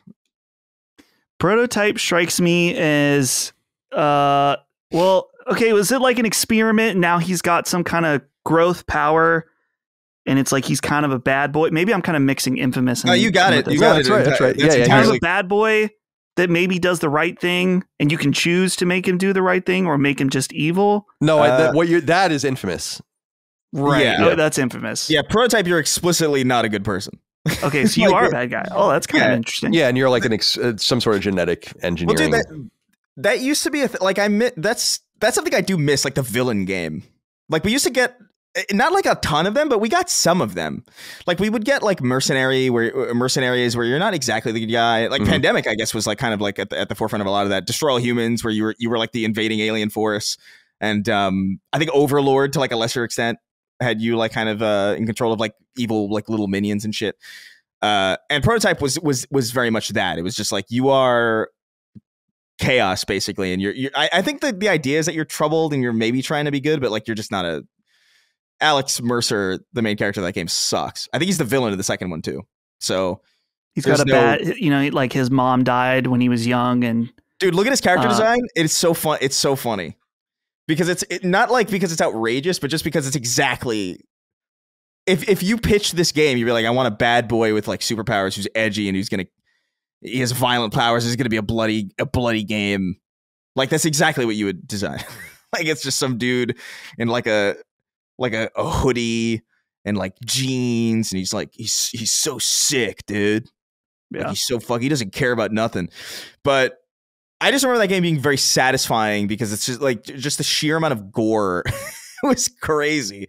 Like I remember a move in that game where you could grab somebody by the head and just run and then jump on them and then surf on them until they were nothing. Like it's a ridiculous, and you could pick people up and then eat them and then become them to do like stealth mission. I think that's one of those games where it's like, it reminds me of like a Pandemic games game where like, this is really great and really fun, but like with a bigger budget and like with like maybe like a more finesse and more focus, like this could be really great. But as it stood, it was just like, it was a really fun, like kind of distracting kind of romp, mindless kind of sandbox action game. I have a soft spot in my heart for those. Yeah, Radical is interesting because their last two games that they were credited for were Prototype 1 and 2, but they never really went away. They were just kind of... Activision had purchased them, and then before Prototype 1 came out, and then they kind of just got absorbed. Yeah, what are they, like support studios now? Yeah, like I think they turned into maybe Activision Vancouver, which I think was like a spin-off studio that worked maybe on Destiny, and then... Oh, I don't really know what happened with them, but... I think I remember hearing that exact story. But Prototype, because of the Activision merger or the acquisition from Microsoft, the Prototype's with Microsoft, so they could revive it. I don't know that there would be any appetite for that. I think people vastly overestimate how Prototype did and how it was received. But as someone who played them both, they were fine. I think that they just came out around Infamous 1 and 2, which I just thought was so funny. And I think Infamous 1 and 2 were just far superior games. But they did some interesting stuff. They're the ones that developed The Simpsons Hit and Run, I think. And yeah, they also developed the Scarface game that came to PS2. I think it might have came to the original Xbox as well. That was kind of like a GTA style game. They did a some lot of cool people stuff.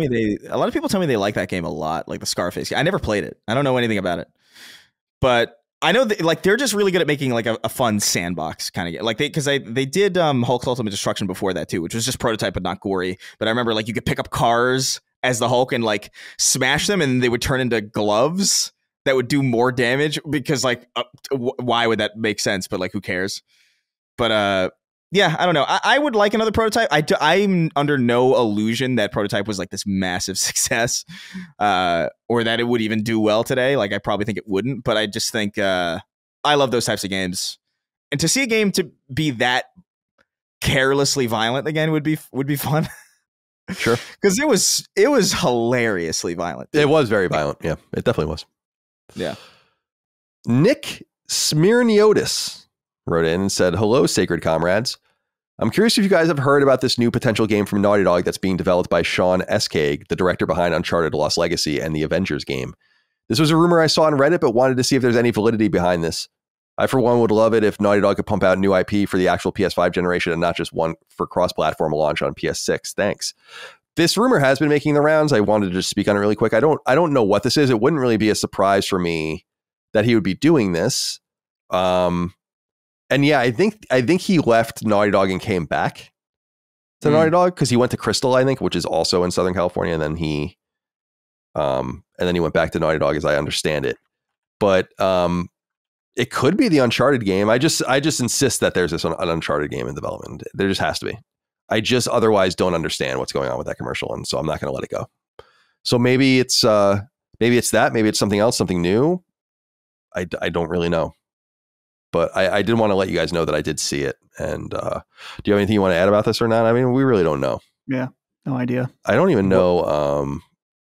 I should have looked this up before we started, but let me see if there's any. He was also the co-director of 50 Cent Blood on the Sand. Oh my God, 50 Cent Blood on the Sand? Yeah. Iconic. Yeah, so he was the creative director of the Avengers game. So yeah, he was, let's see.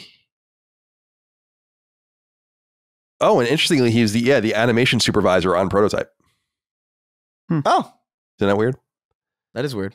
So he wrote or co-wrote The Lost Legacy. He co-wrote Marvel's Avengers. He directed Marvel Avengers. He directed The Last of Us Part 1 and directed Uncharted The Lost Legacy as well. So Uncharted would be right in his wheelhouse. I don't know if that's being I really feel confident that that's happening. And there's no reason other than I just think it's fairly obvious that they're going to make an Uncharted game.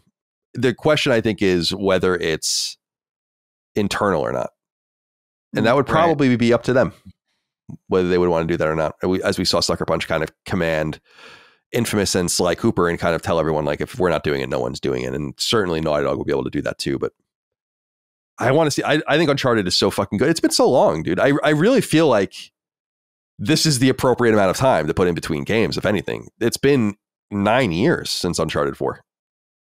Yeah. So I don't think there's anything wrong with bringing Uncharted back at this point. Okay. Finally, Sean Cassidy wrote in and said, "Hello, Sacred Crew. I apologize for yet another sad write-in, but my youngest brother is 27 years old and was diagnosed with ALS almost a year ago.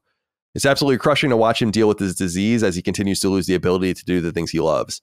I'm one of 7 siblings, and all but one of us have been avid gamers since we were kids. Gaming has always been a huge bonding point for us, which makes it especially painful that my brother can no longer engage with games in the way he used to. My question for you is this. If you knew you were soon going to lose the ability to play video games, how would you spend your final gaming experiences? Would you revisit old favorites or try new games you've always been curious about? Also, I know it's been said many times before, but it's worth repeating. This podcast does a wonderful job of helping me escape and cope with tough times. I look forward to every episode and appreciate everything you all do." Thank you, Sean. And really horrible to hear about your brother. It's a devastating disease. And a degenerative disease that takes your ability, like you said, to be able to do normal things like play video games.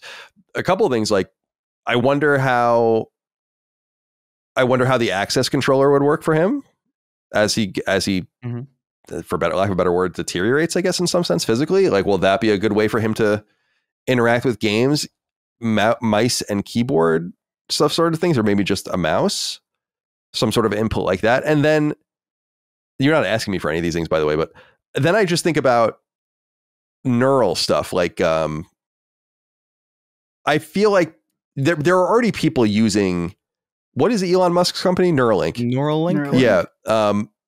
There are already people using Neuralink to play games, like, as I understand. And 15 years ago now, played with eye tracking stuff on PS3 that would I've said this to you guys in the past, would replace, I guess, the right stick. So I played Infamous 2 with just the left stick and then looking at things, and it worked. And I think there's going to be that was like, I still couldn't believe. I was like, this is crazy. Like, they were doing it on a PS3 with like an eye toy or something. And obviously we never saw anything come of that. That was I did that specifically at GDC, so that's when they're doing a lot of experimental stuff. And that was actually the same GDC where Borderlands 2 on Vita premiered, but they weren't supposed to put it out, or no one knew it was going to be out there. So I like wrote something about it really quickly, and no one like had any idea it was going to be there. And then people started swarming on this thing because GDC doesn't really have good stuff to play on the show floor. If you ever go there, it's not what it's really about. So, anyway, I just, I feel devastated to hear this, but I also wonder if your brother will have the advantage, should he be interested in it in the future, to be able to interact with things with your mind, which sounds fucking crazy, but is happening all around us. So there's just that. I wanted to put a little bit of hope in there because I don't think all is lost. It's a terrible thing to have ALS at any time, but maybe the best time to have it is now. And the only better time to have it would be in the future, right? Like, right. I was going to say that. It's like this. It's a perfect time for ALS. There's never a better time for ALS than right now. But just to put a little positivity into it, hopefully it's not. Right. Hopefully they'll be able to work with him.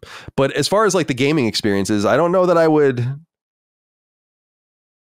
I feel like we've discussed this before, where I get fascinated with the idea of, if you knew you were going to die, you would eventually become, or at least I would eventually become focused in on, and I'm not saying he's going to die, but just about, you understand what I'm saying? Where you get focused in on, this is my last March. This is my last Monday in March. This is the last 13th of a month. This is the last Sunday. This, like the last hour. I'd be really fixated on that kind of shit. And which is why I hope I never know. And playing games like that without, like, I got to tick these boxes off, I feel like would be in some ways more traumatic, of trying to do it before your time elapses or whatever. So I don't know that I'm really in the mode to even think that I would do something like that. Like, I would know that it would be over for me. So I would just start playing a bunch of things. I just feel like that would be crazy emotional and sad. So that's my answer. Anything for you, Dustin?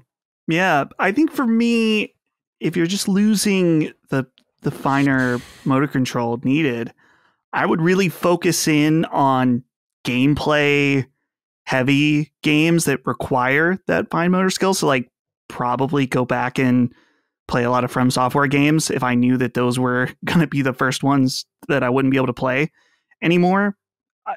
Obviously, video games are best played, but I guess the one nice thing is, like, if I knew that I wouldn't be able to play games by the time, I don't know, Persona 6 comes out or something, it's like, okay, well, at least I can passively maybe enjoy that by watching a playthrough or something like that. So my focus would be on those games. It's like, yeah, this definitely at some point is just not going to work. And I think too, like you said, there's more options available to play games like maybe a Civilization or an RPG or something like that. I think he asked if you'd revisit old favorites or play games you've never played before that you've always wanted to. I feel like I'd be going with old favorites just because new games might be a risk with the time you have left. Like, what if you don't like it? It's like, oh man, I spent all this time on this game and I ended up not really liking it. And I would have rather gone back and played Roller Coaster Tycoon for 40 hours or something. So I'd be going back for sure. All right. Yeah. You want to say anything, Chris, before we move off? I think I would probably default to old favorites too. Like if I were to even, if I could even do such a thing, which I suspect that I wouldn't be able to do, because I just feel like the anxiety would loom over me so hard that like anything that I would play would be like kind of tainted with that anxiety. So this is based on how I know myself. And so like, I think if I heard something like that, I'd be like, I think I'm just probably gonna, good for now, I guess. Because there's other things at that point that I think matter a little bit more. Yeah, that's true. I mean, that's obviously true. You know, and also I also just get, I mean, I can get satisfaction from like watching people play something that I do that sometimes, but like that would be, yeah, it's a rough thing to even. You're a game cuck. You got the room, the I guess chair at that point, yeah, the chair in the corner, but watching someone else play a game. Yeah. Is Twitch just game cucking? Or you're just watching other people play? I mean, theoretically, yeah. There's no, you couldn't argue against that. No. All right. Well, that's all we have on that note. On that note, let's end it there. Let's go around the horn and say goodbye to everyone after another strong showing for Sacred Symbols of PlayStation Podcast. Chris, goodbye to you. Be well. Any big plans? Anything you want to share? What is today? Was it Thursday? Yeah, I don't think anything's really happening. This was a very slow kind of week. I will say I like the changes today. I like the flow. It's different, but I think it works really well. So I think it's a interesting little era that we're entering, because it's technically an era. It's like it's a new era. If we're shifting the way the order and like how we're gonna do it, like I can't remember the last time something like that's happened. Like maybe when we got rid of the drop. Was the last time that's happened. All right. Which is an eternity ago now. But. Yeah, this is good. Yeah, this is good. Glad you enjoyed. Thank you for your support, Dustin. Goodbye to you. And do goodbye. Well. No plans really this weekend as of right now. So be diving back into Blueprints and just waiting for some of these other games to come out. I do. I mentioned this on Twitter, and I lightly hinted at last week, going out this summer to hang out with Brad and go to Summer Game Fest. We're going to be doing a big Summon Sign episode about that. So please look forward to it. Are you going to have a sleepover?